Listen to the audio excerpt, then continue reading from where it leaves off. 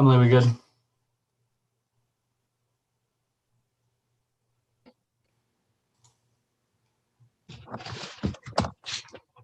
Okay, Mayor Stevens, we are now live.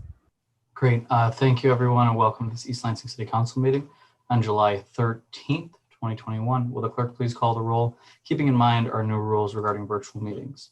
And actually, before the clerk goes, I do want to note Councilmember Watson is with us. She's joining via phone, so it might take like a second here. I do see her number in the queue now. Go ahead, clerk. Councilmember Babcock. Attending virtually from East Lansing, City of East Lansing, County of Ingham, State of Michigan. Thank you. Councilmember Bacon. Present, attending virtually, East Lansing, Michigan, Clinton County. Councilmember Watson. Can you all hear me? Yes, we can. Present, attending virtually, Lansing, Michigan. Mayor Pro Tem Greg. I'm here attending virtually from East Lansing, Michigan, Ingham County. Mayor Stevens. Present, attending virtually from East Lansing, Michigan, Ingham County. All right, our next item on the agenda is approval of the agenda. Is there any discussion, addition, or edits? All righty, seeing none, I'll look for a motion to approve. Go ahead, Councilmember Babcock. I move we approve the agenda with the change of one thing. I would like to pull the CNA contract off consent agenda. Okay, yeah, we can do that. We can put it on the business agenda. I will have that as an addition 5.6 on our business agenda. Second. All right, there's been a motion and a second. Any more discussion? All right, seeing none, all those in favor, please signify by saying aye. Aye. Opposed, same sign. Oh, great, thank you, Dana. Sorry, maybe a little bit of lag. All right, our next item on the agenda is approval of the minutes from our June 22nd meeting. Are there any changes to those minutes? All right, seeing none, I'll look for a motion. Motion to approve June 22nd meeting minutes as presented. Great, is there a second? Second by Councilmember Babcock. Motion by Councilmember Bacon. Any discussion? Seeing none, all those in favor, please signify by saying aye. Aye. Aye. Aye. Aye. Great. All those opposed, same sign. Awesome. Our next item on the agenda is communications. First is our written communications that are posted on the online agenda packet. There's a link right below that says written communication. And if you submitted something to the full council, that should be right there. The next item on that agenda is communications from the audience. We'll have virtual attendance via for our communication from the audience. You'll have 5 minutes to speak to the full council. We will let you in. We'll tell you you are available to speak to the council for that time based on either your name that you've joined the call with or the last 3 digits of your phone number. You'll get a warning at about 30 seconds when your time is about to expire.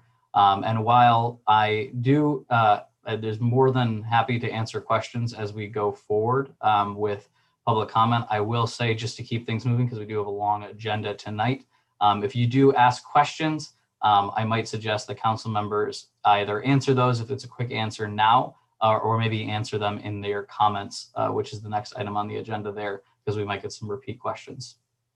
Great. So our Emily, would you mind letting in our callers? I think we have a good amount.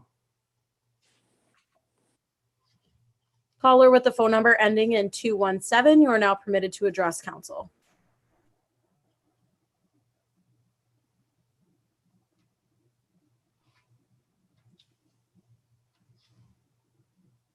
Caller with the phone number ending in 217. If you hit *6 on your phone, you should be able to unmute and speak to the full council.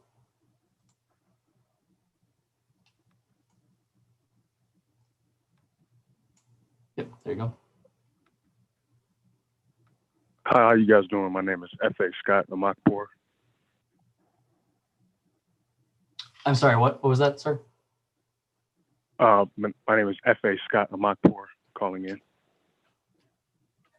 Okay, and I apologize. If you, go ahead. Did you have something that you wish to speak to the council regarding? You do have 5 minutes at this point to Yeah, speak. To the council. Yes, sir.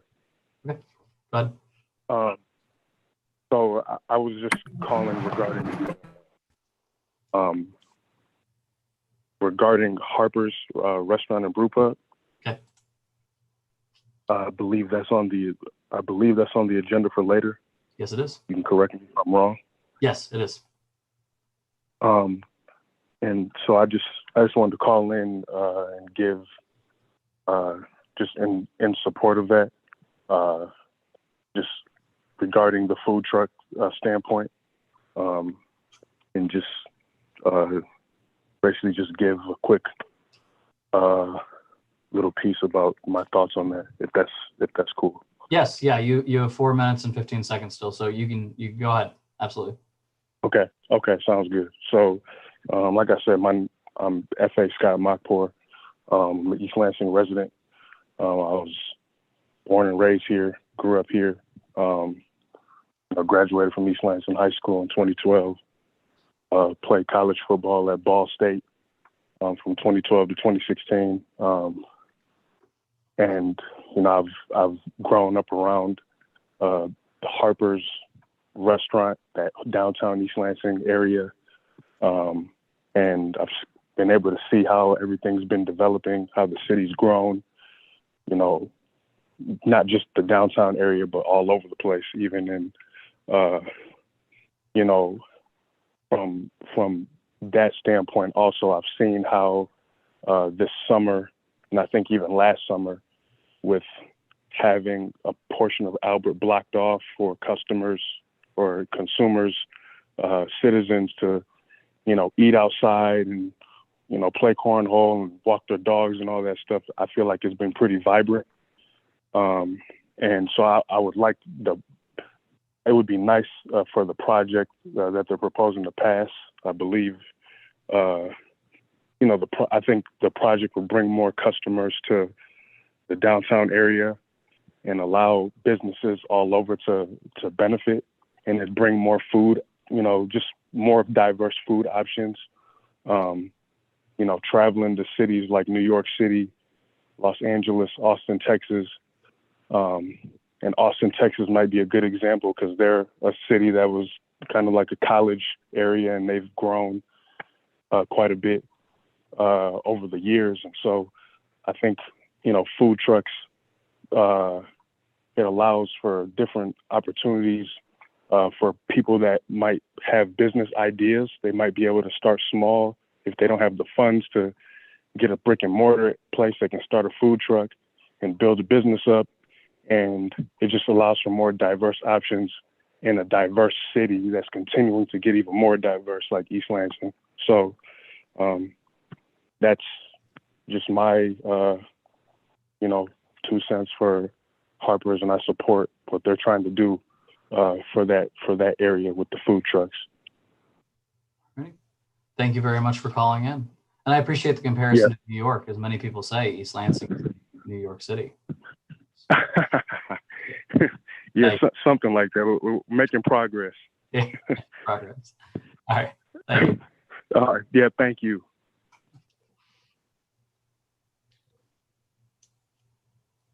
Okay, caller with the phone number ending in 005, you are now permitted to address council.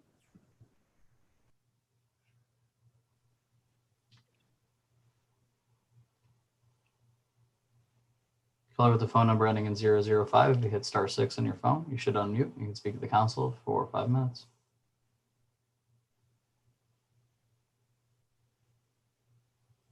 There you go. Should be unmuted. Go ahead.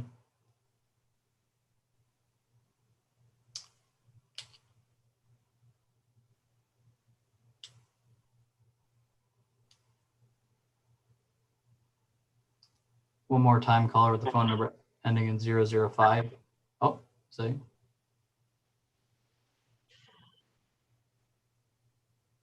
You are unmuted at this time. You can speak to the council on any issue for 5 minutes. Oh, hi, this is Greg Peacher with Kebs Incorporated. I'm here for the MSUFCU. I just called in to listen to the meeting, and if there's any questions later. Thank you. Great. Thank you very much.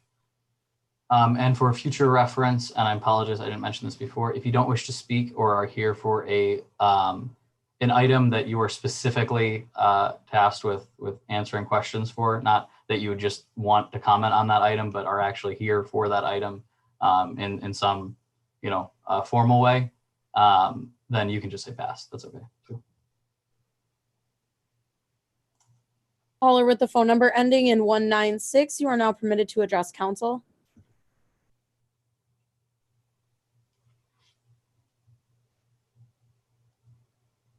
Hello?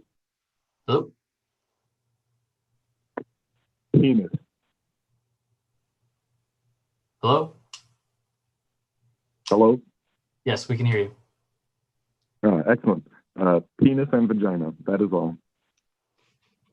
All righty.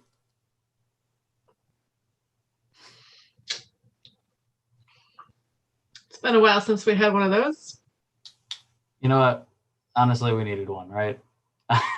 Next caller, please. Thanks. Zoom era. Caller with the phone number ending in 301, you are now permitted to address council.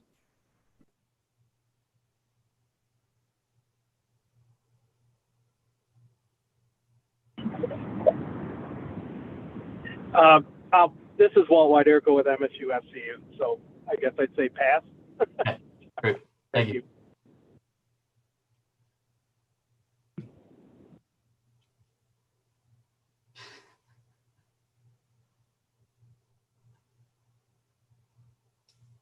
Caller with, oops. I'm sorry, 1 second. Okay, I gotta get them on, people. Caller with the phone number ending in 333, you are now permitted to address council.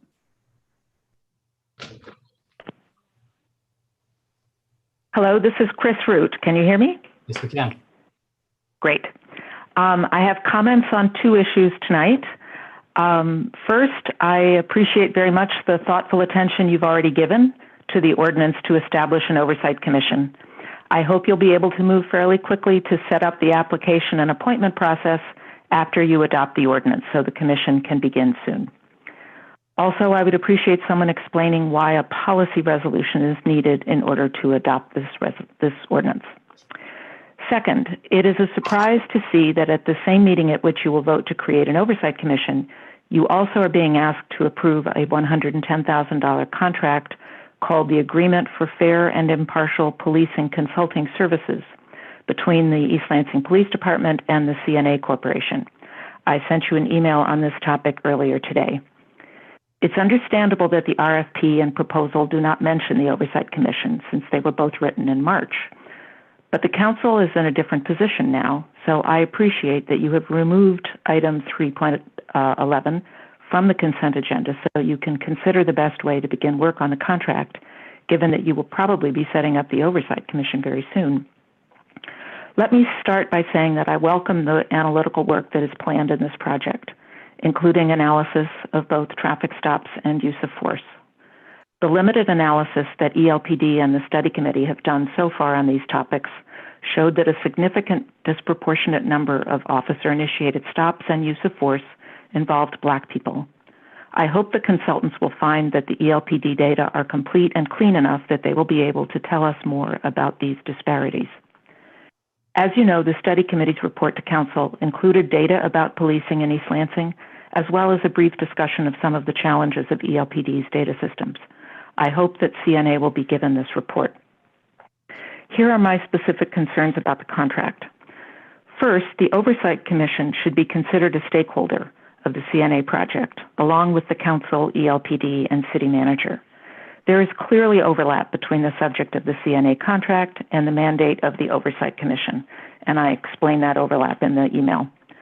The Oversight Commission can be engaged either by delaying the contract until representatives of the newly appointed Oversight Commission can be included in the kickoff session, or by briefing the Commission about the contract work as soon as possible after the Commission is formed. The proposal envisions holding the kickoff session within a week of the contract being signed, which would be the first week of August. I also noticed that the CNA proposal says that this would be a virtual meeting, which may be relevant to your thinking. Second, the data that ELPD provides to CNA should be made public. This could be done by providing the data to the Oversight Commission as soon as possible, or the data could be posted on the ELPD's website.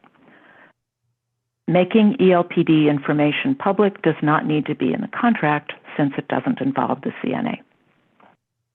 Third, the Council should maximize the public's opportunity to engage in this study. The CNA's proposal says the kickoff event may include, quote, others identified by the city, so they're comfortable with this. I ask that the Council make sure that several community members participate in this event. Also, the kickoff and final presentation sessions should be public meetings and should be recorded and posted online. This will go a long way to allowing community members to understand what's going on. I hope this is already expected, given that the City Council is identified as participating in these meetings and given the cautious approach to the Open Meetings Act that the city normally takes. My final point does not require any change to the contract. The City Council committed itself in June 2019 to revising the use of force policy. I hope the Council will make clear to the community that you will not rely on the CNA project to accomplish this. Indeed, the proposal does not include a thorough revision of this policy. You might consider instead asking the Oversight Commission to give priority to making recommendations about the use of force policy once it is established.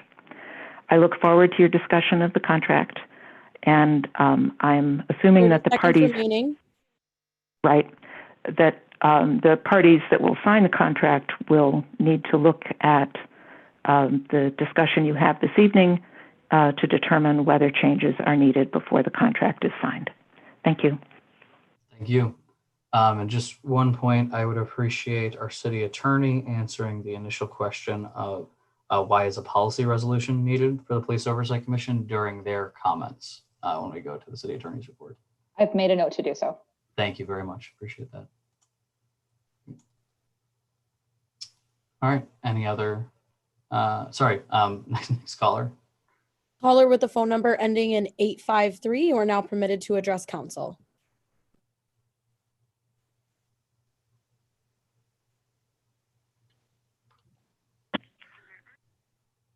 This is Kathy Buck with Newman Smith Architecture. I pass. Thank you very much.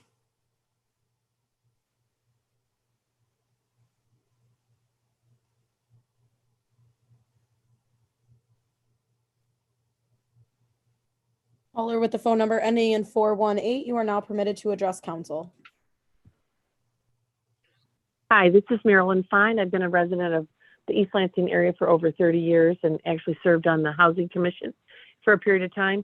I wanted to speak in favor of the change in the development outside at Harper's with the food truck service area.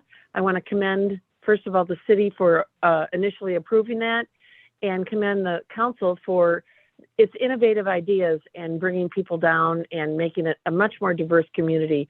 I, like the first caller, have traveled far and wide across the United States, and I really think we're finally getting in our groove in the city of East Lansing. It's absolutely wonderful. I've been to an area that's very, very similar up in the Petoskey area, and it was great, great food, great young families coming out. And I think it'll also be wonderful because I know that a lot of people tend to try and miss paying for parking in the city ramp that's right across from that area. So this will probably also bring more revenue back to the parking structure when people are trying to park there. I've been acquainted with the Riley family who own Harper's for a number of years, and I've actually had a number of events at their location. I have known the family to not only do a great job with their food and beverage service, but maybe a lot of people who are at the meeting tonight don't know they do an incredible amount of fundraising and giving back to the student community, and in significant dollars on a yearly basis. They work with student groups and they do a good job of that. And I think it's a town gown example that works well. And I just, again, wanted to stand up and say, I'd highly recommend that you approve that. It'll bring more diversity to the East Lansing area and really be an adjunct to the outside restaurant area that you've put in there. Thank you. Thank you.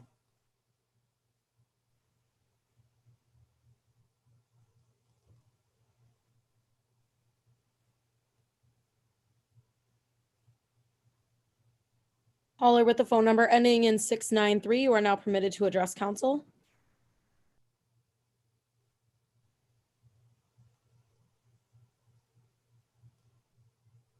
Hello, this is Kelly Ellsworth Etchison. Can you hear me okay? Yes, we can. Okay, thank you. I too am calling in regarding the CNA project with the 110,000 plus contract. Last year, the city of East Lansing, the city council, made a commitment to the residents of the city by appointing a group of citizens to a study committee on an independent police oversight commission. This committee worked very hard to bring forth recommendations, and part of this process was a community conversation that took in input from the community. The community clearly raised concerns around transparency. My concern is around starting this contract prior to the appointment of the Permanent Oversight Commission, and what those plans would be of integrating the work of the CNA, how data and reporting information will get back to the Oversight Commission, and how those two might work intertwine together. The CNA project noted that they had worked with 14 departments throughout the state of Michigan. I would be interested, and I'm sure the community would also be interested in learning what was some of the transformative outcomes of the work that was done with these 14 departments throughout the state of Michigan that may be able to be used here. So my concern really is about, the transparency, making sure that the public is involved, that information is being shared, and that we're not getting ahead of ourselves and doing this type of work prior to a permanent oversight commission being in place. Thank you. Thank you.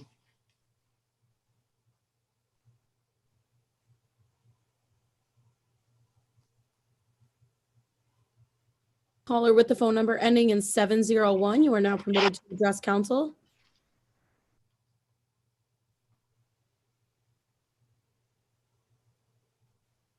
Yes, my name is John Dorowalski, resident of East Lansing. I live across the street from Harper's, and I have an objection in regards to noise. There's been complaints already about the levels of the noise, and I see this proposal that they have to do nothing but exacerbate that problem. However, I do want to say there are parts to the proposal that I'm fine with, which is the food trucks. They want to add a bar, seating, all of those things. But again, the noise issue is my issue. I would also comment that it would be nice if the city commission would extend the closing of Albert Street longer than the time period that they've already selected, going maybe into the fall. Think about that. I do believe that it helps the community. And that's all I have to say. Thank you. Thank you. And I apologize. I do have a question for the caller, if you don't mind. Yes. If you live within the downtown district, I do have to ask, because I know that there have been call-ins regarding noise before, and one of the issues specifically has, of course, been motorcycle noise and engine noise. Have you noticed a decrease in that because of the closure there, or is this still kind of a pretty standard issue that we still have to? There are still things that we have to address in the neighborhoods, but in the downtown. I believe there to be a decrease as a result of that. Okay. And so that's a positive impact. In terms of some of the noise complaints also include the music being loud enough that you can feel the vibrations in the Newman Loft building, which that might sound to be excessive. So. Okay. All right. Thank you very much for answering that.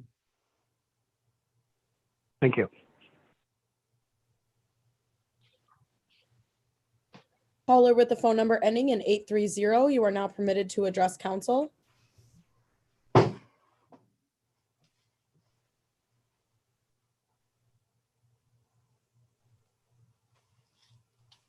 Hello? Hello. Hi. Just a quick note on the last conversation that was had. I have noticed that Fieldhouse, their music is it's so loud it quite literally vibrates the foundation and the surrounding area. That's quite frustrating.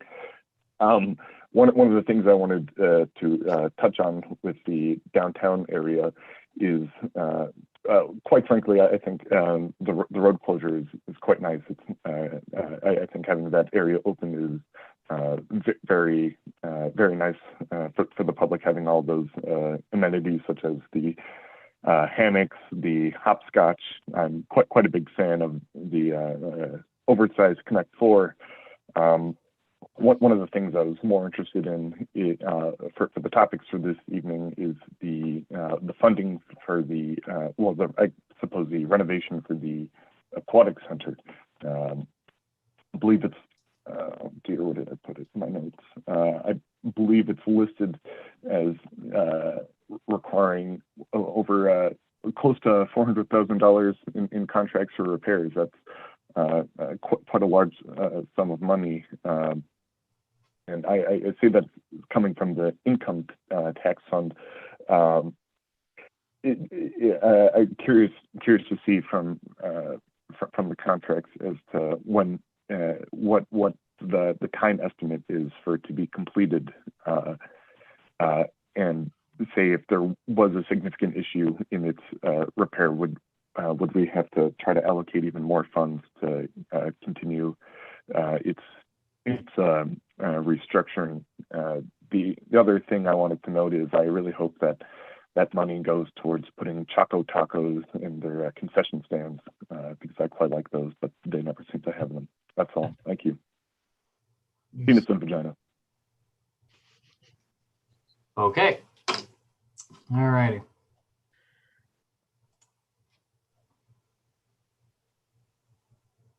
Okay, caller with the phone number ending in 963, you are now permitted to address council.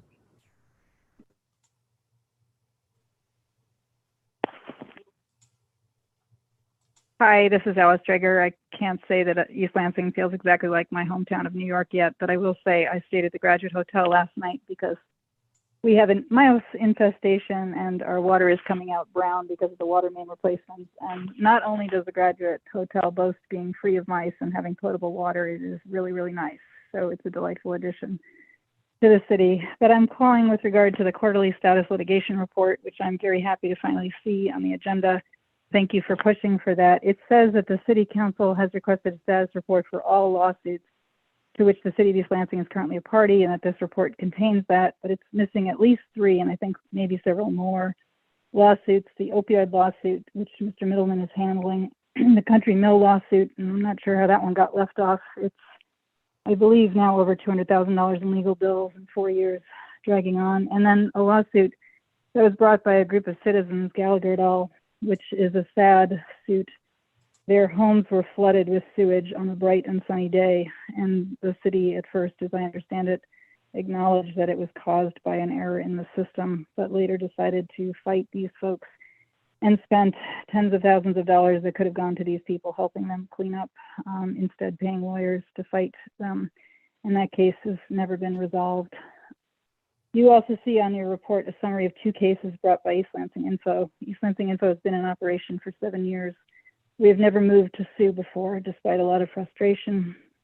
However, this year, my board of directors, on which I do not serve any longer, voted to bring suit in 2 FOIA cases at the urging of myself and my staff, including Emily Joan Elliott, our managing editor. The board of directors of East Lansing Info, in case you're unfamiliar with it, includes the president, Sam Hosey Jr., who is a former journalist and also somebody who works in business now. Vice President Jaquanda Johnson. Jaquanda is the publisher of Flint Beat and also is the founder of Brown Media Group. Raymond D. Vlassen, who's a retired in some capacities, but also worked on the financial health team for the city, is very active in the council neighborhood presidents. And Graham Nichols, who's a lawyer who has been former president of the Oakwood neighborhood and has also worked very closely in the town-gown relationship area. Mesa Sitar, who is the former vice president for government affairs for ASMSU, and Anais Rios Casaga, who has been the co-president of the Black Student Union at East Lansing High School. These 6 members of the board voted unanimously to bring suit using the services of George Brookover because we simply could not stand any longer trying to fight the city on FOIA. You all would not know, but we know that since the last city attorney was fired and the new city attorney came on and a very novel council came to be, the city is actually making it much harder to get material under FOIA, and we have found it so difficult that we felt that we had no choice but to bring suit.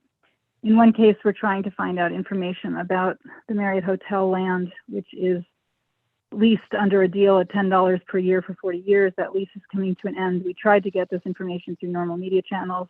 The other case, which is not really described to you, involves our attempt to find out use of force data from the East Lansing Police Department for only 7 weeks of time. And we've been asked to pay over $5,000 for just 7 weeks of use of force information.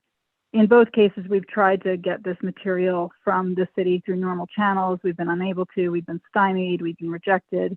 The city council says that it's interested in transparency, but the practice of FOIA that's stated is, as the stated goal of council, is not being carried out in practice in many cases. And we are not alone. We hear from other people who tell us their situation is quite the same thing. So we end up caught in endless loops where the city manager and the city attorney decide to fight us. They don't even tell you the details of what's going on. And so we have no ability to really even reach you with these pleas. And we're hoping to make things better. The city attorney accused our attorney, Mr. George Brookover, of simply doing this to get paid. That is not why we are doing it. We are doing it because we are trying to get information that we believe should be of much interest to the people of East Lansing, but also to the City Council of East Lansing, particularly with regard to transparency in policing, particularly with regard to use of force. We know that the numbers in use of force do not match up in terms of what's published in one place and published in another place. And so we've been trying to figure out why it is use of force information seems to vary wildly according to which item you're looking at. So basically that's the background on the suits and just an information about why this board of directors has chosen to do something quite extraordinary, which is bring suit against the city of East Lansing under the Freedom of Information Act. Thank you. Thank you.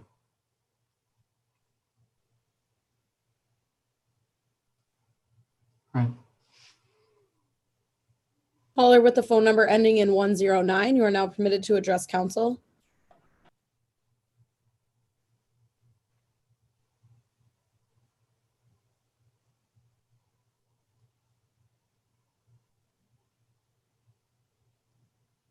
Hello, yeah, this is Suzanne Thomashow. I've written a letter, but I also want to just make a comment that we are strongly in favor of the creation of outdoor seating area with food trucks at Harper's. We are East Lansing residents since 1986, and we live close to the downtown area. For years, we have walked downtown and enjoy our city, and this new venue, I believe, would be a really welcome addition.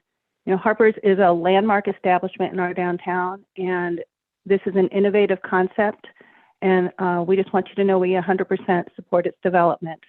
Again, this is Suzanne and Michael Thomashow. Thank you. Thank you.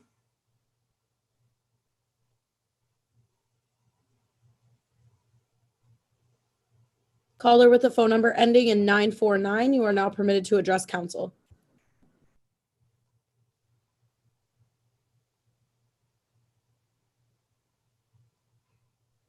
Hi there, can you all hear me? Yes, we can. Fantastic. My name is Max Donovan. I actually come from the city of Lansing myself rather than East Lansing, but I'm here on the behest of a few of my friends who live in the city because I'm part of an organization called Rank My Vote, that's MI, who just had a successful push to give voters the opportunity to choose to make ranked choice voting the norm in their elections moving forward. They'll be voting this November on whether or not to rank their ballots in the future. And I wanted to tell the folks in East Lansing about it on the off chance that you might be interested in giving it a shot too. Ranked choice voting is really simple. Whereas under normal circumstances, you go in and fill in a column next to the person you want to win the most, and then you're done. With ranked choice, you get a grid, and you fill in the bubble next to your first choice candidate in the first column, and your second choice candidate in the second column, and so on until there's no one left you want to support. And at the end of the day, when all the votes are counted, if no one has a majority of support, we knock out the person with the least amount of first choice votes. And everyone who voted for that person gets their second choice votes counted instead. We do this until someone has an actual majority of support from the voters. This is especially useful for a place like East Lansing, where in the last few years, we haven't seen even the top vote getters earn office with so much as 40% of the vote. Because of the interesting way in which East Lansing holds its elections, we see people take office with 20, 24, 25% of the vote. And in fact, in our most recent city council elections, we saw someone elected by a margin of 2 votes. Being able to, and that was in a race with 5 candidates, being able to rank your ballot and actually establish your preferences would make the outcomes of city council races much more representative of the folks in the city of East Lansing. As folks who I know to do a very good job representing the people in East Lansing, I would hope that that's the sort of thing that would be attractive to you. I would hope that you would want to join the city of Lansing in taking the lead on this in the state of Michigan. There are places all over the country that do this. Right here in Michigan, the city of Ferndale does it. And in fact, if our council members will check their emails, they actually have a bill from me that would put it on the ballot if you chose to enact it at your next meeting in August. I wrote the initial drafts of the bill that Lansing just passed last night, and the version in your inboxes, less a couple typos, is based on the language that ended up getting passed. I don't know if this is something that your particular version of Robert's Rules will allow, but I'd be happy to use my last 90 seconds to take questions from the council if they have it. That's fine. Does anybody on the council have any questions? All right. I'd just like to say, ranked choice voting is something that's been discussed throughout the country. And of course, you highlighted a few instances where it's been implemented in Michigan. It's definitely been implemented in different areas as well. Saw the effect of that in New York City's election for local government this past couple of years. So yeah, I'm going to look into it a little bit more. I'll look into what Lansing did specifically. I think it's an interesting conversation because it does tend to open up the options, and it definitely changes the landscape of how an election is run. So I'll look into it certainly, and I appreciate the comment. I'm really glad to hear that. I look forward to being a resource for the council in the next month. I would really love a chance for the voters to decide on this this November if we can get the council behind such an initiative to let the voters decide on that. Okay, thank you very much. Thanks for calling in. Thank you. Okay, the next person on the line is East Lansing Info. You are now permitted to address council. I already did. This is Alice. Thank you. Thank you.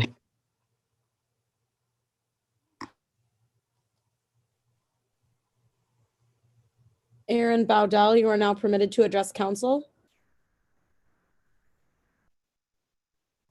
Yes, thanks. I'm here for an agenda topic later, so I pass now. Thank you.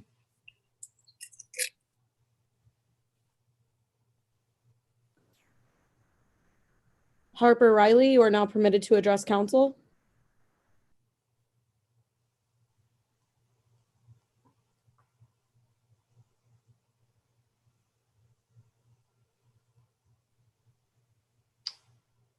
Harper Riley, you can feel free to speak to the council for 5 minutes on any topic.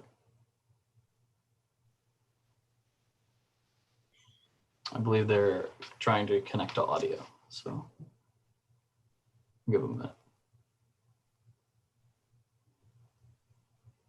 Of course, if this caller is calling in and says 3 words that we've heard before, I'm gonna be pretty pissed off that we waited.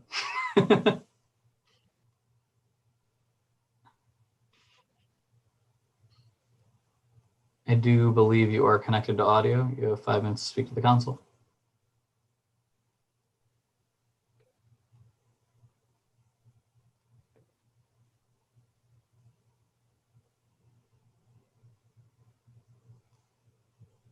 Mayor Stevens, would you like me to circle back? Yeah, that'd be great. Thanks.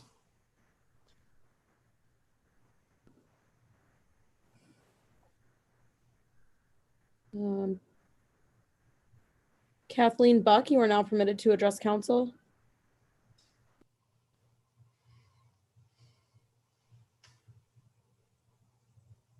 Can you hear me? Yes, we can. Okay. Yeah, I do pass. Thank you.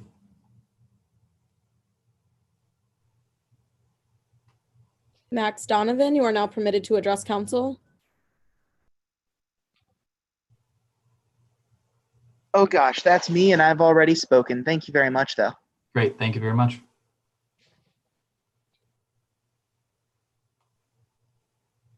Patrick Riley, you are now permitted to address council.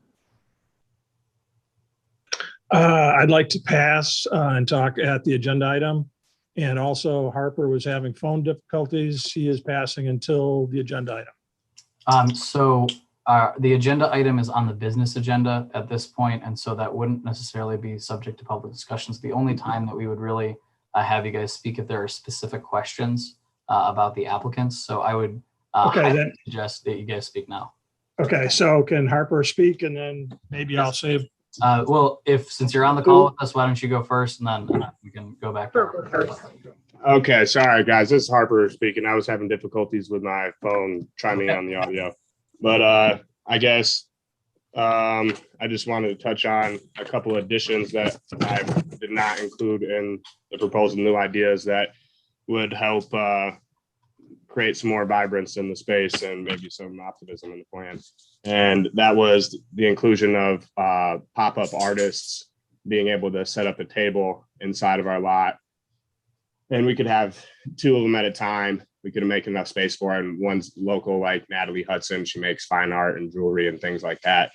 That'd be a cool, I've heard from other local city people that we are kind of looking towards that direction anyway in the Grove Street area. So that would be a cool addition I'd like to include. And then just basically the fact that I'm looking to, put a business incubator in there inside of a trailer next year. Hopefully we'll get that grant with the state and we can open up applications for local business owners or people who are prospective in the food service industry. So that would be it for me. Okay. You can still hear me? Yes, we can.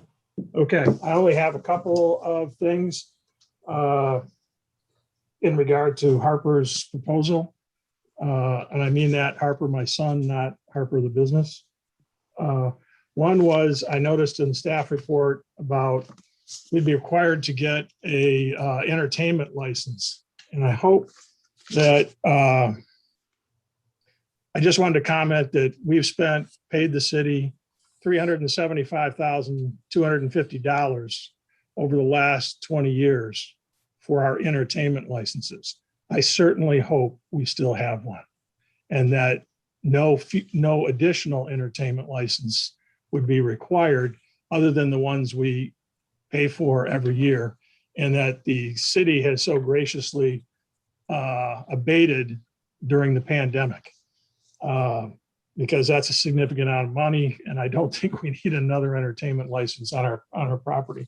The only other thing I would comment about is in the proposal that you have in front of you, there was a reference to part of the zoning ordinance that talked about allowing other establishments with a window that served food to people and were allowed to then eat it in open areas.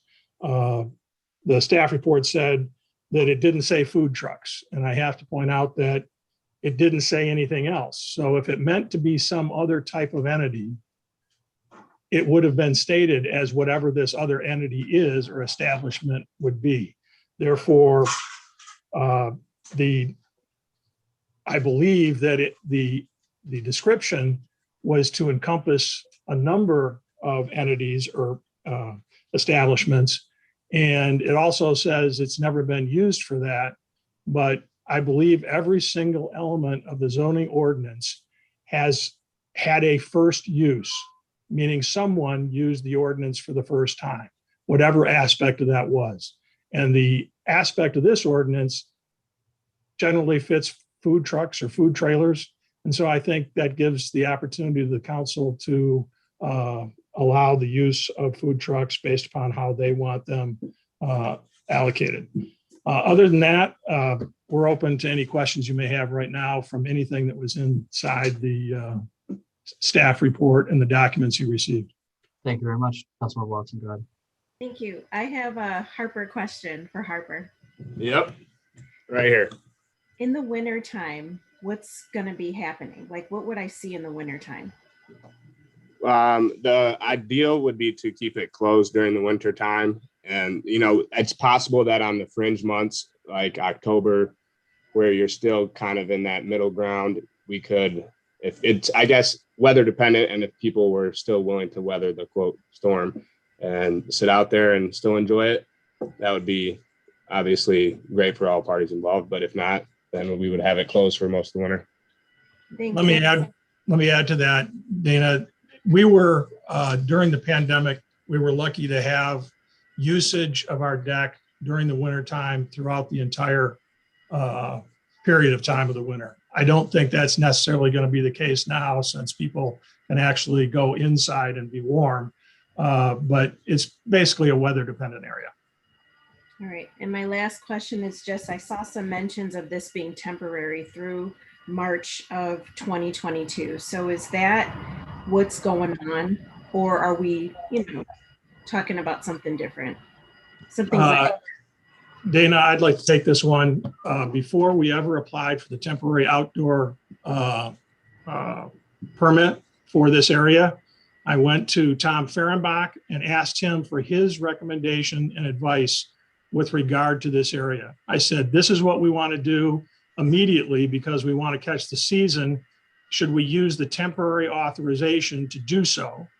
And at the same time, if this works out and can be done permanently, we would go through the permanent SUP route simultaneously while this is in a temporary fashion, so that we could continue it on after March of next year. He said and recommended that that was the course to take. So that is the course that we have taken and intend to take. Obviously, if this doesn't work out, meaning, let's say we get the approval to do this, and for some reason, our belief that a food court would be a viable alternative, obviously we wouldn't try to make it permanent because it wouldn't be financially feasible. But we don't believe that to be the case. We think it'll be extraordinarily successful. Councilmember Watson, was that all? Thanks. And we're going to go back to this item later on in the agenda, and council members can feel free to ask questions then as well of the applicants. Thank you guys for being with us. Thank you. All right. Caller with the phone number ending in 219, you are now permitted to address council.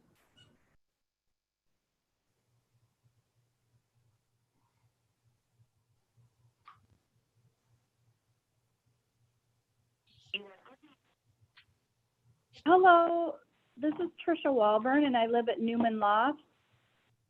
Hello? And I just want to say, I'm sorry? Nope, go ahead. I just want to say that I support Harper's and everything that they have done. I enjoy having them there, and I love the idea of the food trucks and the parking, the open patio, all of that. I love it.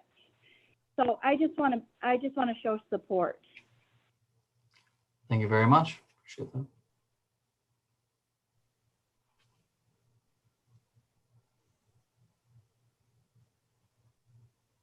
Caller with the phone number ending in 606, you are now permitted to address council.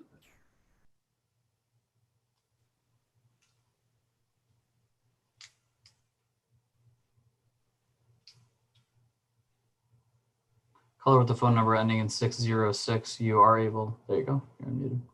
Hello. All right. I hope everyone's having a fantastic night. My name's Elena Greer. I just would like to speak on behalf of the ranked choice voting proposal to clear a few things up. As you all know, we worked incredibly hard in 2018 to expand voting rights and guarantee that Michiganders were able to have same-day voter registrations with Proposal 1. With Proposal 3. With Proposal 2, we ended gerrymandering. And now we really believe that ranked choice voting is the logical next step. It allows for a more democratic process and allows people, rather than having one or two choices, it gives them the opportunity to rank their choices in order.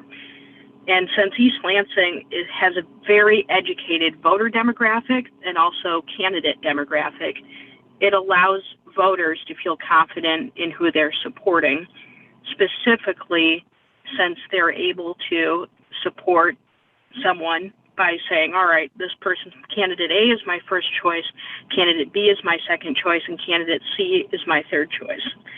That's giving them the opportunity to show support for multiple candidates as opposed to only support one or the other. That's inherently more democratic. The question remains how this process will be carried out. The proposal that we have outlined is not a proposal to make this change immediately. It's only to be able to get this on the ballot. What we're seeking is to be able to ask the voters of East Lansing if they would like to pursue ranked choice voting.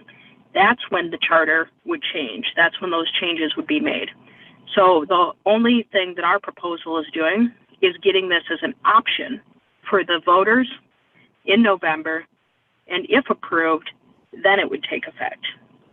Hopefully, you can join us in our work to build a more democratic and more prosperous city.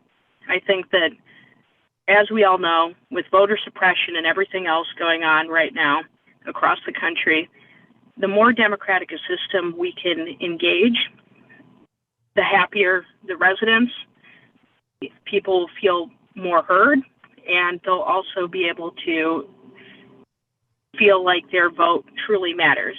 Even if, say, their second or third candidate choice ends up winning, that still is a more confident feeling than just like, okay, I'm only getting the choice between candidate A and candidate B.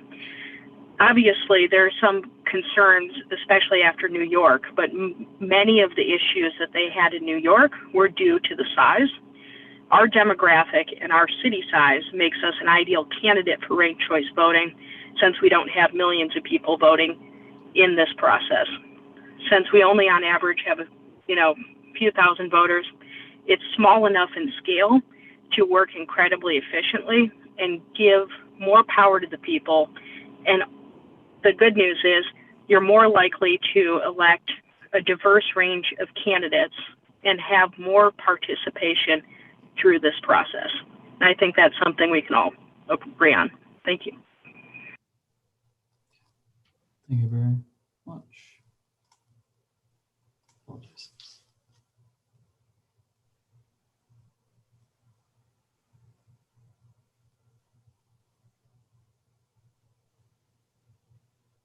Those are all the callers we have on the line. Okay. All righty. With that, I will close our public comment period. There is one public hearing on the agenda tonight, and item 4.1, where you may speak on the MSUFCU headquarter branch office building in 3775 Coolidge Road. But at this point, that is the only topic that we're going to be asking public comment for the rest of the meeting. All righty. We are on to communications from the mayor and city council members. I will start in alphabetical order today. So, Councilmember Babcock.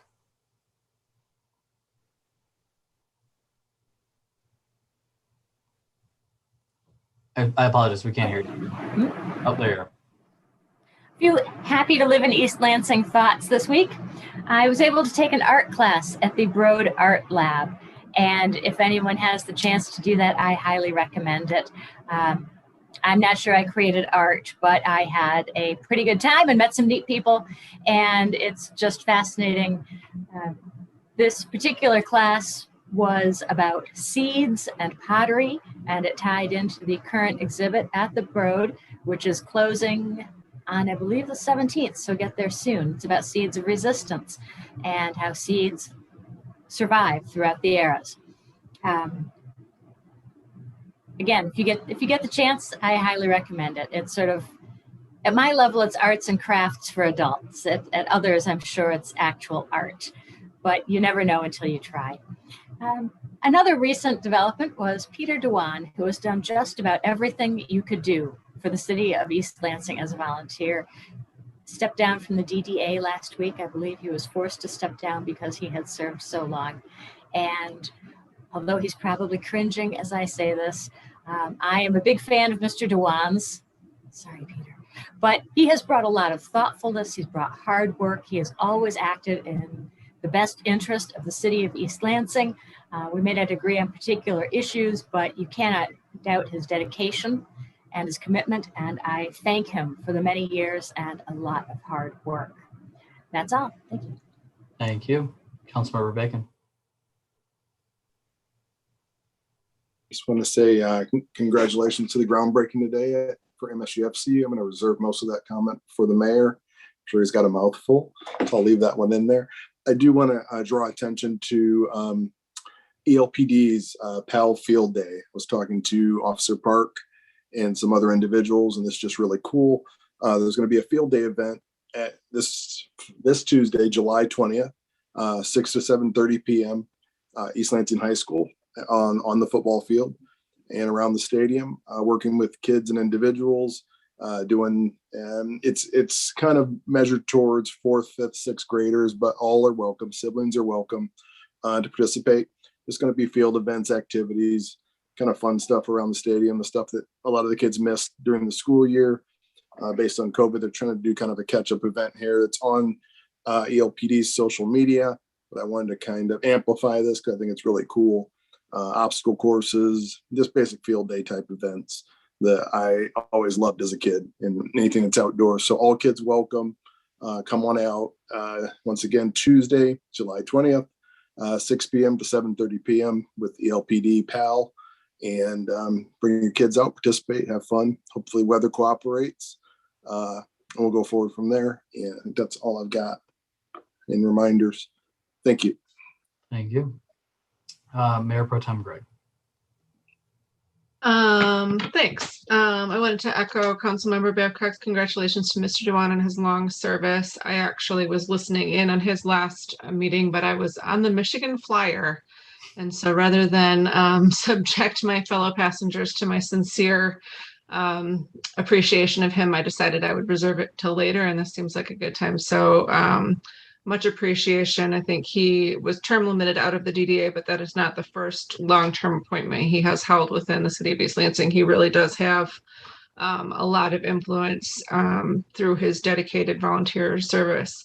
I also was privileged to attend the groundbreaking ceremony for the MSUFCU building this afternoon, along with several other council members. It was unexpectedly emotional for what is essentially a business venture. Interesting to be in a crowd of people who were all excited about something in person. That was a little weird, but also wonderful. And also just the culmination of a very long process with incredible results. So I am looking forward to that building. I'm hoping that we can manage the construction with as little disruption as possible. I'm always just absolutely flabbergasted with the speed that these large buildings are put up. And so hopefully we can look forward to the day when we can welcome them as a partner in our community, fully fledged and occupied. And I feel like I had something else to talk about. I guess I'll just kind of continue my ongoing cheerleading for our downtown placemaking efforts. I am continually flabbergasted by the tireless energy from that whole team of people. Mr. Cummins is obviously kind of lead cheerleader, but he has managed to get an incredible group of people around him to implement all of this work that's happening downtown. I got to sit in on our downtown management board meeting today, and among other things, I was just absolutely flabbergasted with the statistics for our social media engagement, which has just absolutely skyrocketed under our current marketing intern. So just, you know, rah rah to all of those guys, and I can't wait to see what you do next. All right, Councilmember Watson. Everybody, it's been fun to see the news about the coffee and conversations. I saw that the chief was able to do that. It would be awesome if city council would be able to do that as ourselves as well. And I was able to make it out on the tail end to the Human Rights Commission's coffee and conversation on Sunday. It was fun to run into people I didn't know I was going to run into, and just to be out and about mask free, and that these conversations and connections to the community are happening right now.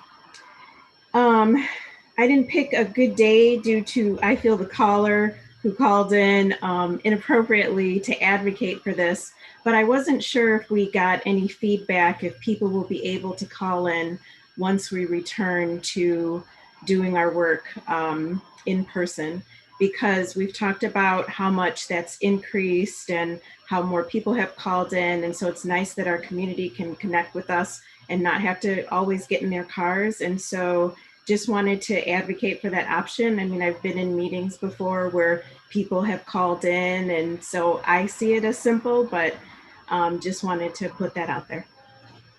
George. Yeah, I was just going to mention Councilmember Watson. So this is our last virtual meeting, planning to be back in August in person.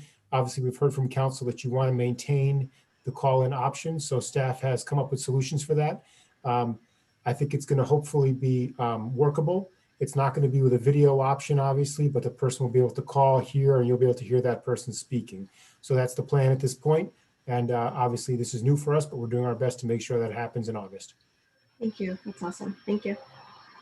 Great. Yeah, and I think that's great. I think that we've obviously seen an increase in public participation. I think that's been a trend across a lot of different local governments throughout the state, certainly. And I think it's a great thing. So appreciate that. Alrighty, I have a few comments tonight that I'm going to make. First, I wanted to highlight, as Councilmember Bacon said so eloquently, we had a groundbreaking today, and a groundbreaking not only in the name because we shoveled some dirt, but also a groundbreaking occurrence. A dedicated office building will be built in the downtown of East Lansing. I need to thank about 1,000 people for making it happen. But I wouldn't be able to really get everybody on that list. So I'll just say, you know, April Close, who's an incredible CEO, who's done a lot for obviously this community, but MSUFCU has been an incredible partner. And I think that I want to say it was Peter Dewan who said it best, where he said, if there's something that's out there that's benefiting the community, MSUFCU is probably given a little bit of money to have or make it happen. And I think that that's true, but I also think that that's really important. I think that that community aspect is necessary, and it's not something that's required of them to do. It's just something that they do, which is, I think, a beautiful thing.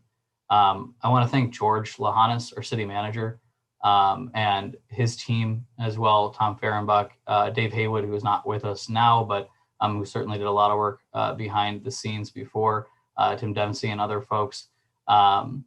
Heather Pope, and a lot of people that really made this happen, that took the initiative, that I think is really a great step in the right direction of having a vision for our city and going out and implementing it. And it's not as simple as I just put it. There's a lot of work that goes behind the scenes and a lot of effort, but the end result is beautiful. And I can't say enough that when I started my term on this council, the idea of live, work, play in downtown East Lansing, how do we get there? How do we make it happen? And really, how do we encourage that in a way where it's realistic, was the constant conversation. And I think a lot of people in the community might have thought this couldn't happen. And even when it got voter approval, which again, I thank the community for doing, for that sale of the property, I think there were still folks that didn't know whether it could. And now we're seeing this occur in a beautiful way. And I'm just really proud. I'm really proud of the city. And I walk downtown and I couldn't be happier seeing families and young people and people walking their dogs and just enjoying a downtown area that we've always known can be this active and now will be and is. So thank you for that. I did want to highlight that. Okay. I have a little bit of an announcement that is a little bit less than what is on the, or a little bit off from what is on the agenda today. So a year ago, almost to the day, I was unexpectedly thrust into my role as mayor of the city of East Lansing. To be as honest as I can be, I was really scared. I was worried that I would not be able to meet the challenge for a city that truly needed leadership. We were dealing with a pandemic, and I had just a few years under my belt on this council. And I certainly didn't have the experience in this type of situation. We faced the difficult task of finding a new city attorney, as well as the appointment of 2 new council members, which I think we did pretty dang well. We navigated all of it. And I can confidently state that I'm beyond proud of what we've accomplished this past year. And it is not insignificant what we have accomplished this past year. As I walk downtown or I speak to someone about the tough conversations that we've had and the hard decisions that East Lansing has had to make over the past year, I am reminded of where we were and where we are now. There are so many people that I need to thank, and I will, but I'm going to save that maybe for a later meeting. At that famed meeting, from which the image of my shocked face is still sent to me as a joke by my family, I announced I would not be seeking re-election. In that instant, I did not know what my next step would be. I just knew that I needed to rise to the occasion in that moment and serve in the best way that I could because my community needed me. Eventually, I decided that I wanted to further my education. I applied to a school that offered online learning at the time with the expectation that this is what the school would look like for the foreseeable future. This spring, I found out that, or this end of spring, I found out that I got into my dream program at the Harvard Kennedy School for Public Policy. There was only one issue, although still subject to change. The school announced a return to in-person classes this fall. I explored several options, including deferring, but my personal financial situation makes deferment really untenable for me at this moment. So I accepted Harvard's offer of admission in their Master's in Public Policy program at the Kennedy School of Government in the beginning of fall 2021. This is a hard decision for me and one I struggled with for a while, and I sincerely hope that members of the community will understand. My program begins in late August, so I will be stepping down from my position as mayor and as a member of this council because I will be unable to attend 4 regular and 2 discussion-only meetings before my term is over. Tomorrow, I will be submitting a formal resignation to the city clerk's office, noting that I will step down effective August 11th, 2021. I wanted to make this announcement today rather than sometime in the future because I wanted to give the public and the council and the city time to prepare for what will follow. My hope is that during the process that will be laid out, this council will appoint someone quickly through an uncomplicated process to fill my seat, chooses someone that isn't running for election this year within the city, and who has previously maybe even been elected to the council, given the extremely short amount of time that they would be serving. It has been an honor and a privilege to serve this city. Over the past 4 years, I have been blessed and lucky to work with some of the best people that I have ever met and the best damn community a mayor could ask for. I will be back, and East Lansing will always be my home. We have accomplished so much. At this meeting, we are passing one of the most comprehensive pieces of legislation. Hopefully, we are passing one of the most comprehensive pieces of legislation I think that this city has ever seen. We had immense improvements, as my previous comments highlighted, in our downtown, and we've just done so much. I know that East Lansing will continue to move forward, and I hope that folks are as proud of this city as I am. That is my announcement at this point, and I will leave it at that. Go ahead, Mayor Pro Tem.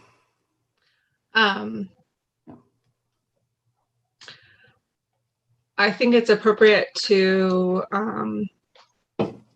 recognize your incredible service as we say goodbye to you.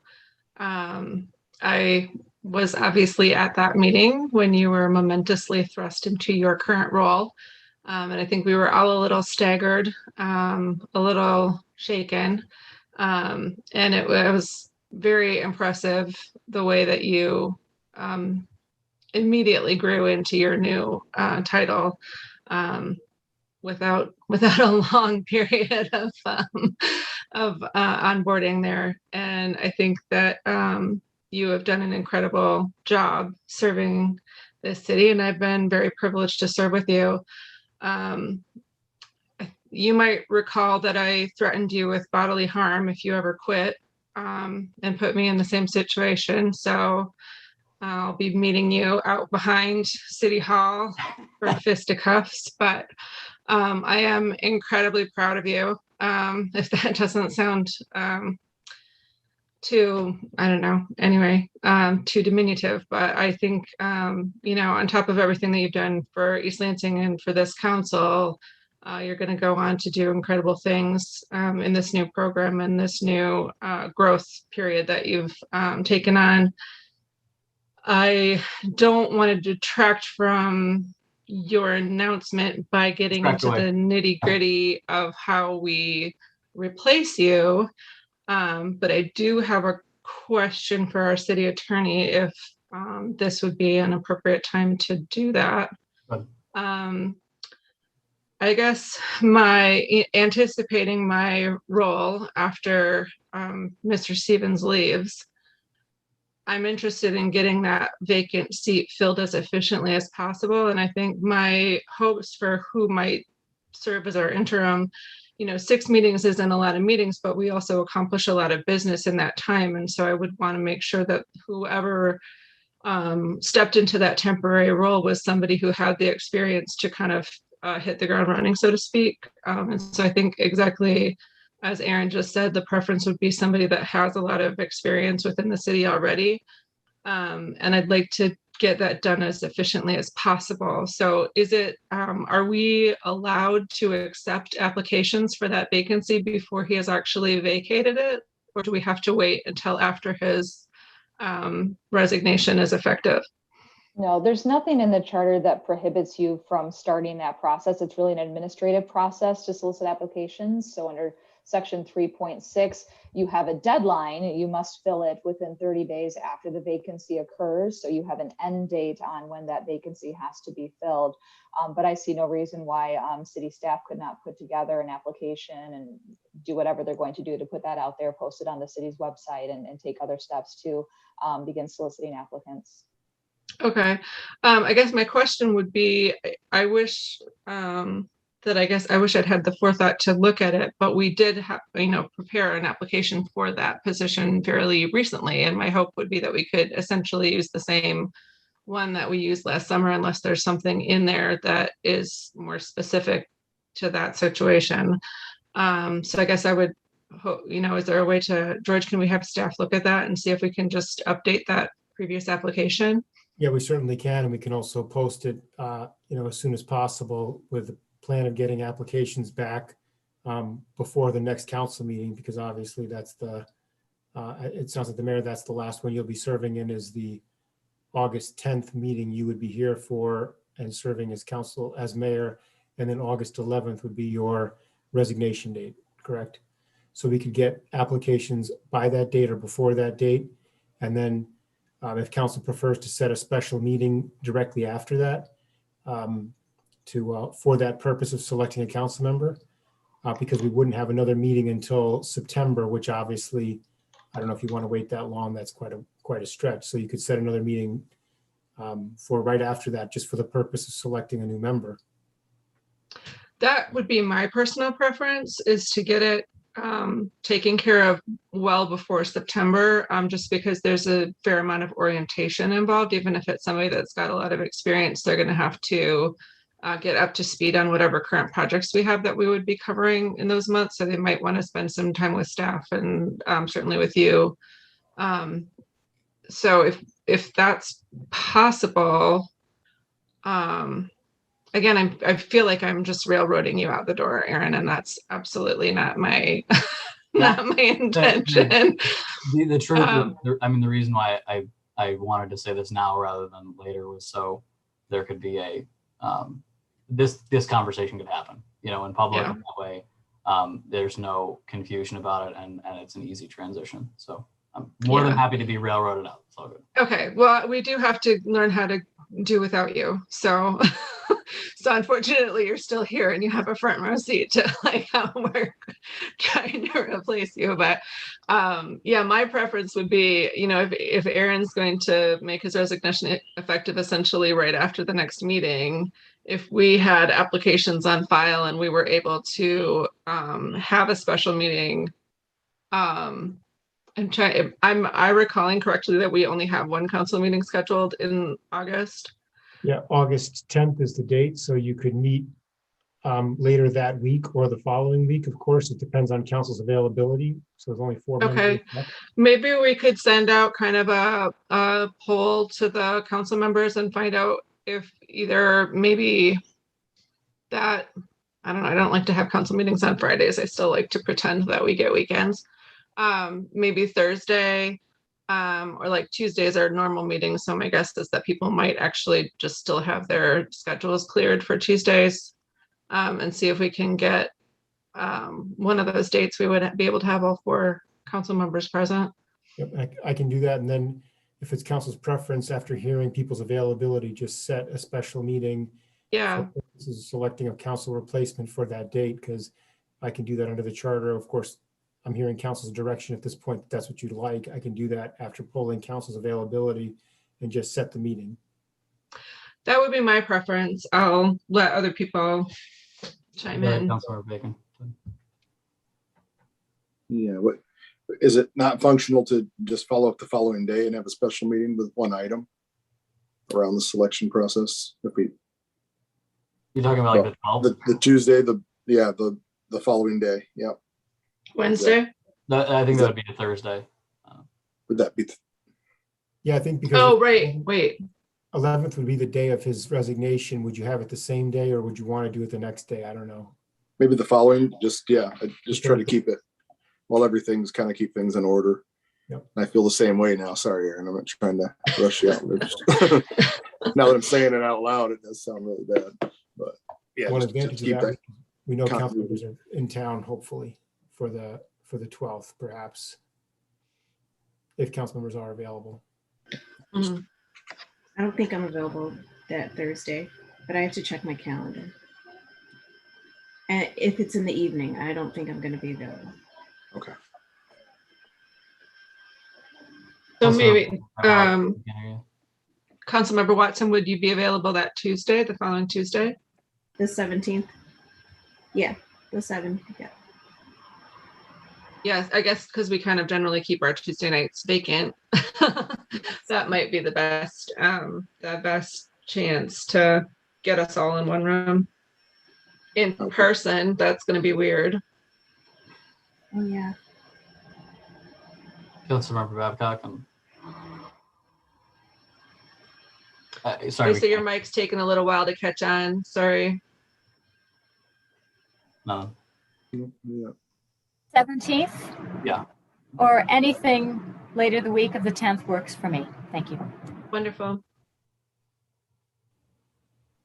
Well, it sounds like, I guess maybe George, that's your answer, since Councilmember Watson is the one with the conflict. The 17th sounds like the day to do it, and we can just do it at the regular council time.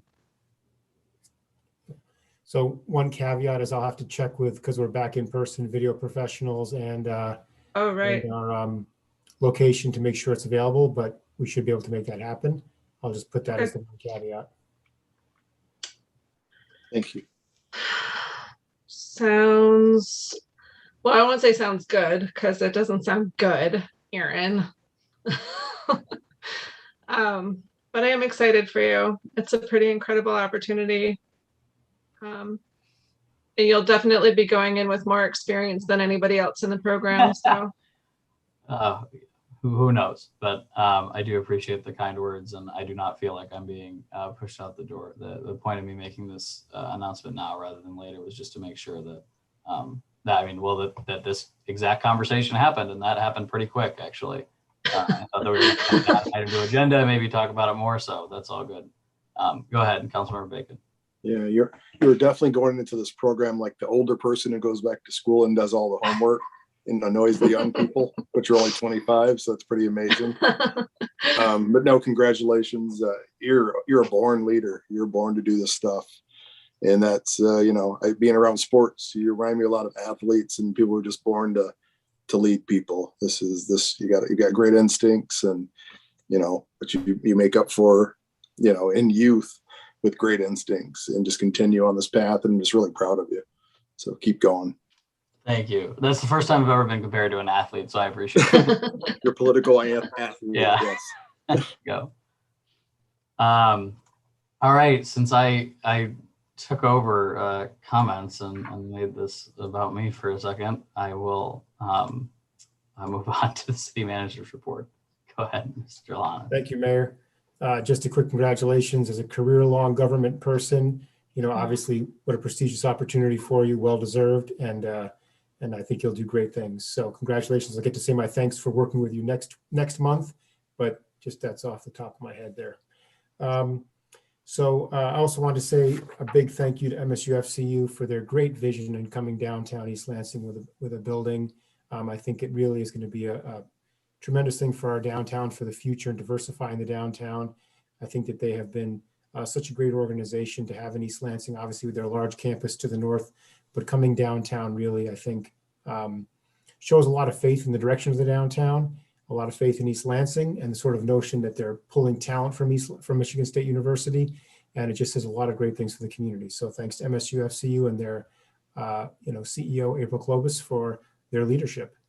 And also to mention, I just mentioned it quickly, but this is the last virtual meeting. We put out a press release on that this week, and that next in August will be in person for meetings. So keep an eye out for that. If you're looking for meetings, they'll be in person.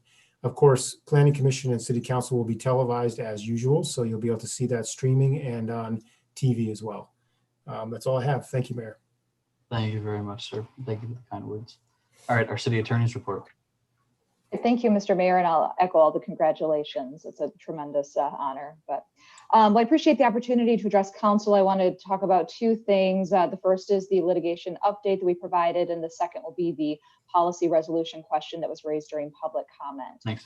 So we have provided the public document of the litigation status report. And I suppose I'll start by clarifying that we reported on the lawsuits that our law firm is handling.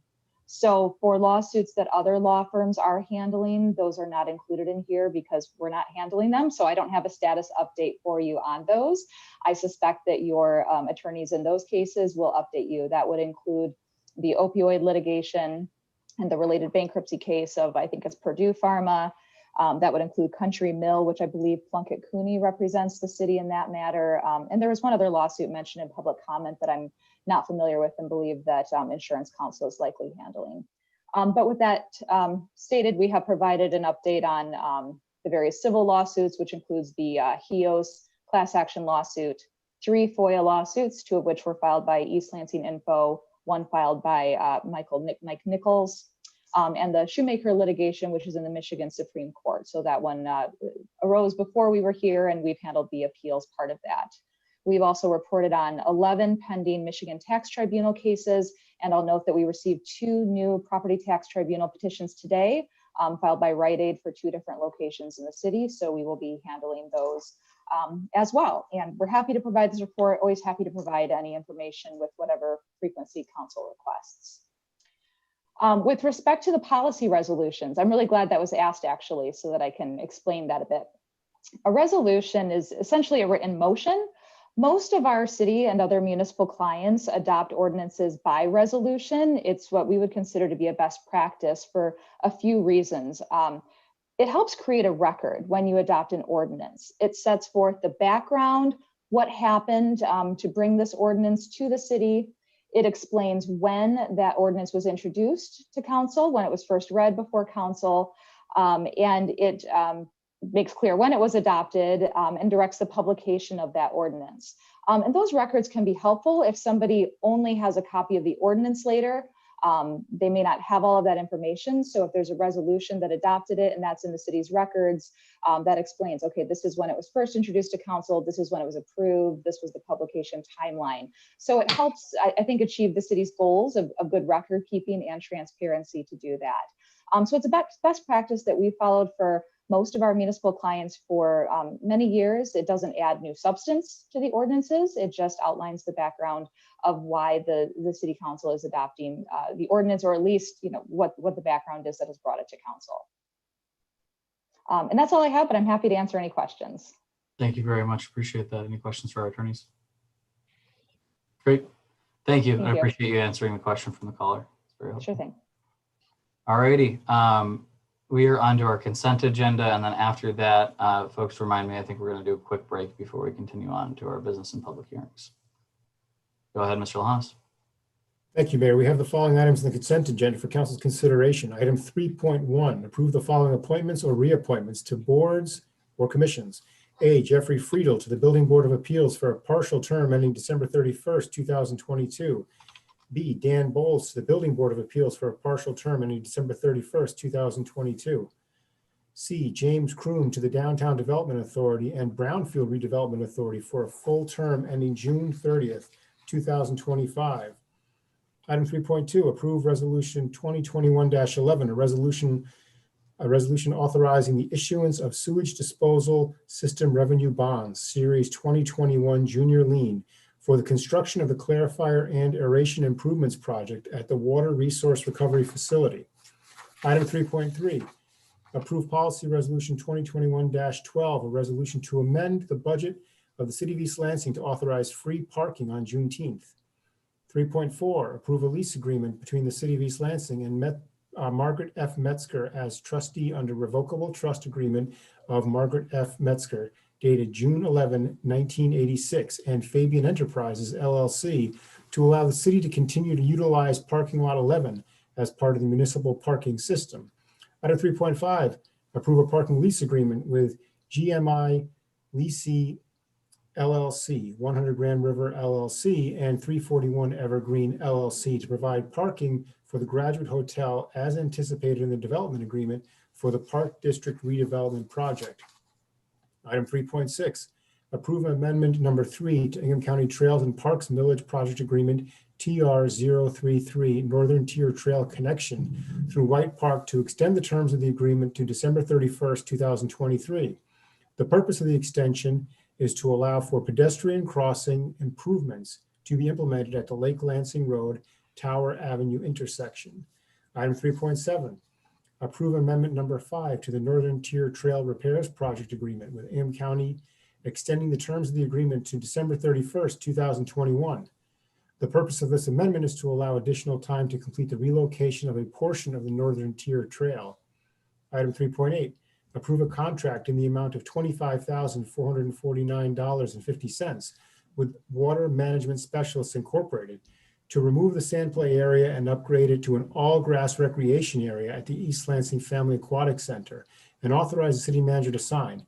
Furthermore, approve a project contingency of $4,000. Funds for this project are available from the Parks and Recreation portion of the income tax fund. Item 3.9, approve a contract in the amount of $96,470 with the Slide Experts Incorporated to refurbish the water slides and steel structures at the East Lansing Family Aquatic Center and authorize city manager to sign. Furthermore, approve a project contingency of $10,000. The funds for this project are available from the Parks and Recreation portion of the income tax fund.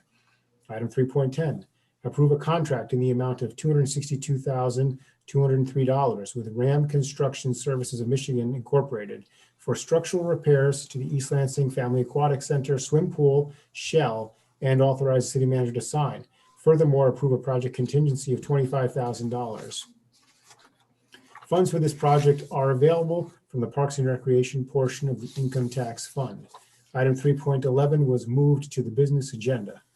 3.12, set a public hearing for August 10, 2021 to consider a modification to a condition of special use permit and site plan approval for the development at 1100 Trowbridge Road. 3.13, approve the 2021 East Lansing Art Festival street closures and authorize the Department of Public Works to close Albert Avenue from M.A.C. Avenue to Bailey Street and M.A.C. Avenue from Albert Avenue to Grand River Avenue from 8 a.m. August 6 to 12 a.m. August 9 for the East Lansing Art Festival. Also to authorize the use of amplified sound and regulation of vendors during the East Lansing Art Festival. Item 3.14, approve the deputy city manager and acting city manager designations. Those are all the items on the consent agenda for council's consideration. Great. Would anybody like any other items taken off the consent agenda with the business? All right, not seeing any. I'm just going to make a really quick comment on this. I appreciate the effort back last year in posting on the income taxes page, just some of the distinctions of where the money was going in terms of the funds that are actually being used and directions. And I would just encourage, just because we have a couple of things that are using income tax dollars on this agenda, that be done again this year. I know that this past year has been a little bit interesting, and we're still kind of waiting on some numbers from what we're going to see, but I do think that was helpful in just being transparent to the community members on what the money is going towards. So I appreciate that. Yep. Great. All right, is there a motion on the consent agenda? I'll move approval of the consent agenda. Great. I believe seconded by Councilmember Babcock. Is that correct? Yes. Thumbs up. All right. There's been a motion by the Mayor Pro Tem, seconded by Councilmember Babcock. Any more discussion? All right, seeing none, all those in favor, please signify by saying aye. Aye. All those opposed, same sign. Great, that passes unanimously. It's about 8:35 right now. I'm gonna say let's get back at 8:45, take a 10-minute break before we get into some of the bigger items. All right, great. Thank you. See you soon.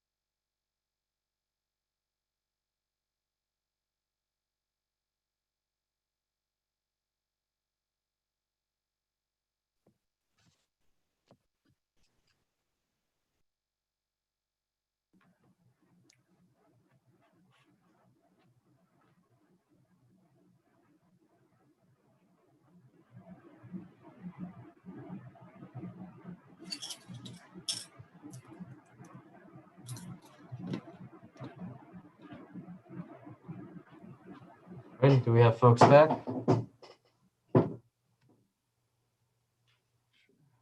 Councilmember Watson is here.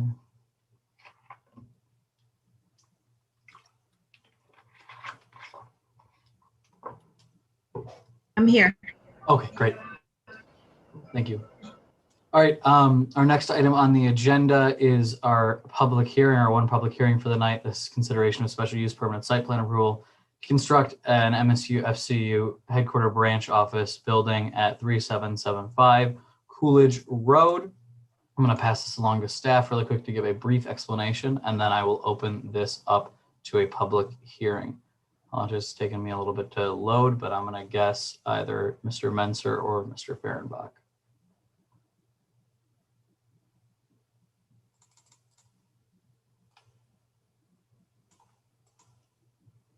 Hello, this is Peter. Hi, everybody. So can you hear me, first of all? Yeah. Okay, thanks. My camera's been off for a while, so I had to make sure. Okay, so we've got a request tonight from the MSUFCU to construct a 9,900 square foot credit union branch out at 3775 Coolidge Road. Basically, this proposal is summarized in our staff memo and in the application materials, but it really just is composed of demolishing the existing 4-lane drive-up credit union branch building, and they have a separate 2-lane ATM canopy structure. So all that would be demolished, and it's construct the new credit union branch, and that would have 5 drive-through windows and associated parking. So the Planning Commission held its public hearing in May and recommended approval at its first meeting in June. And all the materials from that consideration are attached, as well as the plan and all the application materials. I know that there are several members of the application or the applicant team available if you have any questions about the proposal. Thank you. Thank you.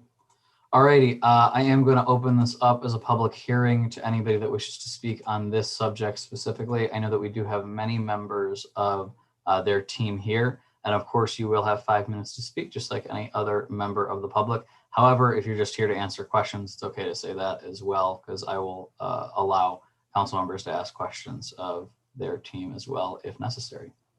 So Emily, would you mind letting in the first caller? Caller with the phone number ending in 005, you are now permitted to address council.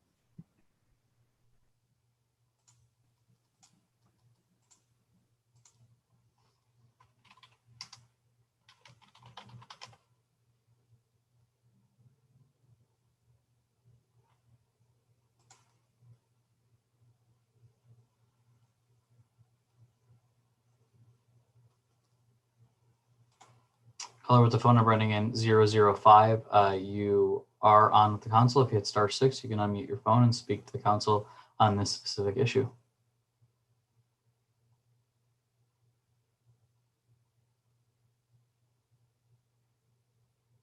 Going once, going twice.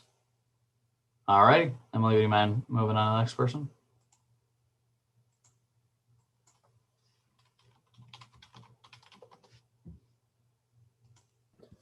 Caller with the phone number ending in 301, you are now permitted to address council.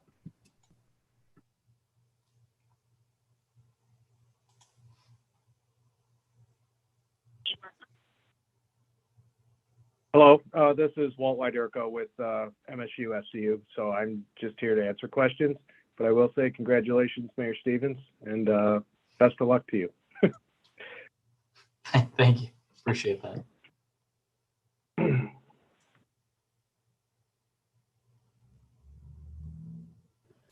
Aaron Bowdell, you are now permitted to address council.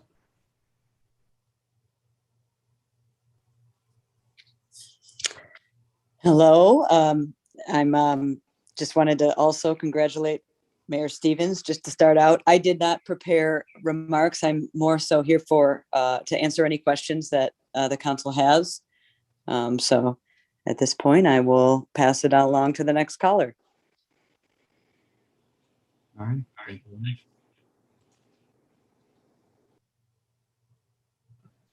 Harper Riley, you are now permitted to address council.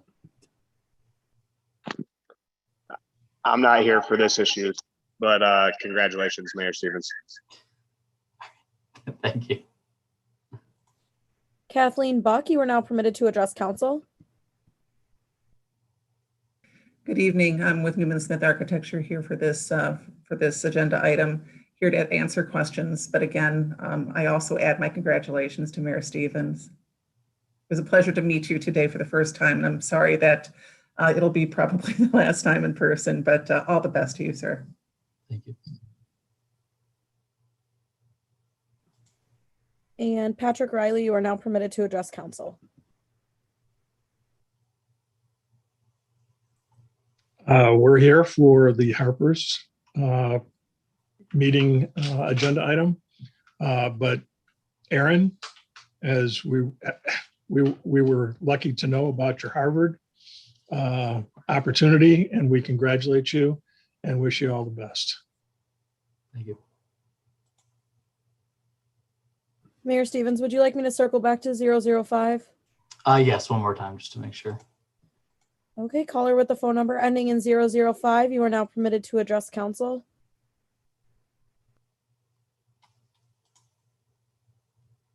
One more time, if you hit *6 on your phone, you should be able to speak to the full council.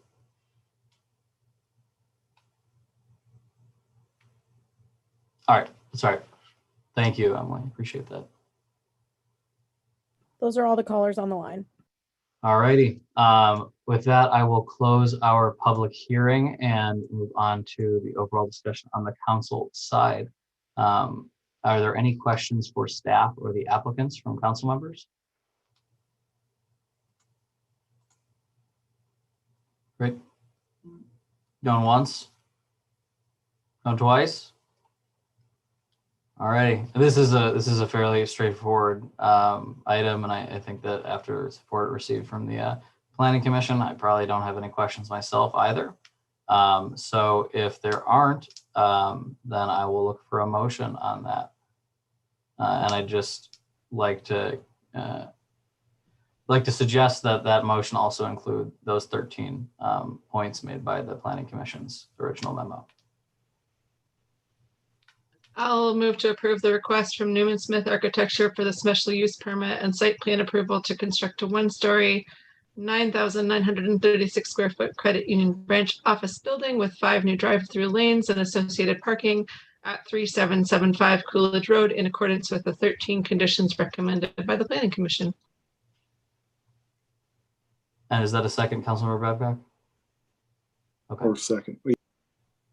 Yeah, or a second by Councilmember Bacon. I apologize, Councilmember Babcock, we are having some trouble hearing your mic. And just for the purpose of these votes as the coming future, I'm going to try and do a roll call vote just to make sure that your vote's recorded accurately. Because I want to make sure that that's not lost on us. Great. So there is a motion and a second at this point. Any more discussion on this item? All right, not seeing any, I'm going to call for a roll call vote on this item. Councilmember Babcock? Yes. Councilmember Bacon? Yes. Councilmember Watson? Yes. Mayor Pro Tem Gregg? Yes. Mayor Stevens? Yes. All right, with 5 votes in favor, that passes unanimously. Thank you for the folks from MSUFCU for being on the line with us and being available for questions. And thanks to Peter for also being available for that. All righty, we are on to our business agenda. The first item on our business agenda today is the item 5.1, appoint 2 council members to negotiate a renewal contract with Foster, Swift, Collins, and Smith for city attorney services. This is listed as myself as a staff contact. I am just going to give a very brief explanation of why this is on the agenda for me, and then I'll open this up, obviously, for a council discussion. Our contract with Foster and Swift ends at the end of September.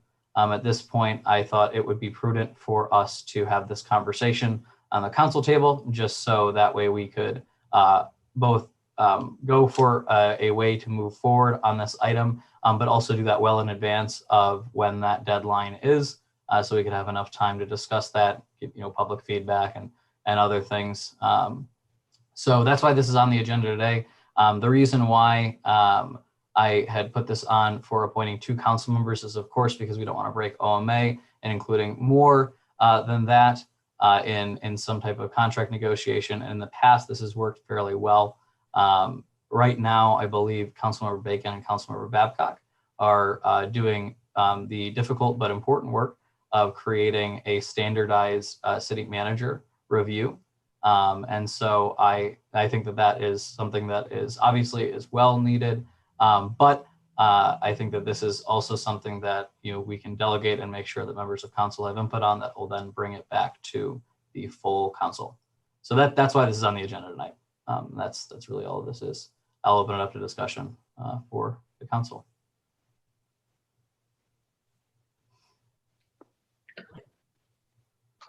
Go ahead, Councilor. Are we looking to suggest who would be those two council members? Yeah, we can do that as well. This is also kind of a decision in terms of the way that we want to move forward. Of course, this is not saying that we are going to approve a contract or that a contract will be, found through and it'll pass unanimously. It's more just saying that this is the direction that we want to go in. Of course, that is still a fairly significant decision. So I wanted to make sure that council members were all right with this approach and making sure that we could go forward with renewal discussions for this firm. So go ahead, Councilmember Babcock. For some time, I've been considering, and I've reached the conclusion that it would benefit us to separate our city attorney contracts into two parts. One would be municipal law and civil legal representation, and the other would be prosecution and the criminal cases in 54B District Court. I think there are some good reasons for this. First off, it will give us more options in both areas. Many of the law firms we talked to last year didn't have, that do a lot of municipal work, don't do any or much criminal prosecution, and they certainly don't do it with a docket the size of 54B, which is large enough to hold 2 judges full time. I think it would give us a lot more flexibility with both areas. I also think, more importantly, as we look at the level of policing that East Lansing does and how much we think we should do, this would really give us a much better understanding of what we spend on the entire area of law enforcement. I had done some preliminary numbers earlier in the week and had estimated that we break off 100,000 for a separate law enforcement prosecution role, city attorney handling those roles. I have looked at those numbers again. I was wrong. I think it would be more in the neighborhood of 150, maybe 175,000. And I base that on the fact that our prior representation had 1.5 full-time employees doing nothing but 54B. The last year has been sort of an anomaly because we've had far fewer people in town, or at least in the, shall we say, misdemeanor zone, which I used to call, I'm sorry, young men's court, because it's tends to be loud noise, alcohol related. Now, if there were criminal charges for overdue library books, we could call that the Lisa Babcock court. And I don't mean anything pejorative. I love my nephew who falls right into that demographic. But I think if you spend any time in district court, you see a certain age band. And that age band has been largely absent from town this year. So back to substantive discussion. I would not support discussions of renewal because I think it would be unfair in 2 parts. First, that's not what Foster Swift signed up for. They didn't sign up for a bifurcated contract. And also the others who applied last year may have given us different proposals. I know would have given us different proposals had the 2 roles been split. So what I'm getting from that then, and you sent an email to me about this a little while ago, but that you would want to issue an RFP process rather than going for a renewal of this contract as it stands? And with that RFP process, obviously we wouldn't know who would apply or who would be awarded. We could end up with Foster Swift and Foster Swift or any combination. It's not so much a rejection of Foster Swift. I've been very impressed with some parts of them, but I think that separating that contract requires RFPs. Yep. So I'll Can give I- an initial reaction to that. Oh, go ahead. Jess. Can I ask one clarifying question Yeah, of Councilmember Babcock before you finish that Go. sentence? So you were recommending an increase from your previous recommended amount from 100 to 150. And then would there be a decrease in the non-prosecutorial part of it to keep the cap at 500,000, or would we essentially be raising the cap to 550,000? I think that, well, by doing RFPs, we'd see where the bids could come in, right? But I think that the bids would be adjusted accordingly. And I'm trying to think of where, last year when we took the bids, they were all roughly in the 480 to 520 range, if memory serves, and all of them had prosecution costs built in at some level. So I anticipate we'd see that savings on the bids we get on the civil and municipal side. But I mean, I can't promise you that, but that would be my guess. I mean, it would be the same pie. That's not a good analogy, but same loaf of bread split differently. It's already getting late for me. Sorry, guys. I'll let Aaron. Aaron had Oh, go a ahead. comment, and I will comment after Aaron. Go ahead, Aaron. All right. So my initial reaction is, at this point, I'm not interested in issuing an RFP. I appreciate the sentiment behind it, but I think that consistency is a good thing, and I think that what we did in changing legal representation was a big move, and I think that that development, the relationship with staff, it takes a little bit of time, and I think that while I've had some really, really impressive moments in some areas that I certainly think there could be some improvement. I think that can be addressed over time rather than being done through an RFP process at this point. We're only about a year in. And so I think that going forward with a process to at least see if we can come to an agreement on a renewal is the right way to move forward.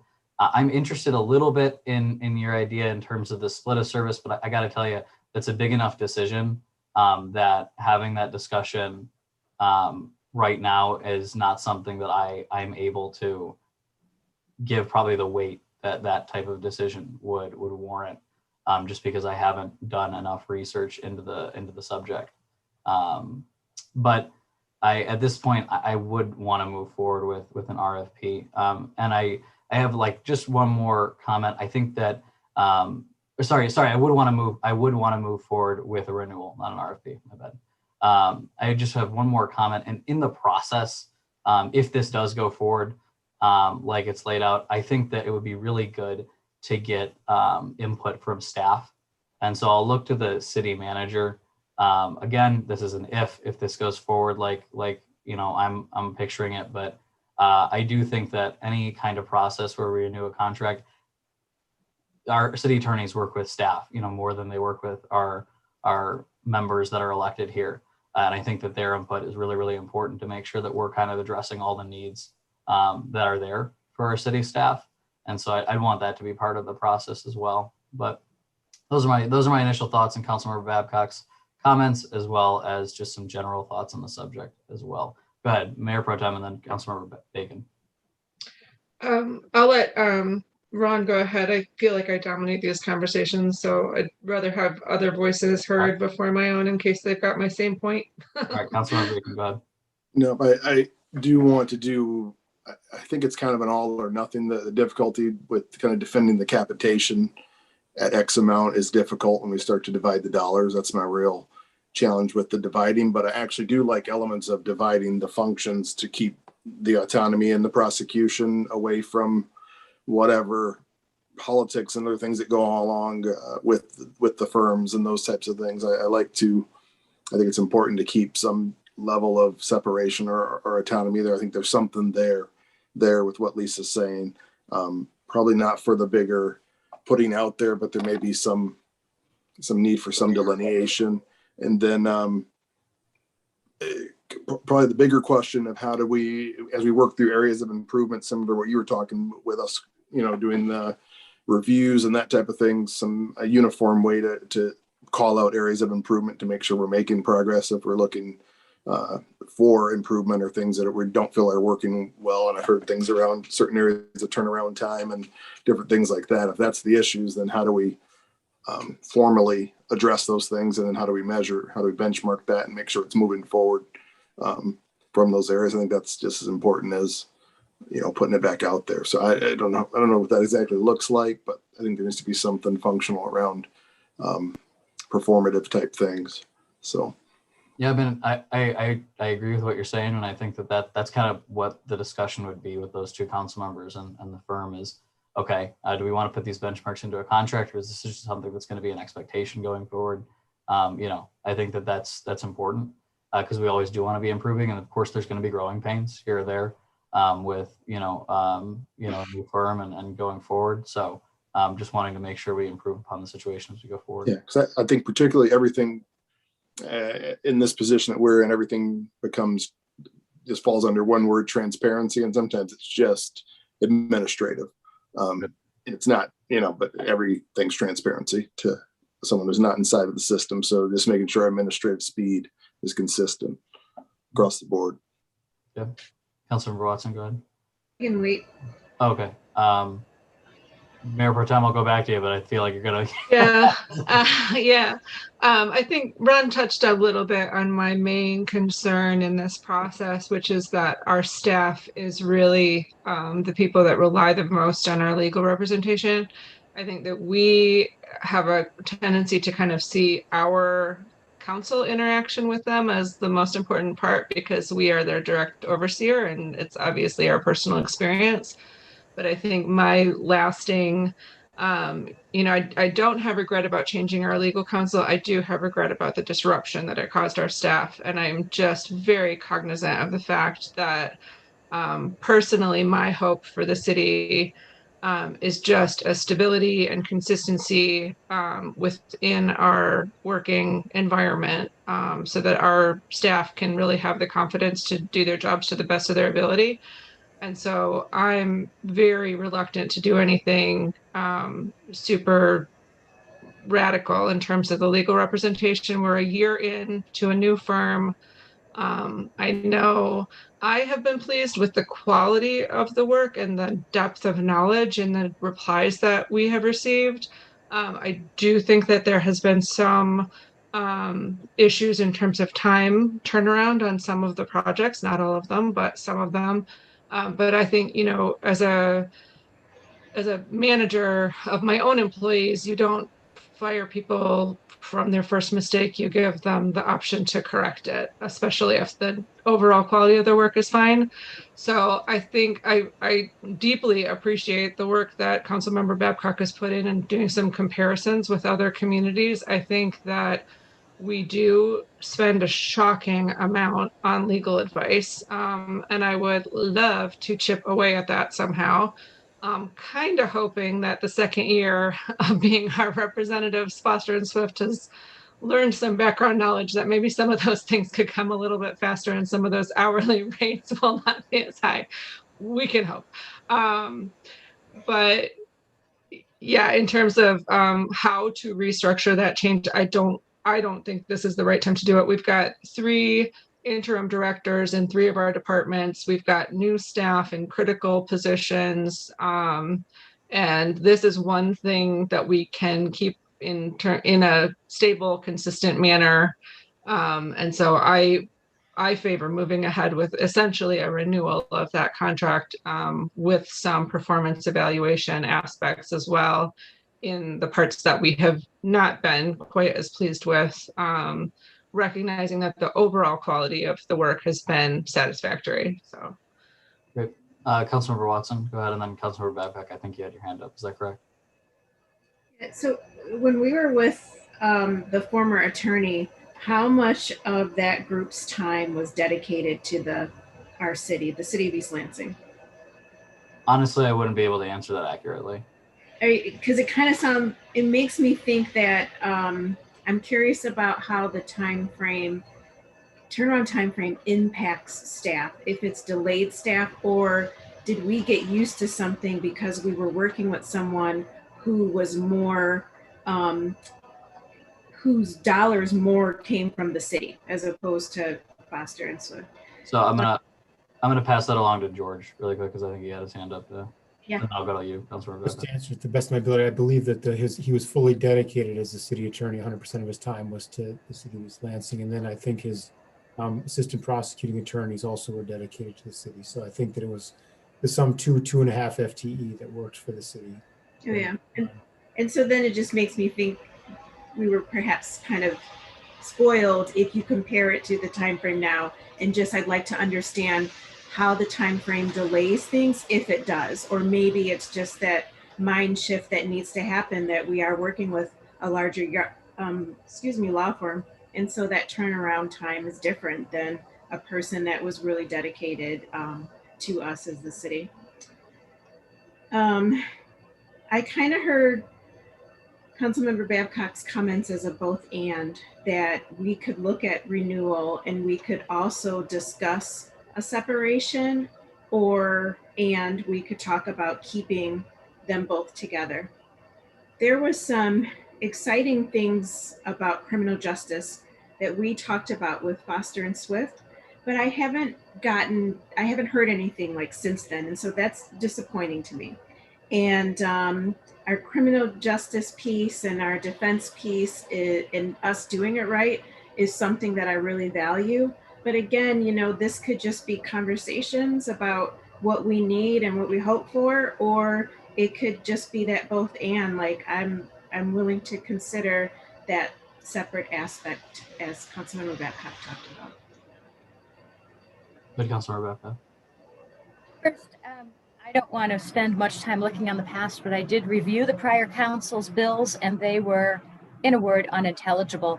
I showed them to my much better half, who has been practicing law for 25 years and on the civil side, and he couldn't make heads or tails of them, nor could other counsel, and I will simply leave it at that. So it is very, very hard to determine how much of those bills, what the dollar amount was that was spent in various roles, litigation versus advising departments versus criminal prosecution.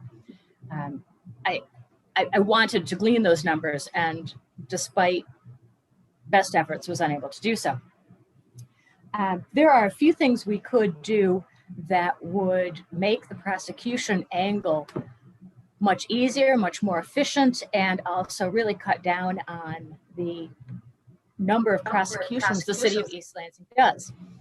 The first thing we could do, which would make a huge difference for our current prosecutor or for anyone in that role, is to give the police department encrypted email and have them communicate directly discovery to the prosecutor, to the city of East Lansing city attorney doing the prosecution, but also the Ingham County prosecutor and all of the defense attorneys.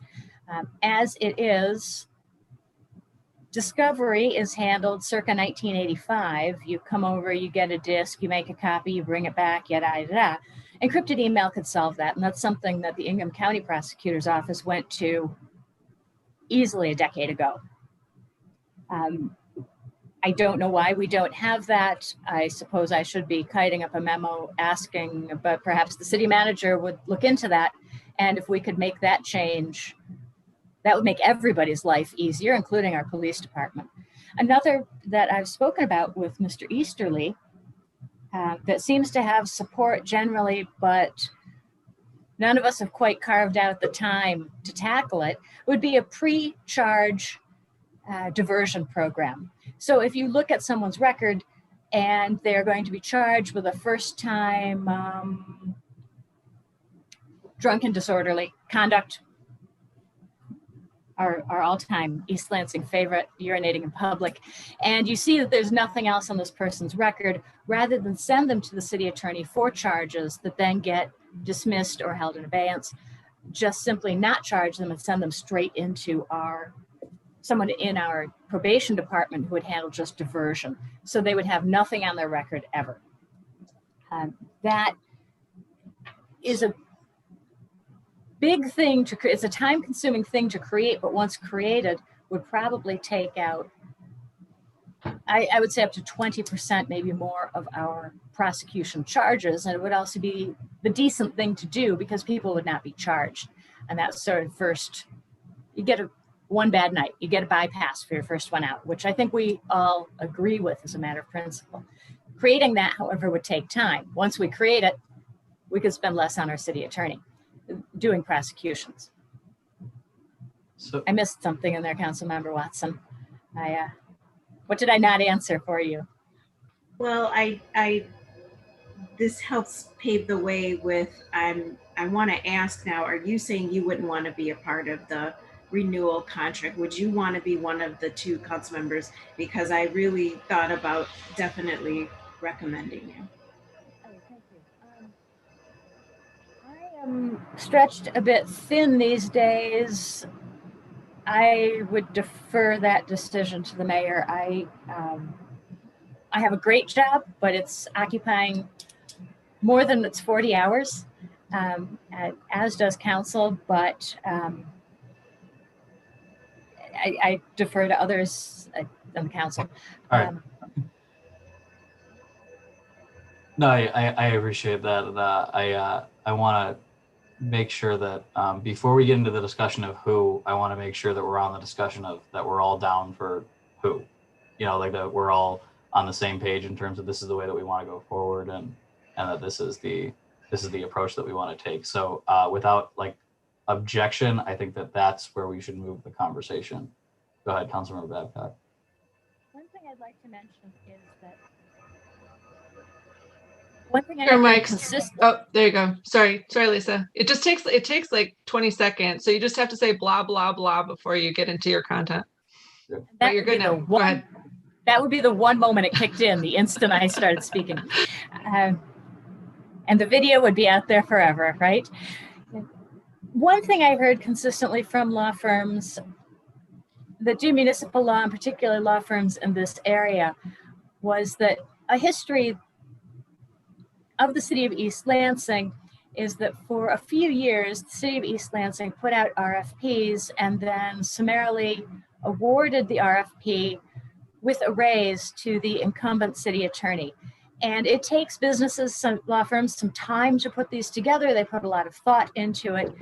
And something I heard last year was, let's just wait a year and see what East Lansing does, because they'd been twice bitten and quite shy of dealing with the city of East Lansing. So I do think at this point, either we go with an RFP or we renegotiate with Foster Swift. But I think if we start a renegotiation with Foster Swift and then do an RFP, I think it will not be a good look for us in the eyes of law firms that may participate.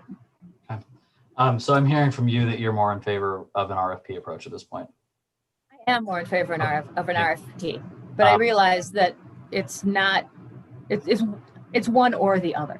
Yeah, no, I appreciate that. I'm just trying to get to some consensus so we can try to move this item forward. Mayor Pro Tem, go ahead. So I'll just, to get to your consensus, I'll just say I'm more in favor of a renewal, but I wanted to follow up with Councilmember Babcock about a few things. So one of the things that I really appreciate about you, Lisa, is your depth of knowledge in terms of criminal prosecution, because like I really rely on you to bring that into the discussion. I don't know any of that stuff. And I think, it might be time for us to really kind of change the way that we interact with definitely our prosecution, I think. And so, there might be a future in which we do put out an RFP because we've really dramatically changed the way that we prosecute crimes, which I actually think would be a great step forward. I would not want, Foster Swift to be of any confusion about that when we come to that point. But I think what my preference would be to renew with our current attorney who's doing, a fine job, and really take the time over months to really kind of look at what we might want to change in our prosecution. And if we do end up putting out that RFP, if we do end up splitting up services, that would be much more deliberate and planned and considered than because we have had the time to put into it.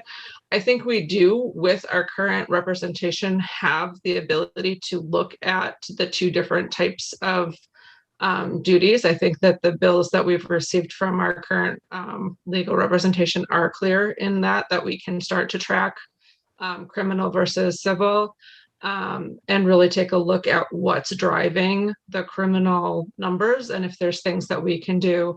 I think I've said, I don't know if I've said it to you specifically, but my hope in our police reform is that we can get to a point where instead of having that interaction with a police officer be the fork in the road that sends people into a downward spiral, it can be the fork in the road that connects people to services and helps them, get things on track, right?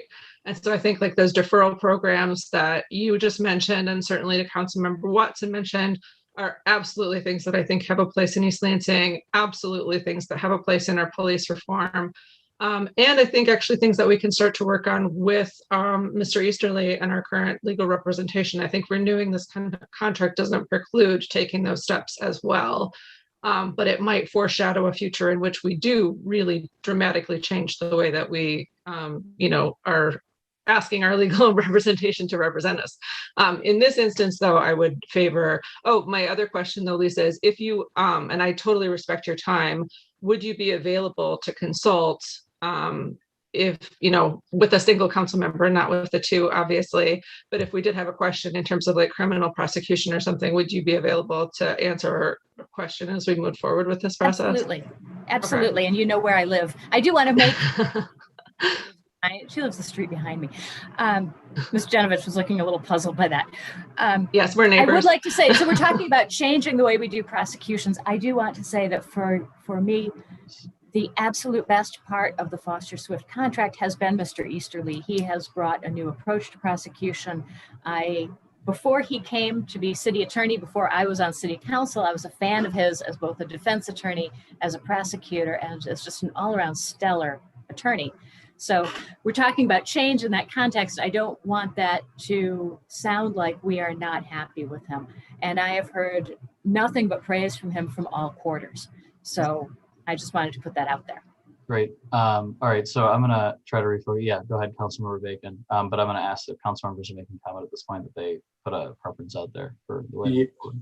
Yeah, whoever the preference goes to, something Mayor Pro Tem mentioned about staff, probably having some staff input into the performance measure as well. I hadn't even crossed my mind based on the amount of time of who's actually using the legal service.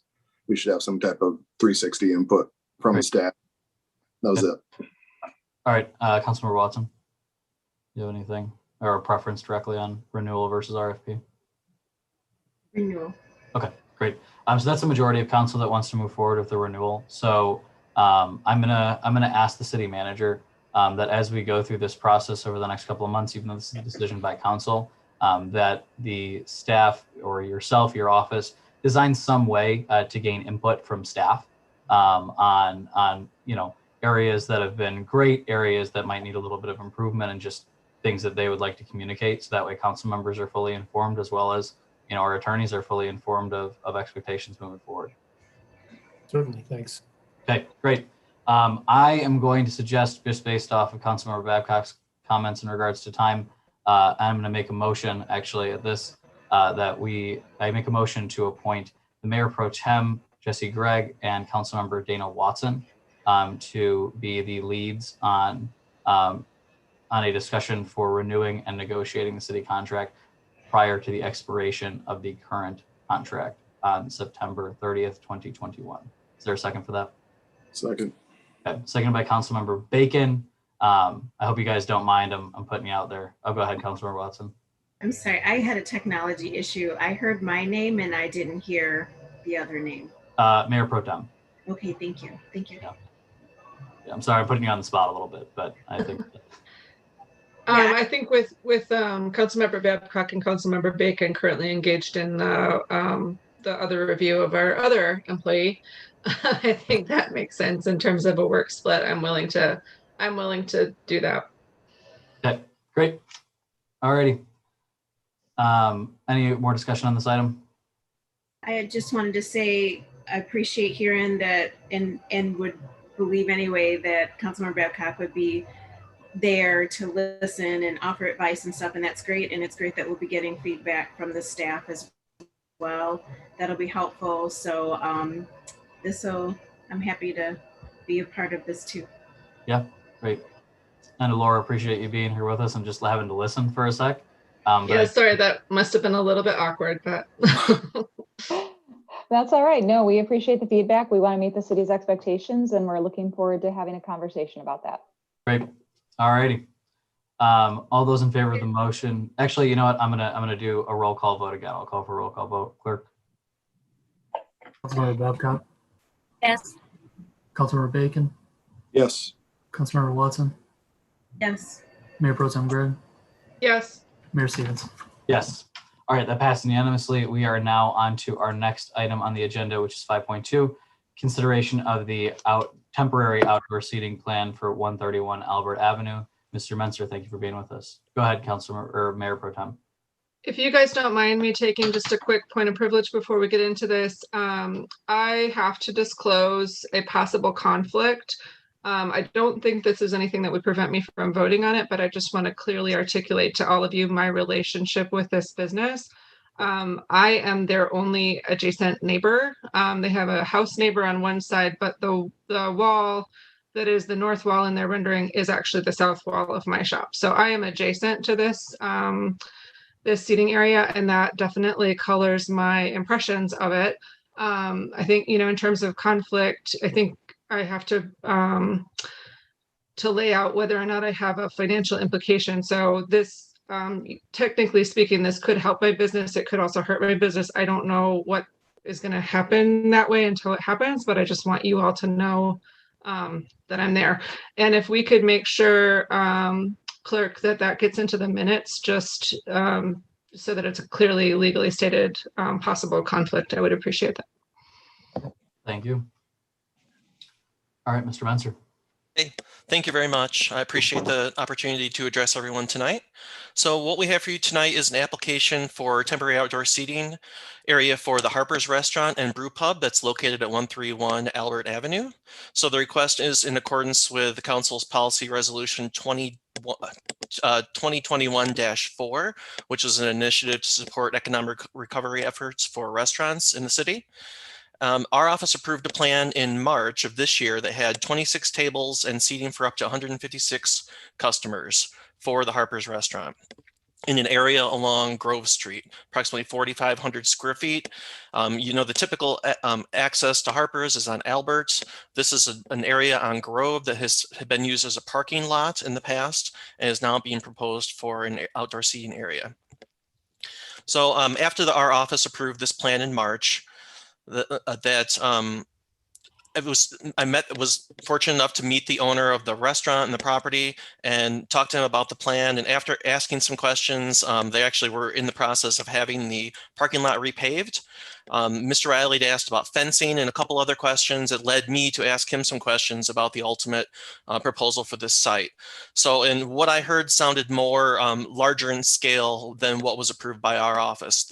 What our office had approved was really, like I'd mentioned, 26 tables, seating for up to 156 customers, but nothing more than that. It was really just seating, just outdoor seating. And it didn't have any of the elements that you see from the most recent plan that was submitted. So after speaking with the applicant, and understanding kind of the owner's vision for this site and ultimately what they would like to do there, we saw the revised plan and realized the scale of this proposal. What I really wanted to do at this point was take a step back before the owner makes this investment in the site and exercise the provision in the policy resolution to request council approval for the proposal. It's a little bit different than what you probably haven't seen any of these temporary outdoor seating requests. Typically they are approved administratively, but the scope is pretty limited. They've mostly been just tables. Actually, all of them have just been tables and chairs in an outdoor space adjacent to the restaurant area. So I've compiled some comments on the specific aspects of this proposal. Those are in the staff memo. I won't take your time and go into those now, but ultimately what staff is requesting is for council to deny the current temporary application and instead direct the applicant to submit for conceptual plan or a concept plan approval under a section of our ordinance that is simply for concept plans for site plans. I'm of the understanding you haven't done a concept plan, at least in the recent past, but really what that process provides is an opportunity to get input. Really, it benefits both the city and the applicant and property owner. So it will give them a chance to get input from appointed and elected officials. In this case, that would be the Planning Commission, the Downtown Development Authority, and the Planning Commission. The Planning Commission would hold a public hearing that would allow input from neighbors, adjacent property owners, and other businesses in the area. Our staff would send notices out to those folks announcing the public hearing and giving them an opportunity to speak. It would allow time for feedback from city staff. So the different departments, it would review a proposal like this. And then after, what it would ultimately grant is conceptual approval to the applicant for 18 months. And then within the 18-month period, they would have, they would be able to develop fully realized plans that would include a survey and possibly architectural renderings and more details on the site, and formally apply for an actual modification to the special use permit approval and site plan approval for the property. And if you see in the staff memo, we've included those approvals from 1998, I believe, or 96. So the primary concern with the site is that it doesn't necessarily fit with the intent or the spirit of our temporary outdoor seating ordinance. It was really the outdoor seating ordinance was established during a time when we're trying to get restaurants open and getting some space outside. It didn't necessarily envision a permanent investment, a long-term permanent investment to expand into an outdoor area. So what we're proposing here is for council to direct the applicant to apply under that section of the ordinance for the conceptual review. And ultimately, if that is found favorable, that would give the applicant some surety to invest the money in some detailed plans and come back around for a formal consideration that would include public input. So I'm available to answer any questions you might have. Earlier during public comment, I know that the property owner is available to answer any questions you might have tonight as well. Thank you. My bad, I was muted. Thank you. And if we do end up having questions for the property owner, then I will instruct Emily to bring them into the call. Mayor Pro Tem, go ahead. Yeah, I had a question for Mr. Menser. I certainly, after looking at the pictures and actually after talking to the property owner, I certainly agree with you that there's elements of this like, you know, brick walls and other very permanent things that are not really in spirit as with the temporary outdoor seating. I think we've all walked around East Lansing and we see what those temporary expansion looks like, and it's essentially kind of a, you know, a velvet rope with some tables inside. It's definitely very temporary. So but I don't want to deny Harper's what we have given other restaurants in that temporary seating expansion. So if we deny this tonight, then are they not allowed to do essentially just that temporary aspect of this? Like if they wanted to, you know, move tables outside and have outdoor service from the restaurant that they are currently operating, if we deny this, are they denied that possibility, or can we somehow approve that administratively while telling them that the permanent aspects of their plan need to go through the regular process? The way I see this is our office did approve a seating plan in March, and I do feel obligated to honor that approval. So certainly they could set it up in that manner of approval from back in March. So simply tables and chairs and an outdoor seating area for now, pending further, whether we go through the concept plan or with a formal modification to the SUP or site plan. But I do think that they have the ability now to set up that temporary outdoor area in accordance with the plan approved in March. Okay. I don't want to in any way discourage Harper's and the Riley family from pursuing this. There are aspects of this that I'm wildly excited about. There's aspects of this that I think really do need formal zoning review. There's a few things that I'm very concerned about. I don't need to beat on you guys right now, because if we send you to Planning Commission, I can come and give my comments at that point, which is the appropriate point to give that. But I love the idea of having a diversity of dining options downtown. I love the idea of having a more informal beer garden style service outside downtown. There's aspects of this that am fantastically in favor of. And then, some other concerns that would be appropriate to go through the appropriate planning channels. But as long as this isn't denying them the opportunity to do the temporary type of expansion that we've allowed other businesses to do, then I'm comfortable with the recommended motion to deny. Okay. I'm gonna open it up to other council members, but I have a couple of comments and maybe one question. Go ahead, Councilmember Bacon, then Councilmember Watson. Yeah, I essentially just want to, just uncomplicate this and make sure that they're assured that we're trying to find a way to yes. I think that's the tricky part when someone steps on a limb with something this innovative, that's new and that kind of thing. I think it's kind of our reputation of not really being there to find a way to yes. We're just kind of, hey, do all the things that we told you to do and that kind of thing. So just trying to find which combination gets to a yes that works best for all the people there. And the question of noise was one of the points that came up a couple times. I think that should be taken under prime consideration, but ultimately that we are trying to find a way to yes on something like this, because I mean this is the type of this exact layout is kind of why people go all the way to the west side to go to like a Horrocks for a beer garden or something like that. It should happen here in East Lansing. So I'm all for finding a way to yes on this and making sure they stay in compliance and up to the original, what was originally approved. I definitely would support them having the ability to put their chairs out and do that part, but ultimately we help them get to the more broad proposal. Okay. So what I'm hearing from you, and I don't mean to put words in your mouth. No, go ahead.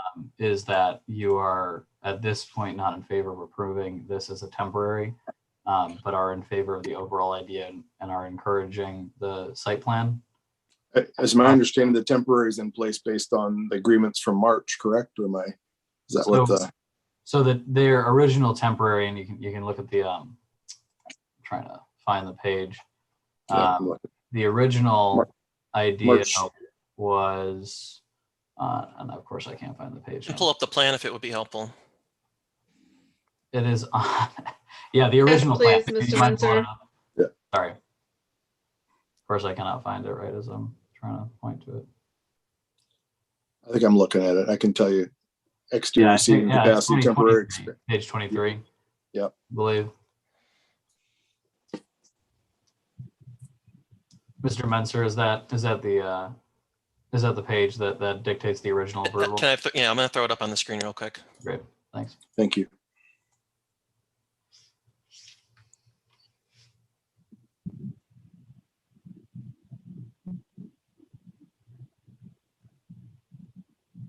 Are you seeing my screen? Yep, we are. Perfect. Yeah, so this was the original plan that was approved by staff, and then they came back with more improvements to this that would involve obviously what the plan is now, which is the expansion and creation of some more permanent structures, as well as dining and food court opportunities that is shown on the screen now. And so I think that staff just kind of wanted to come to us with this because this didn't seem like something that was an administrative approval. This seemed probably something more that was on a council level. Yeah. I think that the details that Mr. Menser called out in his memos, and I think even Mr. Riley's representation that reinterpreting this casual window service could mean a food truck. I don't disagree. I think that's fine. But that, to me, that is a level of specificity that really should go to the Planning Commission. I think that's where those discussions should happen. If we can, can we stretch this to encompass this type of thing? I think that's the body that is the most appropriate to really dig into those questions. So I think I totally agree with the idea of bumping this into our regular process. Okay. Councilmember Babcock, go ahead. I certainly agree with Councilmember Gregg. One of my concerns was one of the businesses I asked about this, admittedly today, hadn't heard anything about it. So, and this is a business owner who was very active downtown, I believe on the downtown marketing board, and very active, and hadn't heard anything about it. So I think it's best placed at the Planning Commission. I think because there are items of permanence in the temporary thing, that permanence should be reviewed as permanent. I think that'd just be most appropriate. Thank you. And I would like to see, perhaps Mr. Fehrenbach's not on the screen exactly at this moment, but I would like to see these things discussed at, for instance, Downtown Marketing Board, places where other downtown businesses are present.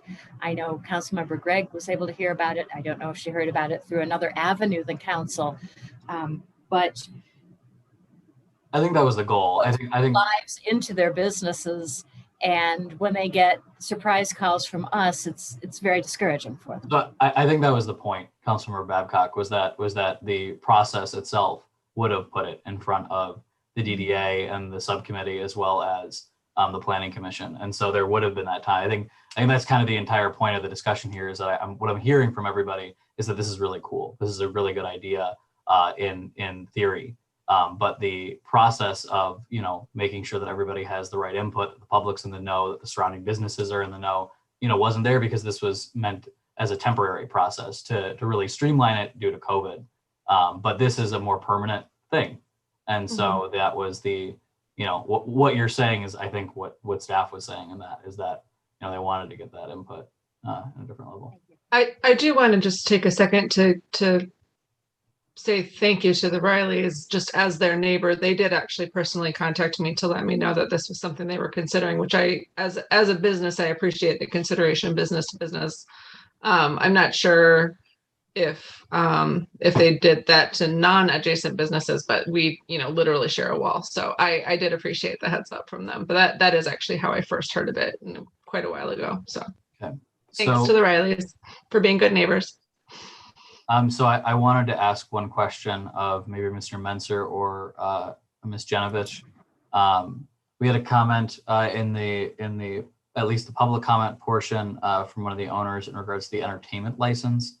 In the staff report, it does dictate that they would need an entertainment license for this. I am interested to know in that distinction because, of course, some of the other licenses are just kind of shifting over to this. So the entertainment license itself being necessary. What's the yeah. I can speak to that if that's all Yeah, right. great. And part of this is probably some of it's my inexperience at the city. No, They certainly would need at least to update an existing one if they do have one. Okay. So if they do have one on already, and I have no reason to believe they do not, in an effort just to describe it in detail, that was why I threw that out there. But I'll dig deep with the clerk's office and ascertain exactly what if anything they've got to do in relation to an entertainment license. Okay, that's great. That's actually kind of a perfect answer for that. So appreciate that. Okay, I want to give a couple of comments on this just because I see kind of where this conversation's going. So I want to highlight a couple of things. We've done incredible work in the city of East Lansing and our downtown over the past year, especially over the past few months. Encouraging these types of ideas is exactly what we want to do. And it's really exactly what we want to see, because this kind of stuff is, of course, something that we always want, but we have to make sure that we follow that up with, when the ideas are there, we're incubating them, and we're making sure that, as Councilmember Bacon said, we're getting to the yes, right? And so based on where this discussion is going and hearing that at least a majority of the council members are in favor of denying the temporary side, I just want to make this message at least clear on my end. And maybe it doesn't happen when I'm still here, but that I would like to see this go forward in a timely fashion. If there are things that you need to address during the that process where it goes to Planning Commission and DDA, then of course those will be addressed there. But I think this is a good thing, and I think that this is a good idea, and it's also something that we need to encourage. Is more folks stepping up and saying, hey, this might be something cool for our downtown, because that's how you see growth, and that's how you see these opportunities come forward.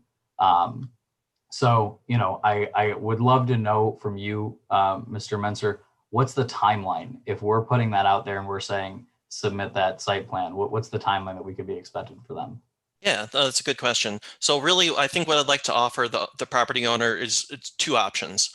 Is follow this conceptual plan that I'm suggesting. What that would do is get you through the Planning Commission and the DDA for preliminary comments. So this would be concept plan only, but we could get them in front of the DDA and the Planning Commission in August. then back to council in September for consideration. And what that would do, as I mentioned earlier, is grant some sort of a conceptual approval. And that would give the owner time and really the surety to move ahead, get fully engineered plans together, and then come back to you in maybe September or October with a full modification to the plan. But I think initially we could get them moving here in August, just on some preliminary feedback. Okay. All right. Yeah, go ahead, Councilmember Bacon. Yeah, I have to acknowledge, with the temporary outdoor dining and approval function being February, March, I want to acknowledge the bravery of even tackling something like that or looking into these concepts. And I don't want to discourage that bravery and have this be in a vacuum. I think all the business owners we speak of, whatever areas we can expedite and make them less redundant and all the things we talk about, making sure we're really making an effort to do that. And in Aaron's words, the speed of government aren't always the good speeds for business to operate. And that's that level of layers are great for government. I think it's a little, something that started in March 2021, although it's an expansion and they're looking, I got to give them credit for looking this far into the future, even attempting to make those kinds of moves. That's the heart of the pandemic. And looking into the future, even at that point, I have to give some kind of extra credit right there for that. Because I think most people were just trying to survive that moment, to be looking forward. But yeah, I don't know. I'm not the person who's going to change the speed of government today, but I think that we want to encourage this type of innovation to the best of our ability. I think it's cool and it's quick in the dead with business versus how government moves. So. Okay. Other questions for staff, comments? Go ahead, Councilmember Watson. Yeah, so we looked at the seating and approving the outdoor seating. Is anything else a possibility? Like, is the TVs or some TVs a possibility, or that's just not what other groups have offered for the temporary pieces? You're correct in that the other applications that have been approved for the temporary outdoor seating did not include the televisions. I would come down on not including the televisions just because they do have the potential to impact adjacent property owners. This business is adjacent to a 4-unit residential rental property and a commercial business. So there certainly has the potential to impact those folks. I can work with the applicant to, maybe there is a lesser version of this that they may be willing to consider. So we can certainly work with them on that, or maybe televisions on a limited basis, but I'll certainly engage with the applicant after this conversation. Okay. And is there anything we could do or that we need to do to expedite the idea of the food trucks? Sure. In my reading, and granted I am new, but I've been following the discussions on food trucks. Really, the city doesn't have an ordinance right now, and I understand why, because it's very challenging to adopt. I was part of one at Meridian Township and read a lot about it, and it's just challenging, especially in a downtown environment where restaurants are plentiful. So I think this process, going through the concept plan for this proposal, would give us time to take a step back and look at a potential proposal. We'd have to develop a policy and get it adopted. What that would do is establish the parameters under which they could operate and really just have that policy discussion that I don't think has played out yet in the city, but this would give us the time to do that. Okay. And my last question is just the outdoor container bar. Like, that's something that isn't temporary. Correct. Yeah, I see that as a long-term investment, and the owner has stated as such. Certainly, the intent once it's, believe it has to be fabricated, and once that's been done, it would be on the site, and there's really, it would be out there, and there's nowhere for it can't go away. So they would intend to use that permanently. Thank you. Mr. Fehrenbach, I believe you. Thanks. I just wanted to add a little more context. The Downtown Development Authority and the council in the past has perennially discussed food trucks. We do have a concessionaires policy really meant for the public right of way in certain areas of downtown. That was sort of the compromise that was derived based on those conversations. But they have not taken up the the private property piece of it. And I think that there is probably interest in taking up that discussion here in the near future. So we can certainly bring that back to the DDA to start that part of the conversation. Can I derail this just slightly, Tom, and ask you a food truck question? So I guess I theoretically understand why it's up to the DDA to make this decision in the DDA district, but I mean, the council should be able to theoretically allow food trucks outside of the DDA district without their say so, right? I mean, we have the possibility to make rules for the rest of the city, right? Sure. So I mean, even the downtown concessionaires policy, it's a council policy, and the council has given that authority to the DDA to make a recommendation to the city manager based on the specific areas where they have been delineated to be able to operate under certain conditions. But certainly the council has its will to make policy, and I think what we need to do is probably take a broader look at food trucks in general and bring back for potentially like a discussion only item at a future meeting, kind of what's the lay of the land now, and where are the kind of areas where the council may want to investigate some policy options to kind of get where you want to get to. I would be interested in accelerating that conversation to whatever extent possible.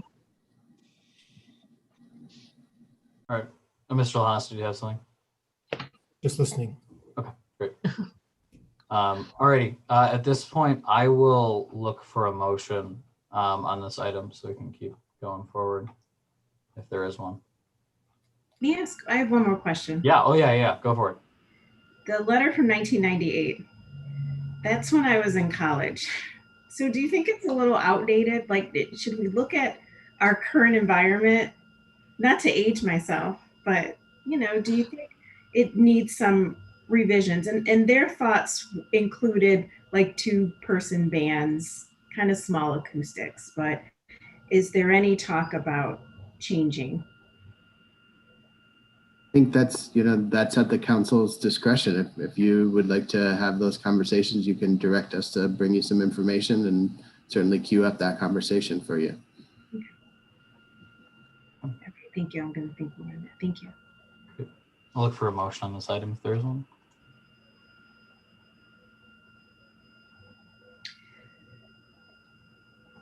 You go ahead, Councilmember Babcock. I thought Jesse was moving for it. I was lunging in for the second. I don't have the text in front of me, so. I don't either because my agenda went to sleep, but I can get it. I feel a little bit conflicted because these guys are my neighbors and I don't want to deny them because but the denial is not a denial, guys. We're not, Right. And I like the way Mr. Bacon said moving towards the yes. That was very good, but hang on, I will move this. Oh, crud. I'll make the motion if you want, but if you don't mind, my thing went to sleep and now I can't find my spot. One of you. Do you have it in front of you? I have it in front of me. Mr. Menser, do you have it in front of you? And we'll do the Cyrano de Bergerac. It's on page 4 of this agenda part of the packet. Would you like me to? I can read it. I've got it. If you guys, if I beat everyone else to it, I will move to deny the request for temporary outdoor seating for the Harper's Restaurant and Brew Pub at 131 Albert Avenue and refer the applicant to submit a conceptual site plan under section 50-34(1) for consideration. I believe there was a second by Councilor Watson. Is that correct? It might have been an I. Sorry, it's an was L, that 34? actually. I? L. It's an L, actually. All right. Please let the record show the correct subsection. Great. All right, so that is a motion and a second on it. I do have one comment, and that is just, I am a little bit torn on this right now. I do believe that things do need to go through the right process to go forward, especially getting that input is really important because this does seem permanent. However, I do want to see this go forward. Not necessarily that all of the aspects of it have to be the exact same, by no means, because that's kind of the point. But things like this are good. for the city. And outdoor spaces that are activated are good for the city. And I think that we are moving to a place where, while I think folks in the community are still a little bit hesitant about accepting this type of stuff within the downtown, I think that you see that from our Albert Avenue closure on, when you activate spaces, you bring people into the downtown and it benefits everyone. And so this is a good thing for East Lansing. I understand why folks on the council and folks in the staff have some issues with this at this point, but I do just want to mention, I think this is good for the city. And so I'm hoping that this comes back, fairly quickly, or whatever the timeline that we set out, just so we can make sure that maybe they're up by next summer. So, all right, that's my comment. All right, and any more comments before I call for the vote? All right, seeing none, clerk, will you please call the roll on this one? Councilmember Babcock, Yes. Councilmember Bacon, Yes. Councilmember Watson, Yes. Mayor Pro Tem Greg, Yes. Mayor Stevens. Yes. All right. That was a motion to deny. That was approved. And now we are on to 5.3, authorizing the ignition, discharge, and use of consumer fireworks on June 19th. I will hand this over to Councilmember Watson. Go ahead, or City Attorney, but either way works. Councilmember Watson, go ahead, and then I have questions about the City Attorney.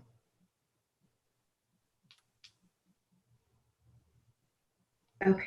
Oh, okay. Along with Juneteenth becoming a federal holiday, it made sense, and some people were bringing up our ability to light fireworks just as we do on Independence Day. And so we looked at the ordinance and found out we weren't able at the time to do that on Juneteenth. And so now this ordinance is in front of us so that we can celebrate with fireworks on June 4th and June 19th. Great. And City Attorney, do you have anything to add to that? I don't have anything to add to that. I think it's a fairly straightforward amendment to allow for the discharge of fireworks on Juneteenth. Great. All righty. Go ahead, Mayor Pro Tem. Just one question. I noticed that this is allowing it until 1 a.m. and the only other holiday where it goes that late is New Year's Eve, which obviously is connected to midnight as an hour. Every other day it ends at 11:45. I was wondering if there was some special significance to midnight on Juneteenth, or if we could have it be consistent with the July 4th hours. I believe that is a question for Councilmember Watson and or the attorney, if there was a reason behind the difference between. Yeah, I guess I was specifically. I think Sorry. that was the time instruction we were given from the city. Councilmember Watson, is there a specific reason to have it go later?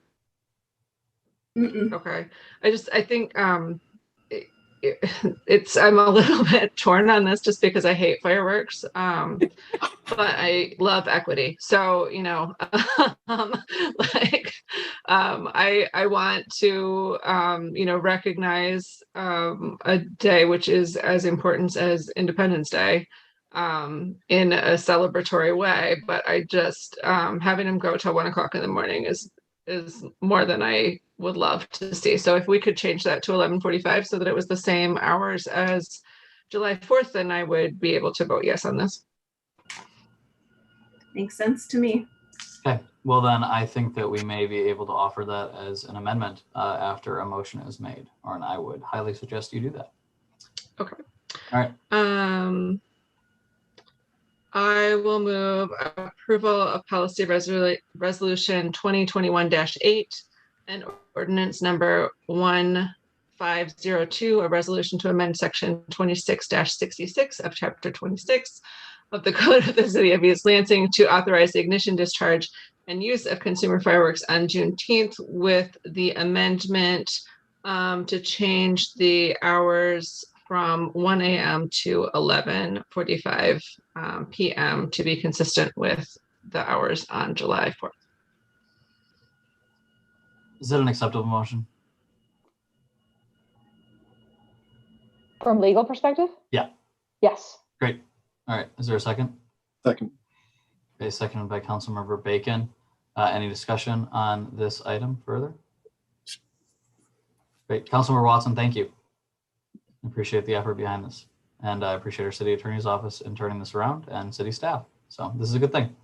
And I think that it should not be overlooked how significant these little things are in terms of whether it's the parking, whether it's the, the fireworks. It's all about really making sure that we're looking at everything through that lens and, treating this holiday like it should, because it is a national federal holiday and it should be treated as such. So thank you for that. All right, will the clerk please call the roll on this? Councilmember Babcock, Yes. Councilmember Bacon, Yes. Councilmember Watson, Yes. Mayor Pro Tem Gregg, Yes. Mayor Stevens. Yes. All right, that passes unanimously. We are now on to our next item on the agenda, which is consideration of policy resolution 2021-14 and ordinance number 1503, the Police Oversight Commission, establishing an independent community police oversight commission. We have a few draft ordinances in front of us today, and I will hand this off to the city attorney to walk through some of these. Go ahead. I'll certainly be happy to. You have before you, of course, what was introduced before, which is the ordinance item with a policy resolution to adopt it, establishing the Independent Community Police Oversight Commission. We had a work session, I think, was that in June, a while back, where we went through that in quite a level of detail, and now have this final version before you, which establishes the commission, sets forth its powers, the appointment procedures, how matters are to be handled in between departments as it relates to that, and various other matters. So it's quite comprehensive and landmark, as council noted earlier. And I suppose if there's specific questions, I'd be happy to address those. I'll note that this was largely put together by the committee that was tasked with doing that. All righty, do we have any questions for our city attorney on this item? And just as a clarification question on my end, we have a few versions on here. The second link, the police oversight ordinance form with red line changes, that is the one that has our items that we had discussed at a previous meeting and then further discussed at the meeting after, that are kind of in line with our discussion at the discussion only meeting. Yes, the version that I have attached to the agenda, I don't think has a red line from the link. Yeah, no. Okay. More yes, there was a red line prepared. We had that work session. There were some minor changes that we were directed to make and specifically made just those changes. My purpose in that is just making sure that we're passing the right ordinance, just because we do have a few on the agenda today. So. Alrighty. I'm going to speak to this a little bit. If nobody has any other questions for our attorney on this, I do see I'm sorry, I have to correct myself. I do see the red line now further down. I apologize. I didn't see that there before. So it's all good. Which ordinance by choice would you suggest that we make the motion on if we were to make a motion?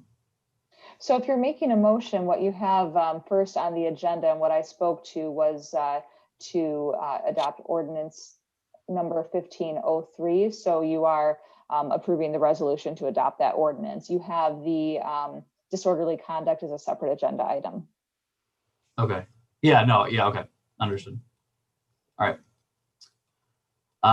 Anybody have any other questions for our attorney on this item? I think a repeat to your original question, does that have to be stated with red line changes? Is that the proper language for which version? I don't know that you need to indicate that because I believe as staff has prepared this, they've accepted the red line changes for that final version. Right, thank you.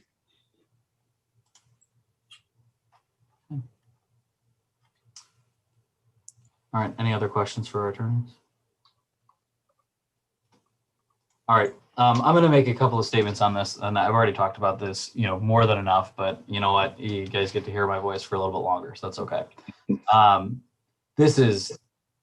This is one of the most important things we're going to do as a city council, and I've been on this council for a few years now, and this is the most significant piece of policy that I think we are going to pass. And I want to attach the weight to it that's necessary, but I have a number of thank yous, so I want to go through those. I want to thank the members of the study committee themselves that put in an incredible amount of effort to make this possible. Dr. Cedric Rowe, Chris Root, Chuck Grigsby, who is the chair, and Chris Root, the vice chair. And I apologize again if I don't know titles and or I mispronounce a name. I will state that now. I don't have them in front of me. Eric Williams, Helen Josephson, Kathy Boyle, Kelly Ellsworth Etchinson, Noel Garcia Jr., Quentin Tyler, Sharon Reed Davis, Sadie Callwood, as well as Tonya Williams for the brief period before she was employed by the city. I also like to thank Chief Johnson and Deputy Chief Gonzalez, George Lahanis, Diane Schaefer, as well for the staff support that was provided, and Councilmember Bacon for being the council liaison to this group, as well as our Diversity, Equity, and Inclusion Director, Elaine Hardy, for her efforts on this. If I missed anybody, I do apologize, but I just need to note that the amount of effort and work that went into this to make this possible speaks to the impact that this is going to have and the importance that we weight on it. As we move forward, go ahead, Councilmember Bacon. No, I definitely, just in the vein of what I want to acknowledge City Manager Lahanis and the staff on his effort to coordinate the level of timing to time and get the right lawyers, the right people in front of us at the right time. Week to week it was nearly impossible to coordinate that schedule. And every week they were able to get the right people in front of us, from labor attorneys to, prosecution to all types of different things. Week after over, it was a bi-weekly thing, and bi-weekly they were somehow figuring out how to get the schedule coordinated, which at the beginning seemed nearly impossible. And I just don't want to bypass the staff and City Manager Lahanis for their efforts. It was incredible lift. So thank you. Yeah, absolutely. And of course, you mentioned our labor attorneys as well as our city attorney's office, and I appreciate both the efforts on there too. I didn't make that mention. And Mayor Stevens, if I could interject, I think I'm sorry to go back on No, this. no, You keep no, getting no. interrupted. And just looking how it's presented in the agenda, I think just out of an abundance of caution, the motion should be with the red line changes, just to make sure it is the most final version. Great. All right, great. I'm sorry for the interruption. No. That's what I was getting at in the questions that I asked. So I'm legal. No. It's all good. You know what? Honestly, it's a good thing that I got interrupted because it's probably going to go for way too long. All I want to say is this is really significant. I'm incredibly proud of the work. Thank you to everybody that put in the effort behind this. I can't even try to express how proud I am of the city and the work that we've done over the past year. But I think that this, and on the day that I made a heck of an announcement, I will say that this was really what I wanted to see out of the finish of my tenure here in the city of East Lansing, was to pass this and move forward and make sure that our city was set up for the future to continue having really tough conversations, but for good reasons. And we've got some incredible people on staff that are always willing to work and care just so much about this. And I was having actually this conversation with Deputy Chief Gonzalez just a little while ago. The effort to care and the effort to change is very, very difficult, but it is something that we need to do, and we need to constantly assess what we are doing, find out what we're doing wrong, find out what we're doing well, and adjust. And I think that this is just a further, continuation of that effort. And I can't even remotely state my gratitude to this community that has put forth so much effort in regards to not only activism around this issue, but putting in the work to make this basically impossible task possible. So we're at a great point in this city to be passing this ordinance, to be passing this resolution. I'm proud to be the mayor of the city right now, as I always am, but I gotta say, I think I'm gonna breathe a little bit of a sigh of relief after this is done, because it's been about a 3-year process to get here. But I think that everybody involved in the process knows how big this is for the city of East Lansing. I hope the community does as well. So that's what I got. Any other comments or emotion? I just want to echo my thankfulness to the study committee for your hard work. It came down to maybe 6 to 9 months, but really it was probably like a year to 2 years of work that you all put in, meeting as often as you did and meeting as long as you did, but it's much appreciated. We needed this. We have been working hard and trying to tackle so many different angles, and this is going to propel us to a really good place. So I'm thankful to all of you all that took your time to be a part of the study committee. All righty. Go ahead, Councilmember Bacon. Yeah, I'll just make a comment and then I can make the motion. That'd be great. A good measure of things. I think if you want to know who you are, ask a kid. And I think that's how basic this is and how important this is. I think even a kid can know that this is good work, important work, and should make a difference for both our law enforcement and our community at large, and present a level of comfort around just what we want to be as a community. I think it's a beautiful piece of work. So beyond that, I motion to approve policy resolution 2021-14, ordinance number 1503, a resolution to adopt an ordinance to add Division 12 to Article 5, Boards and Commissions, Chapter 2, Administration of the Code of the City of East Lansing to establish an independent community police oversight commission using ordinance form with red line changes. Is there a second on that motion? Second. Seconded by Councilmember Watson, motion by Councilmember Bacon. Any more discussion? All right, seeing none, I will have the clerk call the roll, please. Councilmember Babcock, Yes. Councilmember Bacon, Yes. Councilmember Watson, Yes. Mayor Pro Tem Gregg, Yes. Mayor Stevens. Overwhelmingly, yes. Right. And with 5 in favor, that passes unanimously. We have established a independent police oversight commission within the city of East Lansing. Beautiful thing. All right, our next item on the agenda is 5.5, consideration of policy resolution 2021-13, ordinance number 1504, a resolution to adopt an ordinance under section 26-69, disorderly conduct. And this is fairly straightforward, but I'm going to pass it over to our attorney just to give a brief explanation of it regardless. Sure. Thank you, Mayor. Yes, this is a much shorter ordinance, but this modifies or adds the review of disorderly conduct charges to provide that in certain circumstances, the city attorney shall review the seriousness of the charges, the behavior involved in the encounter and arrest, and alternative approaches during the encounter in deciding whether to file charges, and that the city attorney shall not file charges or will dismiss charges already filed if after review the city attorney finds that the interest of justice and fairness will be furthered by doing so, that is by not filing charges or dismissing the charges. Great. Any questions for our attorneys on this? All right, any discussion before there's a motion made? Great. Oh, go ahead.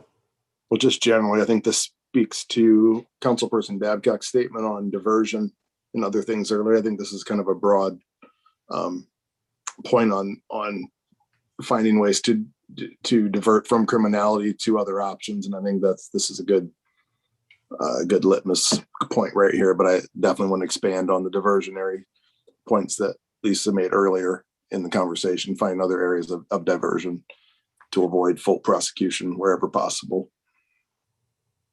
That was it. Great. Yeah, I'd agree. I think that this is kind of a unique situation where this might be something that we could have said, in a communication or even talked about at council member comments. But I think actually passing this formally is pretty nice, just given the fact that this gives some pretty clear direction to our city attorney's office on where our priorities are in this. And rather than that being kind of like passing comments and the thing, this is something that is direct and kind of set that standard and sets that expectation that we have at this point for this type of approach. So I appreciate it. Is there a motion on this item?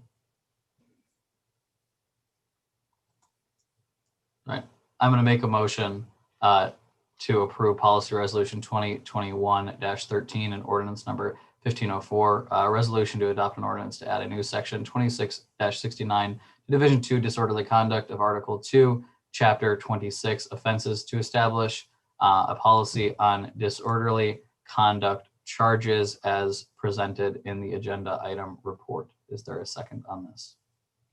Second. Seconded by Councilmember Bacon. Just making sure, Ms. Genovich, was that an acceptable motion? Yes, Mayor. Great. All righty, any more discussion? All right, seeing none, all those in favor, please signify by saying aye. Aye. All those opposed, same sign. Great, that passes unanimously. We are now on to our last item of the night, which was on our consent agenda, but is now on our business agenda. Item technically 3.11, but now 5.6. I'm going to hand this over to either Chief Johnson or City Manager Lahanas. Councilmember Babcock, you were the person that took this off the agenda, so actually I'll hand it to you first, and then we can get a staff explanation for this. Sorry. Before we launch into a staff, I would respectfully request that we table this item until the meeting of August 10 or September, the first meeting in September. I did not spot it on my calendar. Not to issue death by delay, but to be sure that we have our oversight commission seated and able to participate. Okay, was that a motion? I move that we table this item. And would you like to set a specific date on that table? I just want to point out our next item is, or our next day is August 10th. But I don't think we'll have the police oversight commission seated by then. More of a question than that. Lisa, your mic is really quiet. And I'm shouting and everything.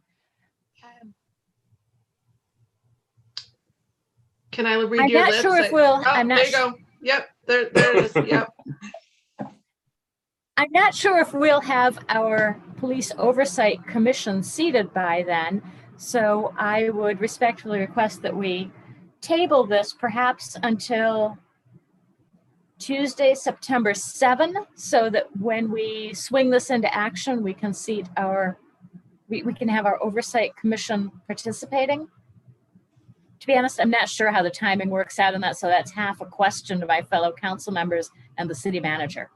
before we get into that, let's just say table for now until a meeting until September. Is that an okay motion by your standard? Fine with me, Madam Attorney. Yeah, tabling to the September meeting is an appropriate motion. The first September meeting, I presume. Yeah. Because there'll be two, I think, in September. Just because you're making a motion, so before we have a discussion on it, I do need to have that motion solidified, and then there be a second so we can discuss the motion as a whole. I move that we table this item until the first meeting in September. Okay, thank you. Is there a second on that motion? I can second for discussion. Okay. All right, for the purpose of discussion. Okay, so at this point, I am just going to state, actually, I'm going to ask the attorney. So since there was a motion to table at the beginning of this, if by chance that motion failed, would somebody be able to make that motion in the future as well, like at this meeting? Because my concern here is that I would really want to hear from staff on the issue before we were to vote on something like this. And so I'm not saying that you know, the tabling isn't on the table, so to say, but that I don't know if we were allowed to make a motion twice on that. I actually don't think I've ever run into that. So yeah, I don't think that you have council procedures that address that specifically. So I don't know there's a reason why you can't. The other option, but it would require Councilmember Babcock's and Councilmember Watson's consent, would be to withdraw the motion until after staff comment and then remake the motion. Okay. Well, that's up to both of you. That's up to them. Yeah, I would just like to say, just in terms of your motion for discussion, I would rather hear from staff first before we make a decision on whether or not we want to table something. We can't hear you. Yeah, I can't hear you. Agreed, and I will withdraw my motion. Okay, great. Councilmember Watson, you're all right with that? Yep. Great. Okay, that motion's withdrawn. I'm gonna hand this over now to staff. If that's all right. To describe the item a little bit and then go forward. City Manager. Thank you, Mayor. I'm going to look for Chief Johnson and Deputy Chief Gonzalez to come on and talk about the consulting arrangement and what they're looking for.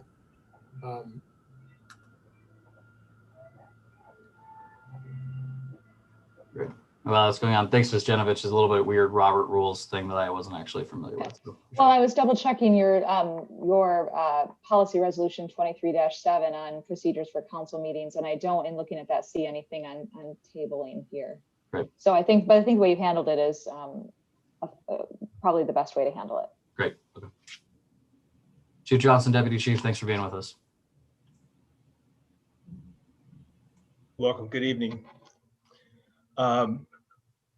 First of all, I just want to congratulate the mayor for his acceptance into Harvard, and that's an exciting accomplishment. And thank you for serving the city while you were here. So I've only been with you since October, but you've done a great job. So thank you for that. So good luck to you. Thank you. I'm just going to go ahead and just talk a little bit about what we're doing here in the police department, and I think many of you already know. You guys, you just passed, the council just passed the ordinance tonight to set up the oversight commission on a permanent basis, which is a huge accomplishment on the council's part. And as you know, the police department, myself and Deputy Chief and Diane Schaefer, we were not very active in the commission, in the committee hearings, but we were present at all the meetings. And we gave our input when the chair asked for our input, and we take those recommendations very seriously. And we actually are, and we're looking forward to working with the oversight commission going forward. So those recommendations are important to the council, so they of course become very important to us, and we're going to be abiding by those to the best of our ability. So that, on that note, I just want to make sure you understand our take on those recommendations and the role of the commission going forward. One thing that we have been doing, the city manager was also very accepting of our thought to having did a survey for the community a couple months ago to get a feel for our community, reference how we're dealing with our interactions with our community members, how we're dealing with our community policing initiatives. And we found some successes in that survey, and we also found some shortcomings in that survey also. And currently we're working on those some of those shortcomings going forward. But for us to do our job a little bit better from a management standpoint, from my police chief standpoint, I'm in a predicament to gather additional information that will help identify other areas of our policing responsibilities that we can improve upon. And we feel that the CNA Corporation that we did research on and things like that, the Deputy Chief can talk more about the company itself, but we feel that this company, their research and their report after 12 months of studying us and being involved in our community for the year, it'll be an extremely valuable management tool for myself and the Deputy Chief and the Captain to guide the department going forward.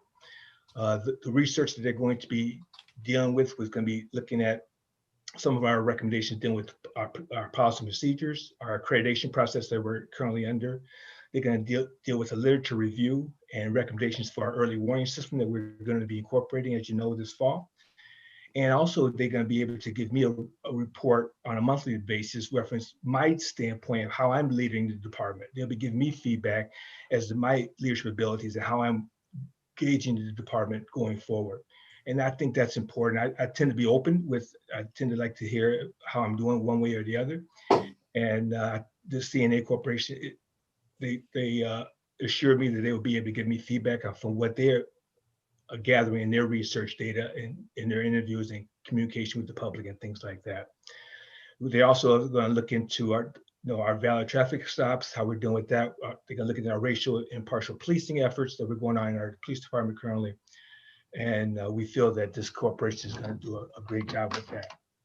The one thing that we feel that it's going to provide us an objective, attainable, and clear roadmap for us to going forward. The CNA group was featured in one of the local chief of police magazines talking about utilizing outside resources to gather information on your police department. And so we're actually going to be one of the first police departments in Michigan who are using outside agencies to give us information, to give us a better roadmap going forward. So we're, you know, one of our models is a cut above and a step ahead. And so we want to try and get ahead of everybody else in this police reform. And taking the lead of the council, we feel that this company will be able to help us going on that path.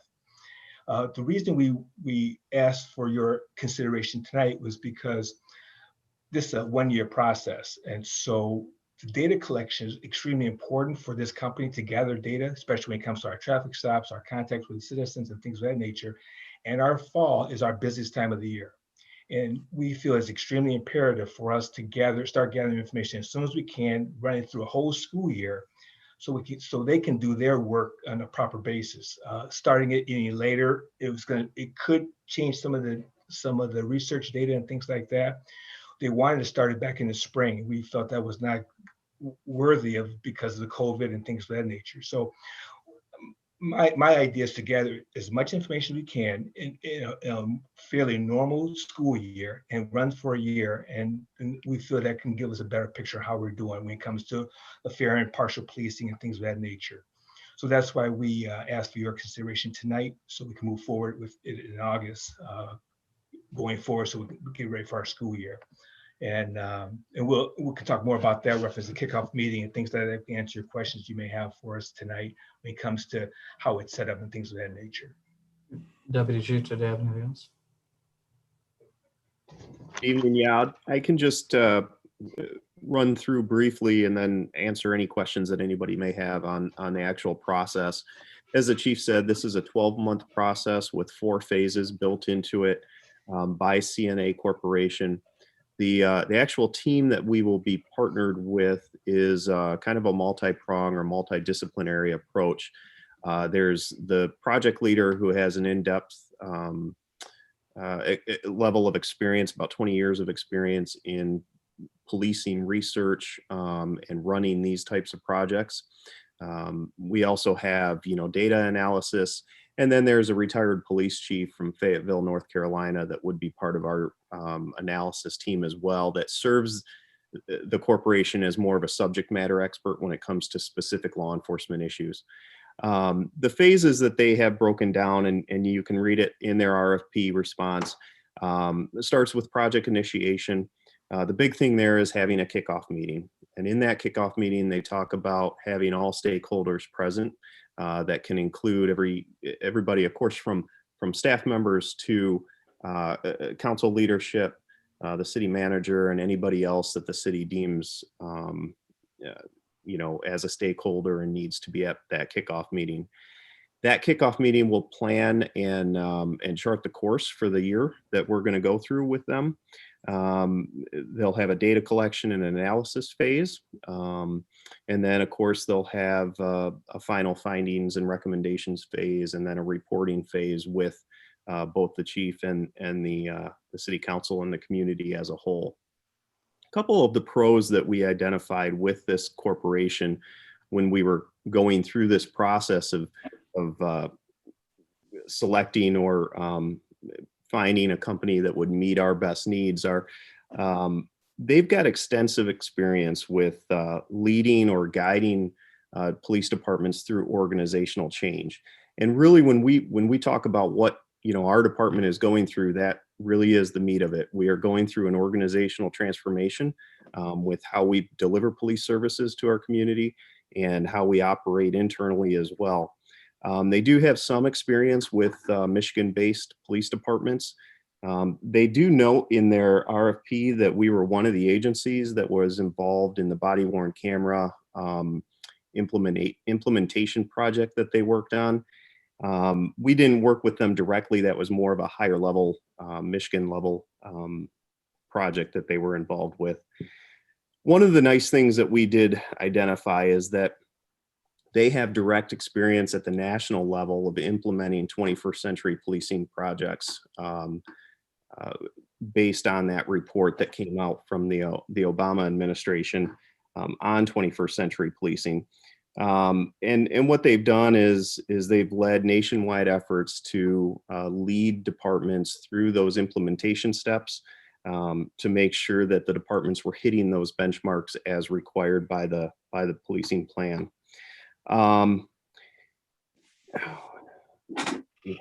Another thing that we identified that was a good thing that they brought to the table was that not only would they do an internal review of our department, but they would also host community listening sessions. And I think the RFP response, they stated they would host at least one of these listening sessions. So they would take a temperature internally from our staff, from the chief on through the department, but they would also marry that information with, details or information that they get from the community through these listening sessions. And then of course they, like most of these companies, they are aware of the accreditation processes and would make their recommendations within that purview, just because that accreditation process is pretty tight when it comes down to what's allowed and what's not allowed to reach that final accreditation level. In the RFP, there is a work sample that they provided, with which they it was kind of interesting. They provided a work sample of a study on racial bias with the Albany Police Department in New York.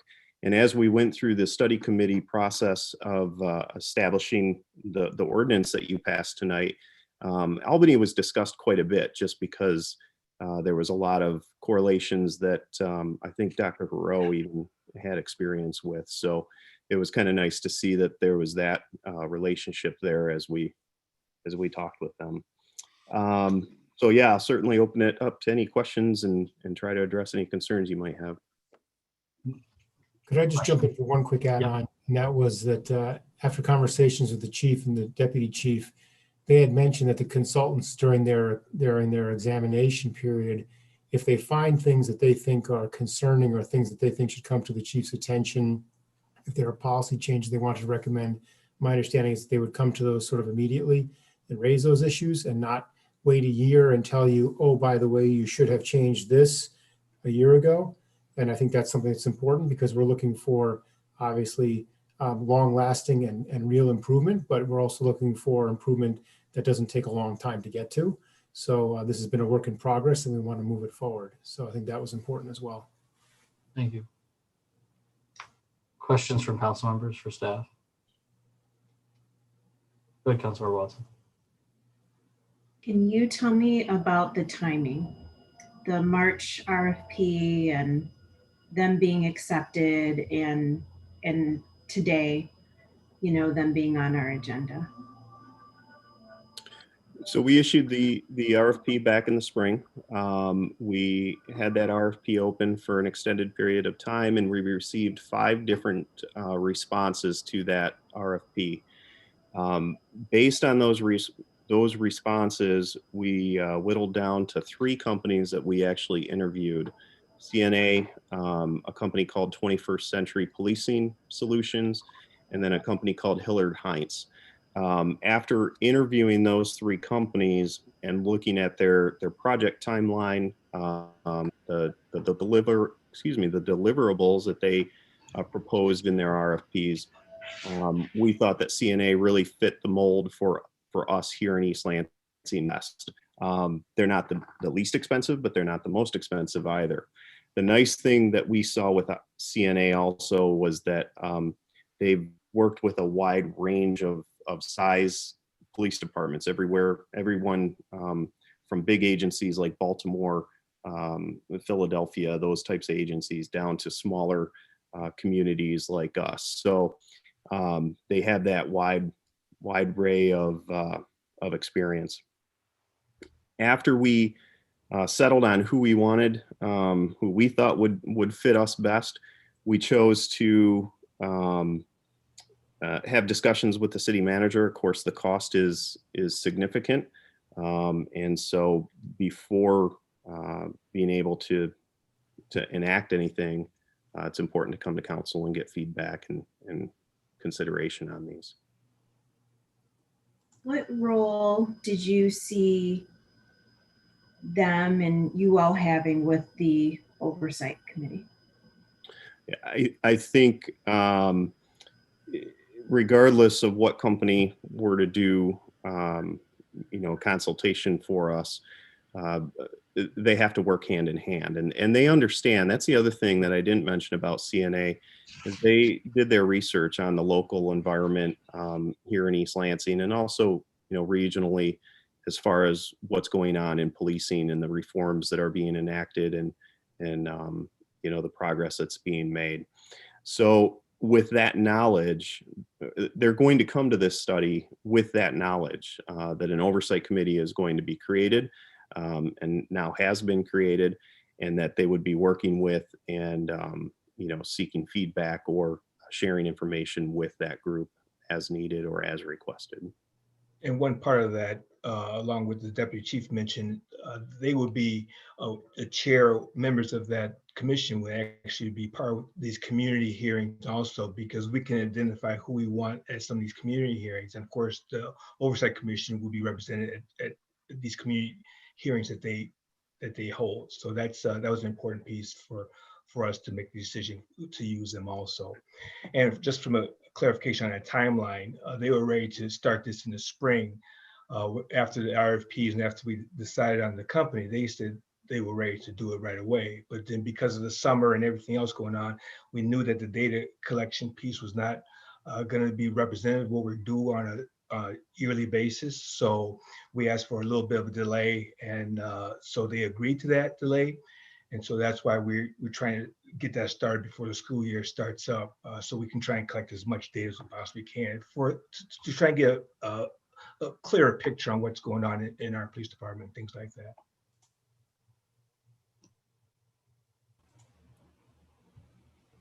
Go ahead, Councilmember Bacon.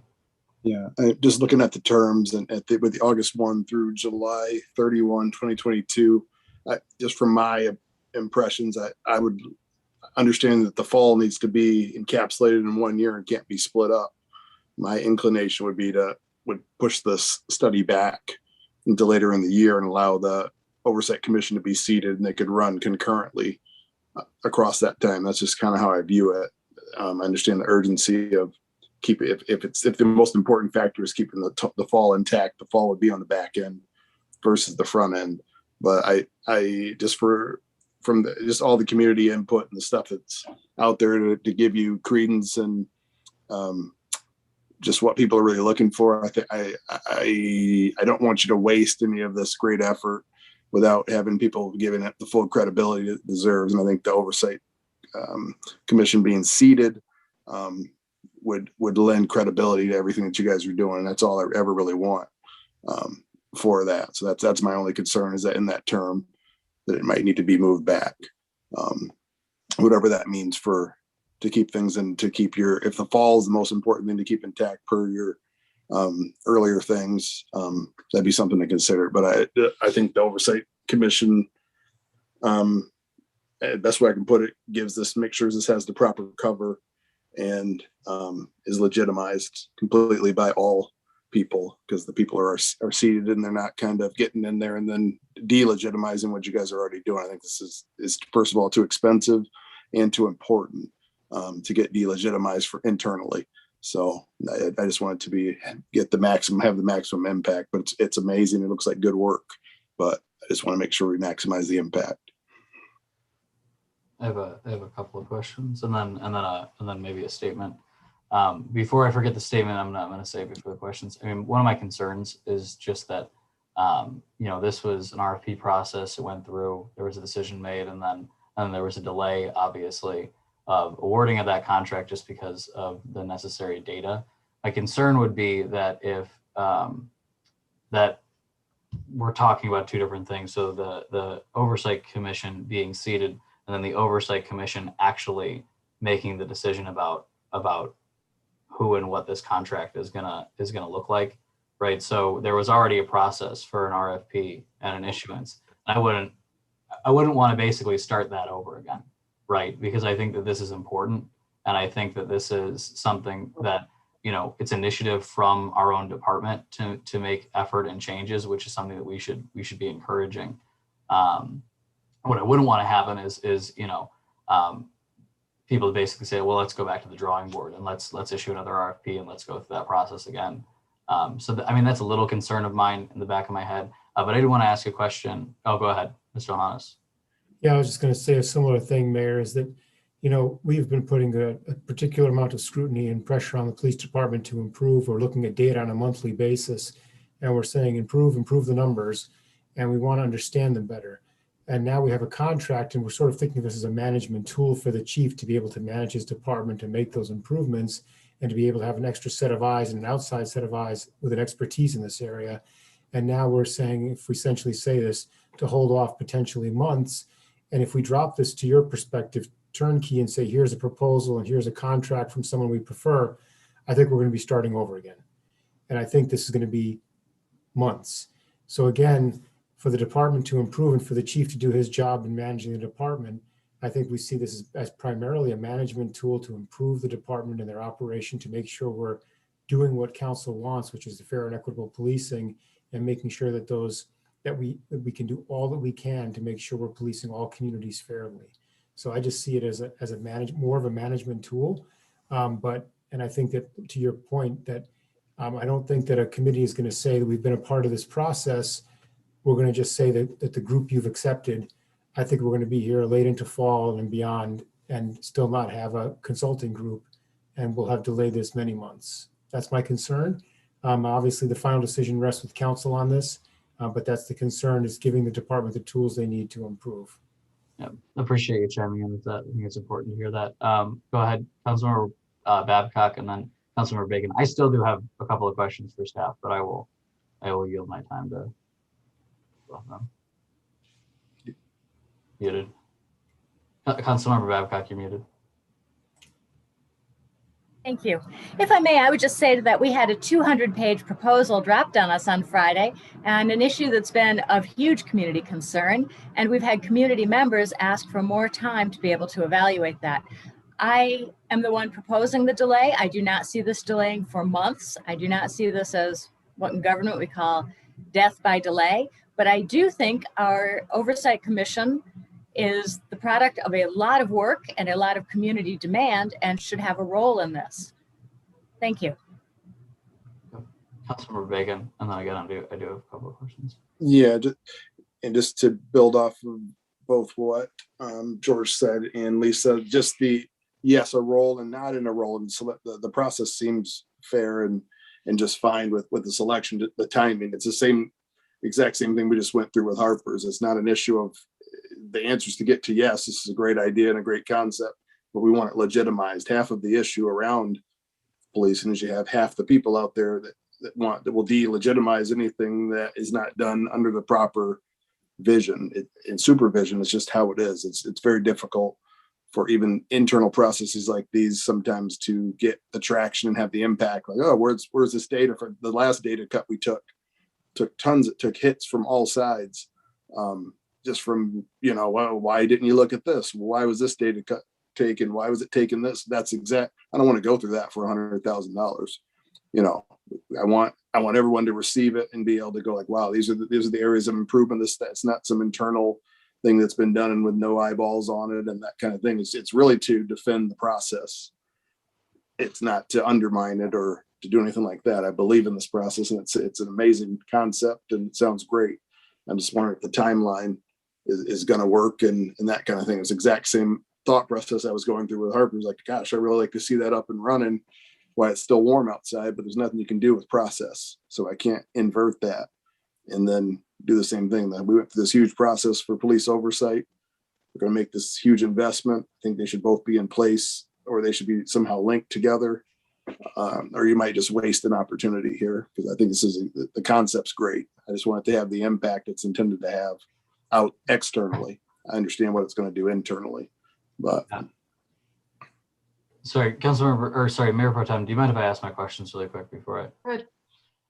So Chief and Deputy Chief, can you walk through a little bit of the metrics that this firm would be using to kind of give us feedback on these things of what you're looking for? I mean, this is a significant dollar amount, right? So, and I love the concept of it, again, as many council members have stated, but, what are we getting back for the money, basically? What are some of those metrics that we can look to? And I'm probably speaking a little bit more like Councilmember Bacon.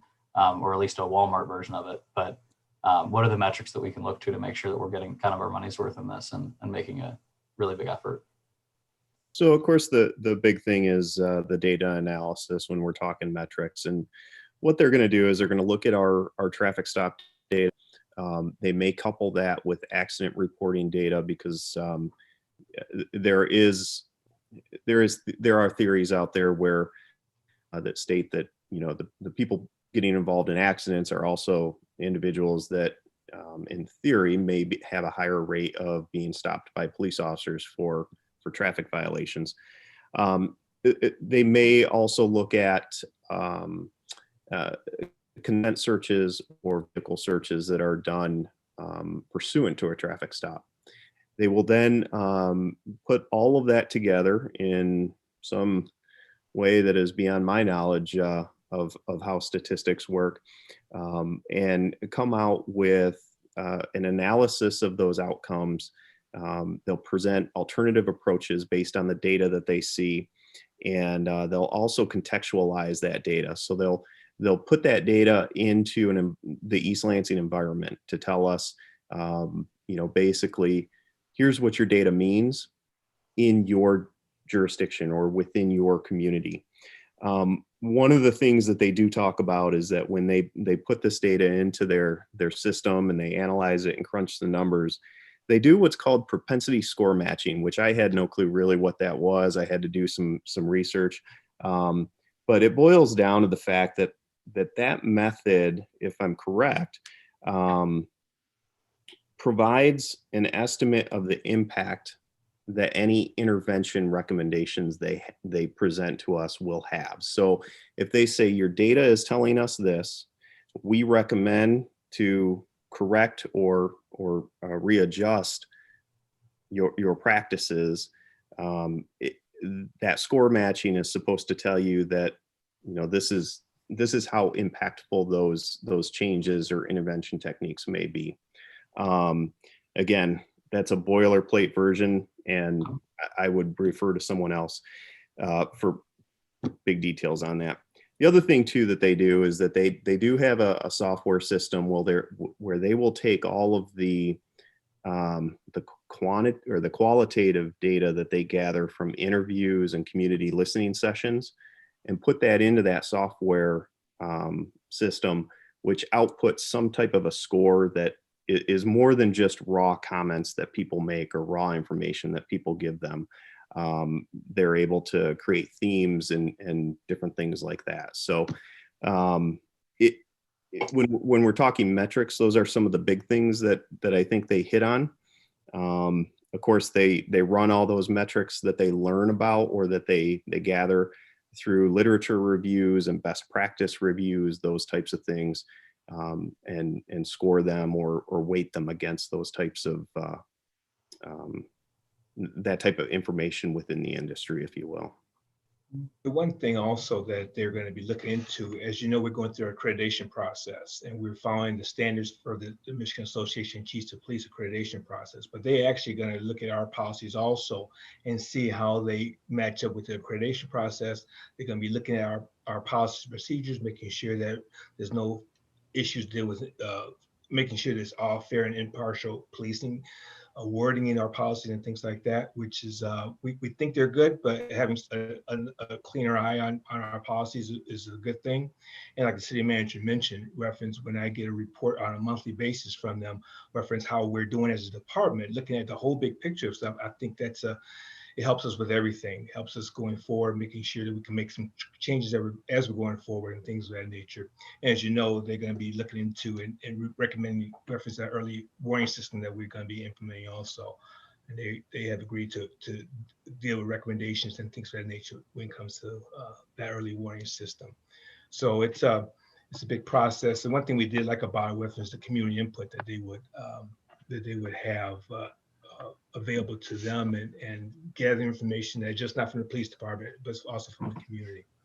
On a final note, I just want to mention that I would have to agree with Councilmember Bacon to some extent, reference legitimizing the work that $110,000 would get from us, just because of the fact that our officers are doing great things right now, and I'm asking a lot from them, and they are doing the best that they can. And so if they know we have their best interests at heart, we're trying to get to some answers, they've been doing a great job. And I commend them for that piece of the puzzle. And so making sure that whatever we come up with are timetables to get some more objective information for us to do our jobs. It can only help our employees also. Reference making sure that what we do is legitimate work and is dealt with accordingly with all parties involved. Thank you, sir. Thanks for answering that question, both of you. I'll go to the Mayor Pro Tem. Yeah, I think the chief just really kind of made the point that I was going to make, is that at this point, we've been working on police reform for a little over a year, really focused and intently. And I feel like primarily our communication to our police department has just been, hey, do your jobs better. And that we have really reached the point where we need to be giving them very concrete recommendations about how to change what they're doing. I don't think it's fair to just say, don't be racist, police fairly, without really investing in concrete solutions and, retraining and the things that they're going to need to be effective in that process. I guess my preference would be to approve this. It sounds like there's not a lot of joy, I guess, amongst my fellow council members to do this. But I feel like there would be some benefit in getting the process started. And then just committing to getting that oversight body seated as quickly as possible. I think knowing that this ball is rolling would give us added incentive to get the oversight committee underway as quickly and efficiently as possible.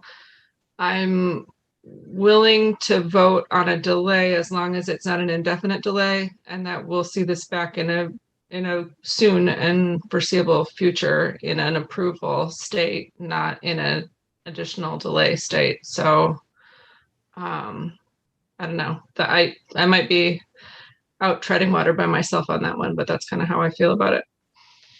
I'm in the same boat, but I'm going to go to Councilmember Watson, I believe, who unmuted. Just want to make sure. So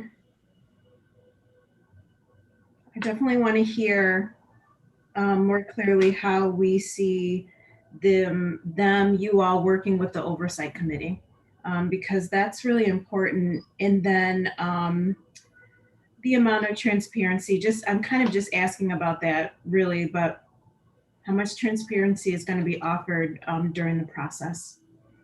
Is this something that's an internal, just, ELPD thing, or is it something, again, that's going to be shared with the oversight committee? Just a really quick on your answer, council member. I actually look at the two as working together to making us a better department. I look at the oversight commission as their task dealing with our internal complaints, dealing with citizen complaints against employees, and our administrative inquiries and our use of force. And I think that commission has some serious responsibilities to making sure that stuff is being taken care of in a proper manner. And of course, we're going to be transparent with the commission, of course, going forward.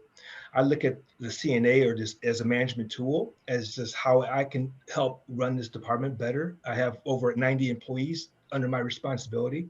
And look at what they're going to be providing me is how to make the department better, looking at the whole bigger picture, not just the traffic stops and not just the complaints against employees. I think that's the oversight commission's responsibility to help with those.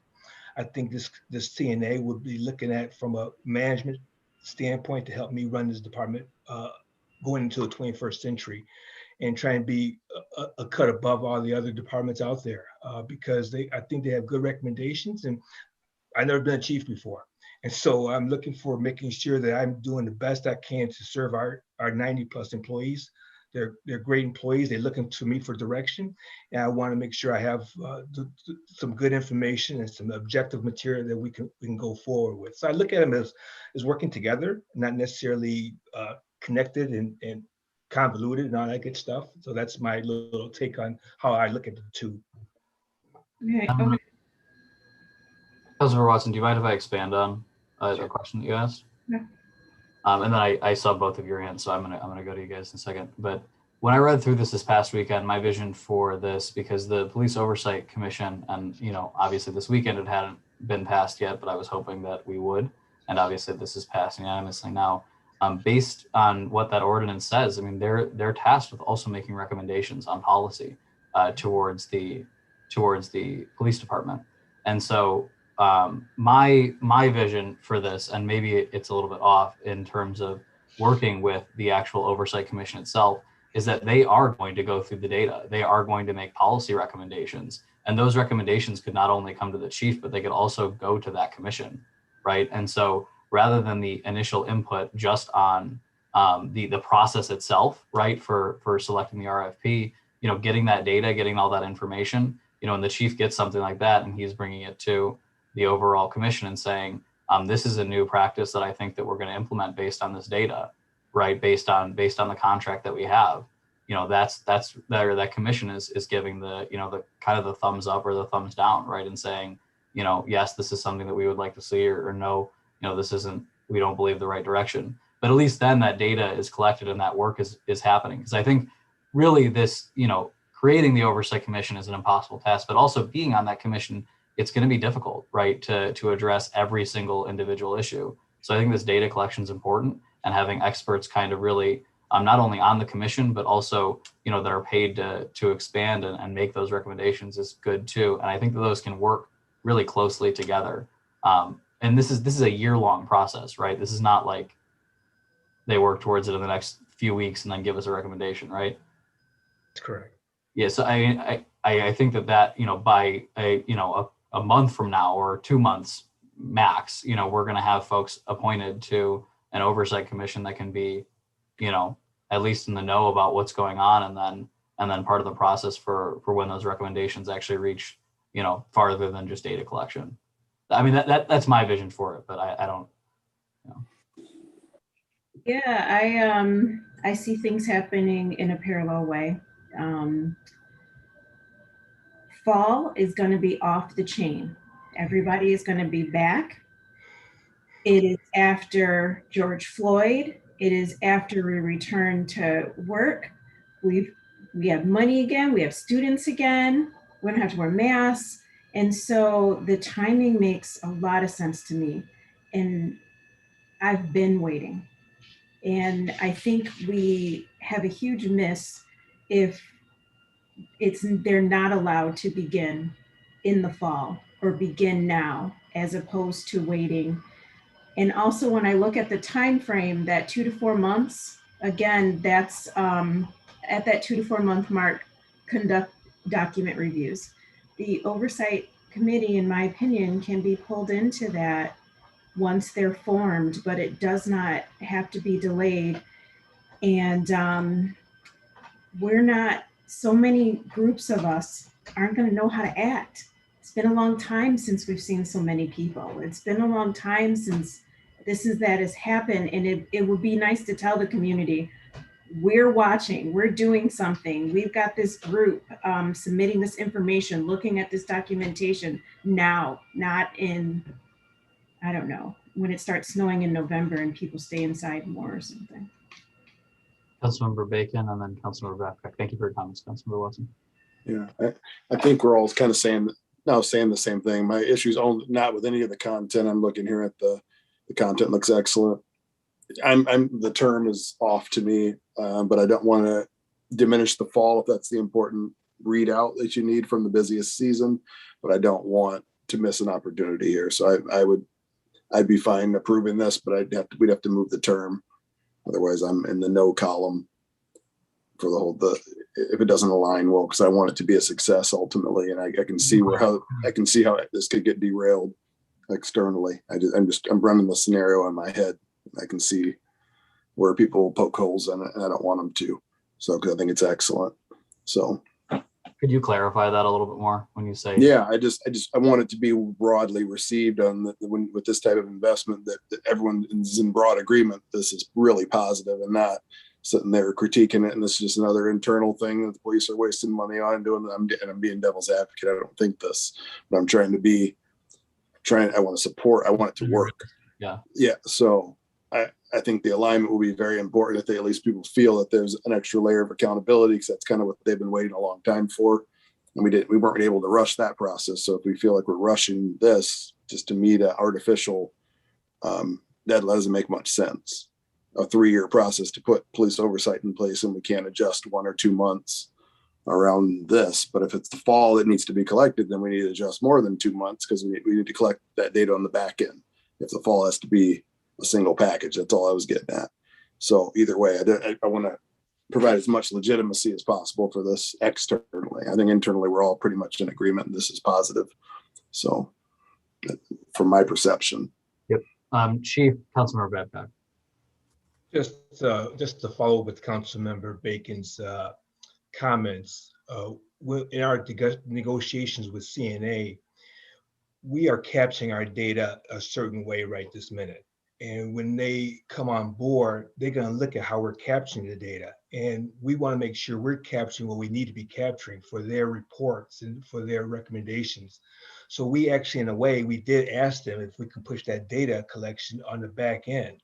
We did mention that to them. They said they could, because we want to look at our collection data to see, and make sure we start collecting what they need to be collecting to deal with the fair and impartial policing and traffic stops and consent searches and things like that. So we did ask them to push our data piece to the back end. They said they will be able to do that.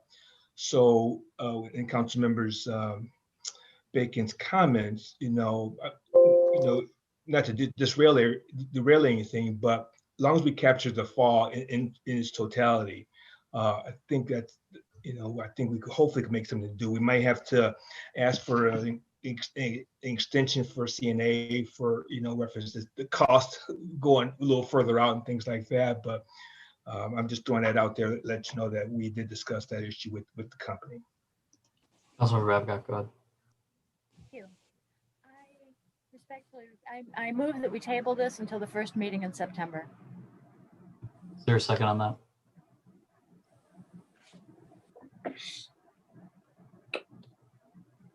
One more time, is there a second on that? Yeah, I'm going to second that. Okay. There's been a motion and a second to table this item until the first meeting in September. I'm not going to be in favor of this motion. I think at the most, just based on the fact that we just passed this oversight commission, if we do want to line it up with the commission itself, I understand the concern here, but I want to make sure that we're getting the data and we're acting now rather than later. So I'd be comfortable delaying this to a point where we actually appoint commission members at the same meeting where we approve this contract, so that way they can be involved from the beginning. But I guess I'm just not all the way on board with making a recommendation to wait on this contract and then get an opinion from the oversight commission on the contract itself and then go back to opinion. I'm amendable to your, if you need me to remove my second, because I'm amendable to. No, you don't have to remove I don't actually think you can remove your second. So it's still the motion, the second on the table. I'm just stating I'm going to be voting no on at least this motion to table.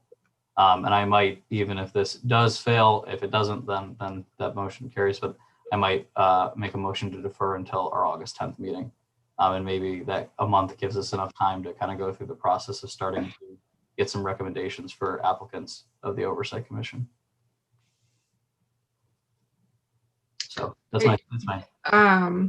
I am similarly not in favor of delaying. I would prefer to just approve it tonight. We at the moment have not had any discussion about the process for appointing the Oversight Committee. Yes, we would be starting that from scratch probably next month. Yeah. We're starting in the background and then coming to some application that we could put out there. But yeah. Yeah.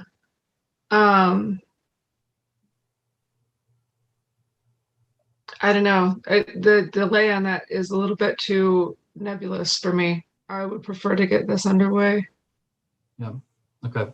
Councilmember Babcock. Actually, motions to table are not supposed to be debated or Oh, discussed. Is that correct, Ms. Jedovich? It's a motion to postpone, I believe, under Robert's rules, which is debatable. You're postponing the matter, and a second can be withdrawn on any motion until there's action on the motion under Robert's rules. Okay, my apologies, and I apologize on the Roberts rules issue. Well, it's 11 o'clock at night, so if you Robert's rules, slip ups can happen. All right, Councilmember Babcock or Councilmember Bacon, sorry, did you have something to continue talking about when we have the motion on the table, motion to postpone the table? No, I just withdrew the second. I'll stay where I was at that point and see where we go from there. Okay. All right. So that is a motion without a second. So I don't believe that we are going to be voting on that. Is that correct? Or do I ask for a second again if there's somebody else that wants to? Someone can second, but if there's not a second, then the motion dies. Okay. Does anybody else want to second that motion at this point? All right. All right. Seeing none, then I suppose that motion dies at this point. City Manager Lahanas, when do you think we could get applications out for a police oversight commission? We can get them out immediately and try to, like we said, I've already asked staff to go back through the list of people who've applied to prior to the temporary commission. So get it posted, hopefully everything by the end of the week, and have applications for you, by the following meeting. The question is, do you screen them there, or how will you handle that? Because normally it's handled by one person who's appointed to that commission. So I don't know how council wants to handle that process. If you want to handle the typical way, you'd have your council liaison to that commission, screen them. But this is obviously a new setup of commissions, so it's kind of different. Maybe you bring the whole list and you do them all here. Yeah. Am I remembering correctly, the process for the study committee was a mayoral appointment? And I believe the mayor was at that point, the mayor was the liaison to that committee. I have to see, I have to go back now and recollect, if we recollect what the appointment process was, if it's spelled out an appointment process. I know it spelled out people's backgrounds, but I don't know if it's spelled under staggered terms, but I don't know if it's spelled out any process, a special selection process. Okay. All right. I think Ruth did solicit input from the other council members, but I'm pretty sure she made the final decisions. Well, at least the recommendation to the full council that was done. Right. Go ahead, Councilor Bacon. Yeah, Chief or Deputy Chief, does September 1 to August 31 undo the current, just in the a 1 month move in the term, which would more closely align the commission selection to that?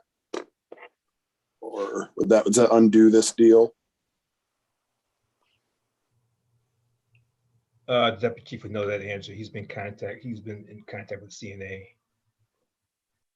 Yeah, they told us that this response was good through the end of July. Now I'm sure we can go back to them and try and move that term or request it. I don't know what their answer will be, but we can ask. So I'm sure this isn't the first time that they've had shifting terms on contracts.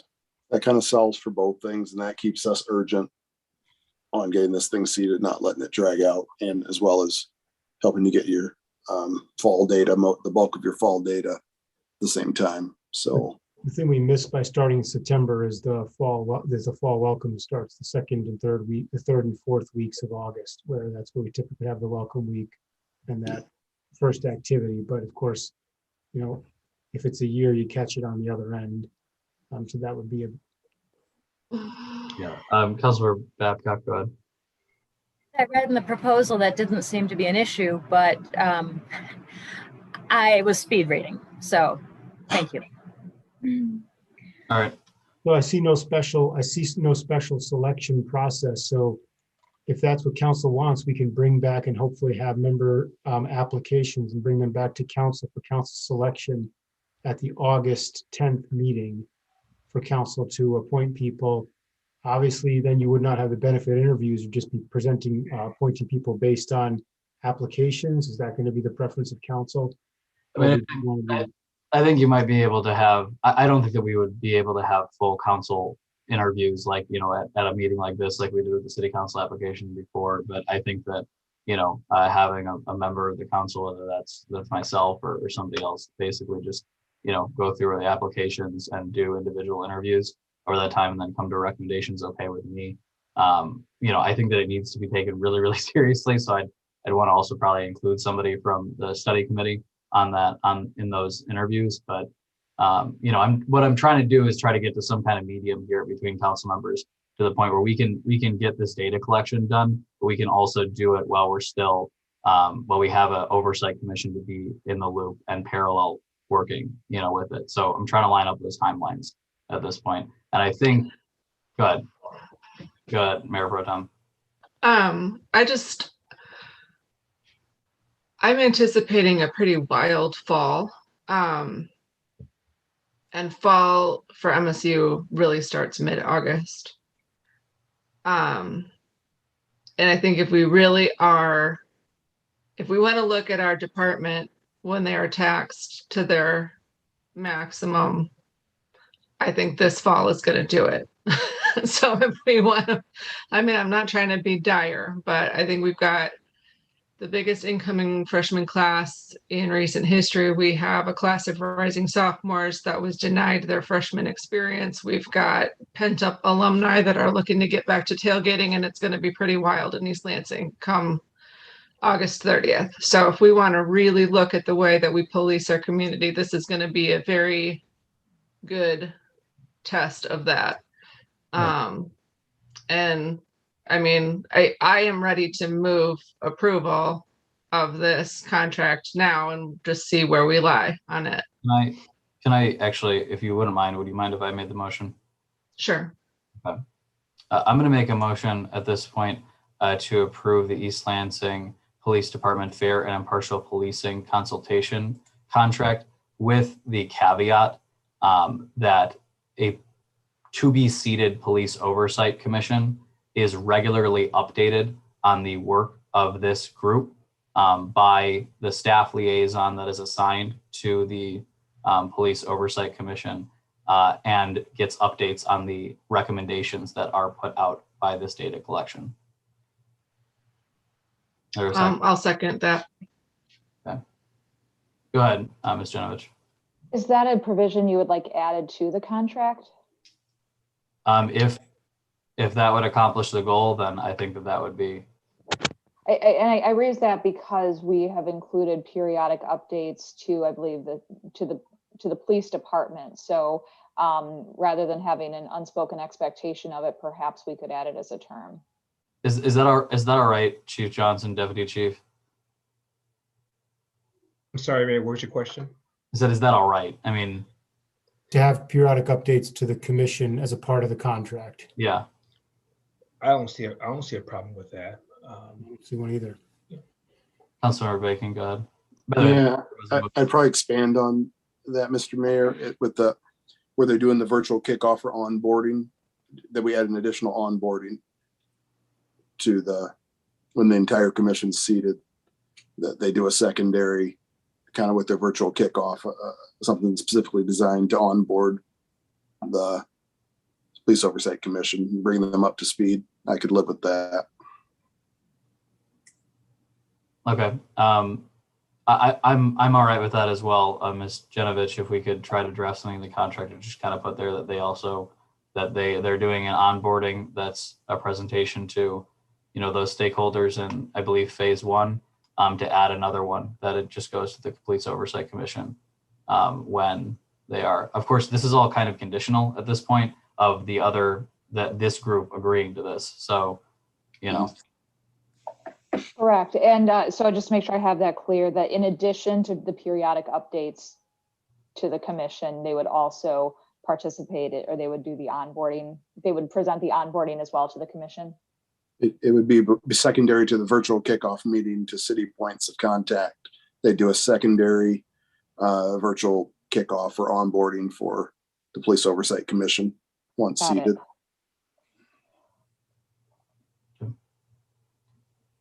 Chief, Deputy Chief, I'm looking for reactions from you, honestly. Maybe specifically Mr. Gonzalez, since he's been the one that's had the most contact with them. Would they be amenable to that? I think so. Doing a secondary onboarding, I don't know how long that meeting is. I interpreted it as one meeting, not a series of meetings. Sure. So it wouldn't add a month worth of time or work to them. And then adding periodic updates to, it's already built into the contract to the city police chief, and adding the commission on that, I don't see a problem with that at all. That's good. Yeah, I just primarily don't want to lose welcome week and all that. You've convinced me. You've changed my position. I think that you got to capture that first cut of data right there where all the drama is going to happen. So. All right, there's a motion and a second on the table at this point. Any more discussion on this? Again, not trying to rush things along. I'm just actually asking if there's any more discussion. Please feel free. All right, one more time I'm going to ask, is there any more discussion on the item? Okay, I'll ask the clerk to call the roll on this, please. Thank you. Councilmember Babcock, Yes. Councilmember Bacon, Yes. Councilmember Watson, Yes. Mayor Pro Tem Gregg, Yes. Mayor Stevens. Yes. All right, that passes unanimously. That was our last item of the night. Thank you, everybody, for being with us, especially the fact that it went this late. Thank you, and we'll see you all next month. Wait, one moment, We're gonna please. we're gonna have a Jen? hazing for Mayor Hold Stevens as on. he's leaving. I'll invite you all after the meeting. Lisa's got something. Go ahead, Councilmember Babcock. I'm not sure quite how to do this under Robert's rules, but I would like to, I was remiss. I thought that I had asked for a closed session to discuss pending litigation last week. I was remiss. It's not on the agenda tonight, and it has come to my attention since then that our city attorney is going to make an argument in circuit court on Thursday on a case we have not discussed and not given direction on. So I'd respectfully request that we notice up for 18 hours, which would be 7 o'clock tomorrow, give or take, a closed session to discuss that case pending litigation, because it's really important that we as the clients have an opportunity to hear both the pros and cons of that case before our counsel goes in to ask for dismissal. We have not had any conversation whatsoever, nor have we seen any of the pleadings. And we would be remiss on behalf of the people we represent if we weren't well informed about this argument. Okay, so I got to be honest. This is going to be setting another council meeting for. Yeah, at this point we can set it for 18. We need 18 hours to schedule a council meeting, which means we would have to schedule it for roughly 7 or 7:30 tomorrow night. Unfortunately, the court argument that Mr. Homier he actually requested and scheduled is for 1:30 Thursday. Okay. So we have no other opportunity to learn about this case or our position. Okay, go ahead, City Manager. I included in an email today to Councilmember Babcock and Mayor requesting that if you wanted to request the language for a closed session, could we still ask that language and then go into closed session, City Attorney? Can we do that right now? If with one of the council members requesting that to go into closed session for that purpose, or no? I don't think anyone has it in them to go into it right now. I asked for this last week, sir. Hold on, guys, seriously. Okay. Yeah, I mean, 18 hours. What the city manager was doing was asking if that is something that's acceptable based on the timeline that we have out here. I don't think that that's a ridiculous question to ask. If you'll give me a moment to look at your policy procedures for the agenda.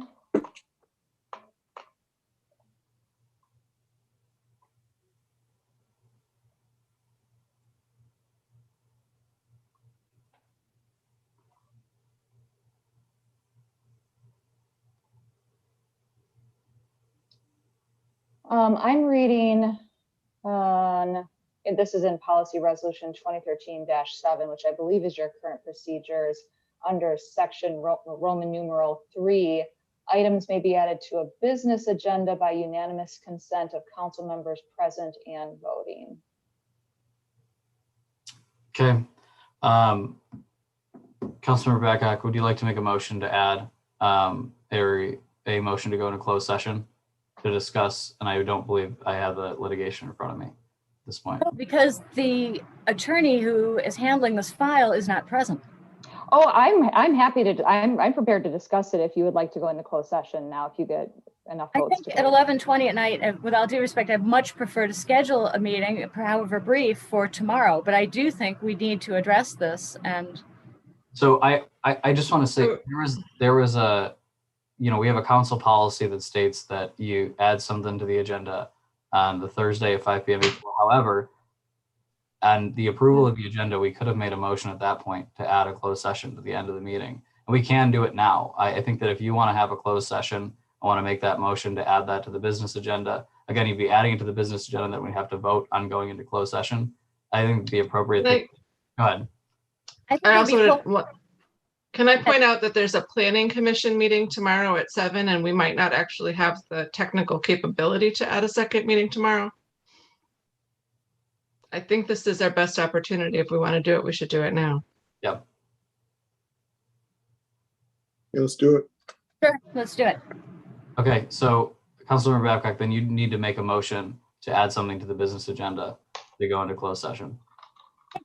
I move that we add an item to the business agenda, which would be going into closed session to discuss pending litigation. Okay. All right, seconded by Councilmember Bacon, motion by Councilmember Babcock. Is that an acceptable motion, Ms. Genovich? Yes. Great. All right, clerk, please call the roll. Councilmember Babcock, Yes. Councilmember Bacon, Yes. Councilmember Watson, Yes. Mayor Pro Tem Greg, Yes. Mayor Stevens. Yes. Okay, that passes unanimously. Therefore, it is back on the business agenda. We have one more item on our business agenda. Surprise, it is to go into closed session to discuss pending litigation. I will make a motion to enter closed session to discuss pending litigation. Mayor, I'm sorry to interrupt you, but we need to identify the case. So if you give me a moment, I can pull up the docket number. Can I call it out, or is that, do you want me to? Good. So it's East Lansing Info versus City of East Lansing, Ingham County Circuit Court case number 21-116-CZ. Is that the right? Yes. I would like to make a motion to go into closed session for the case that the city manager outlined. Is there a second on that? Seconded by Councilmember Babcock. I'm going to speak to the motion really quick. I think that the public deserves to know about things like this before we're doing them. In general, I don't like doing this, but given the timeline that we have right now, I think that it's okay to go into closed session to discuss this. But I really don't like doing this type of stuff. I'll be voting in favor. I don't like finding out that we're in court arguments from third parties 72 hours out either. So, clerk, please call the roll. Councilmember Babcock, yes. Councilmember Bacon, Yes. Councilmember Watson, Yes. Mayor Pro Tem Greg, Yes. Mayor Stevens. Yes. Okay, that passed unanimously. I'm going to go ahead and probably give staff a minute to send us another Zoom link that we can go into. This meeting will close right now, and then we will be going into another meeting. We'll be coming back to this one. We won't be taking any action in the closed session. We most likely will not be taking any action when we come back from that, other than to leave the closed session and then adjourn the meeting. Thank you. Mayor Stevens, if I might, it's going to take me a few minutes to get it all set up, so Yep. you can expect that in your inboxes. Yeah, all good. Thank you. May I ask some clarifying questions? Absolutely. I did see Councilmember Babcock's request for a closed session. Can you please take us through again what the process was supposed to have been? Because I did think that either it was going to be on the agenda automatically, or that we were going to be clear if it was a no or if we needed to vote on it. So can you please let us know when we're requesting a closed session, what do we need to do?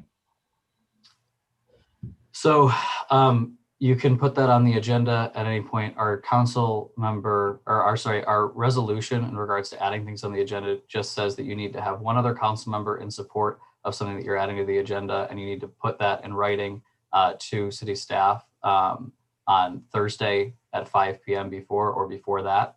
I believe Councilmember Babcock did put in writing after that time period that they wanted this, and then the city manager sent myself and her an email that said, if you'd like to add it to the agenda, you can make a motion at the approval of the agenda to add it, but it would have to be, unanimous to add, this to the business agenda.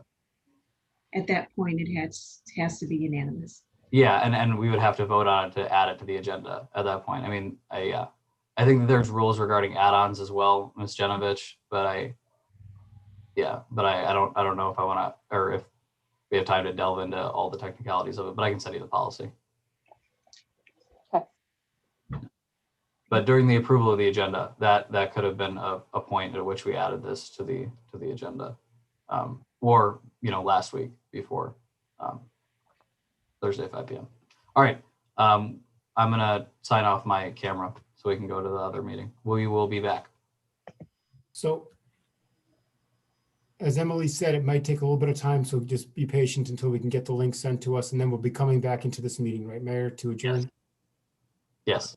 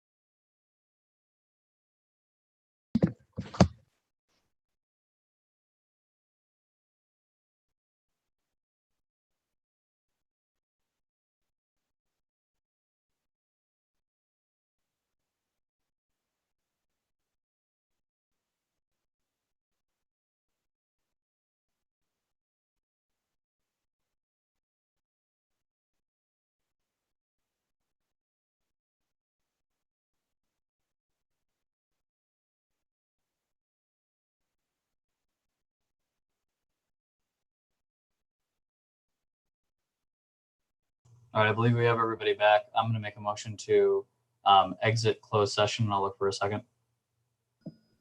I'll second. Seconded by the Mayor Pro Tem, motion by myself. Will the clerk please call the roll? Councilmember Babcock, Yes. Councilmember Bacon, Yes. Councilmember Watson, Yes. Mayor Pro Tem Greg, Yes. Mayor Stevens. Yes. All right, we are now out of closed session. That was our last item on the agenda tonight. We will see you all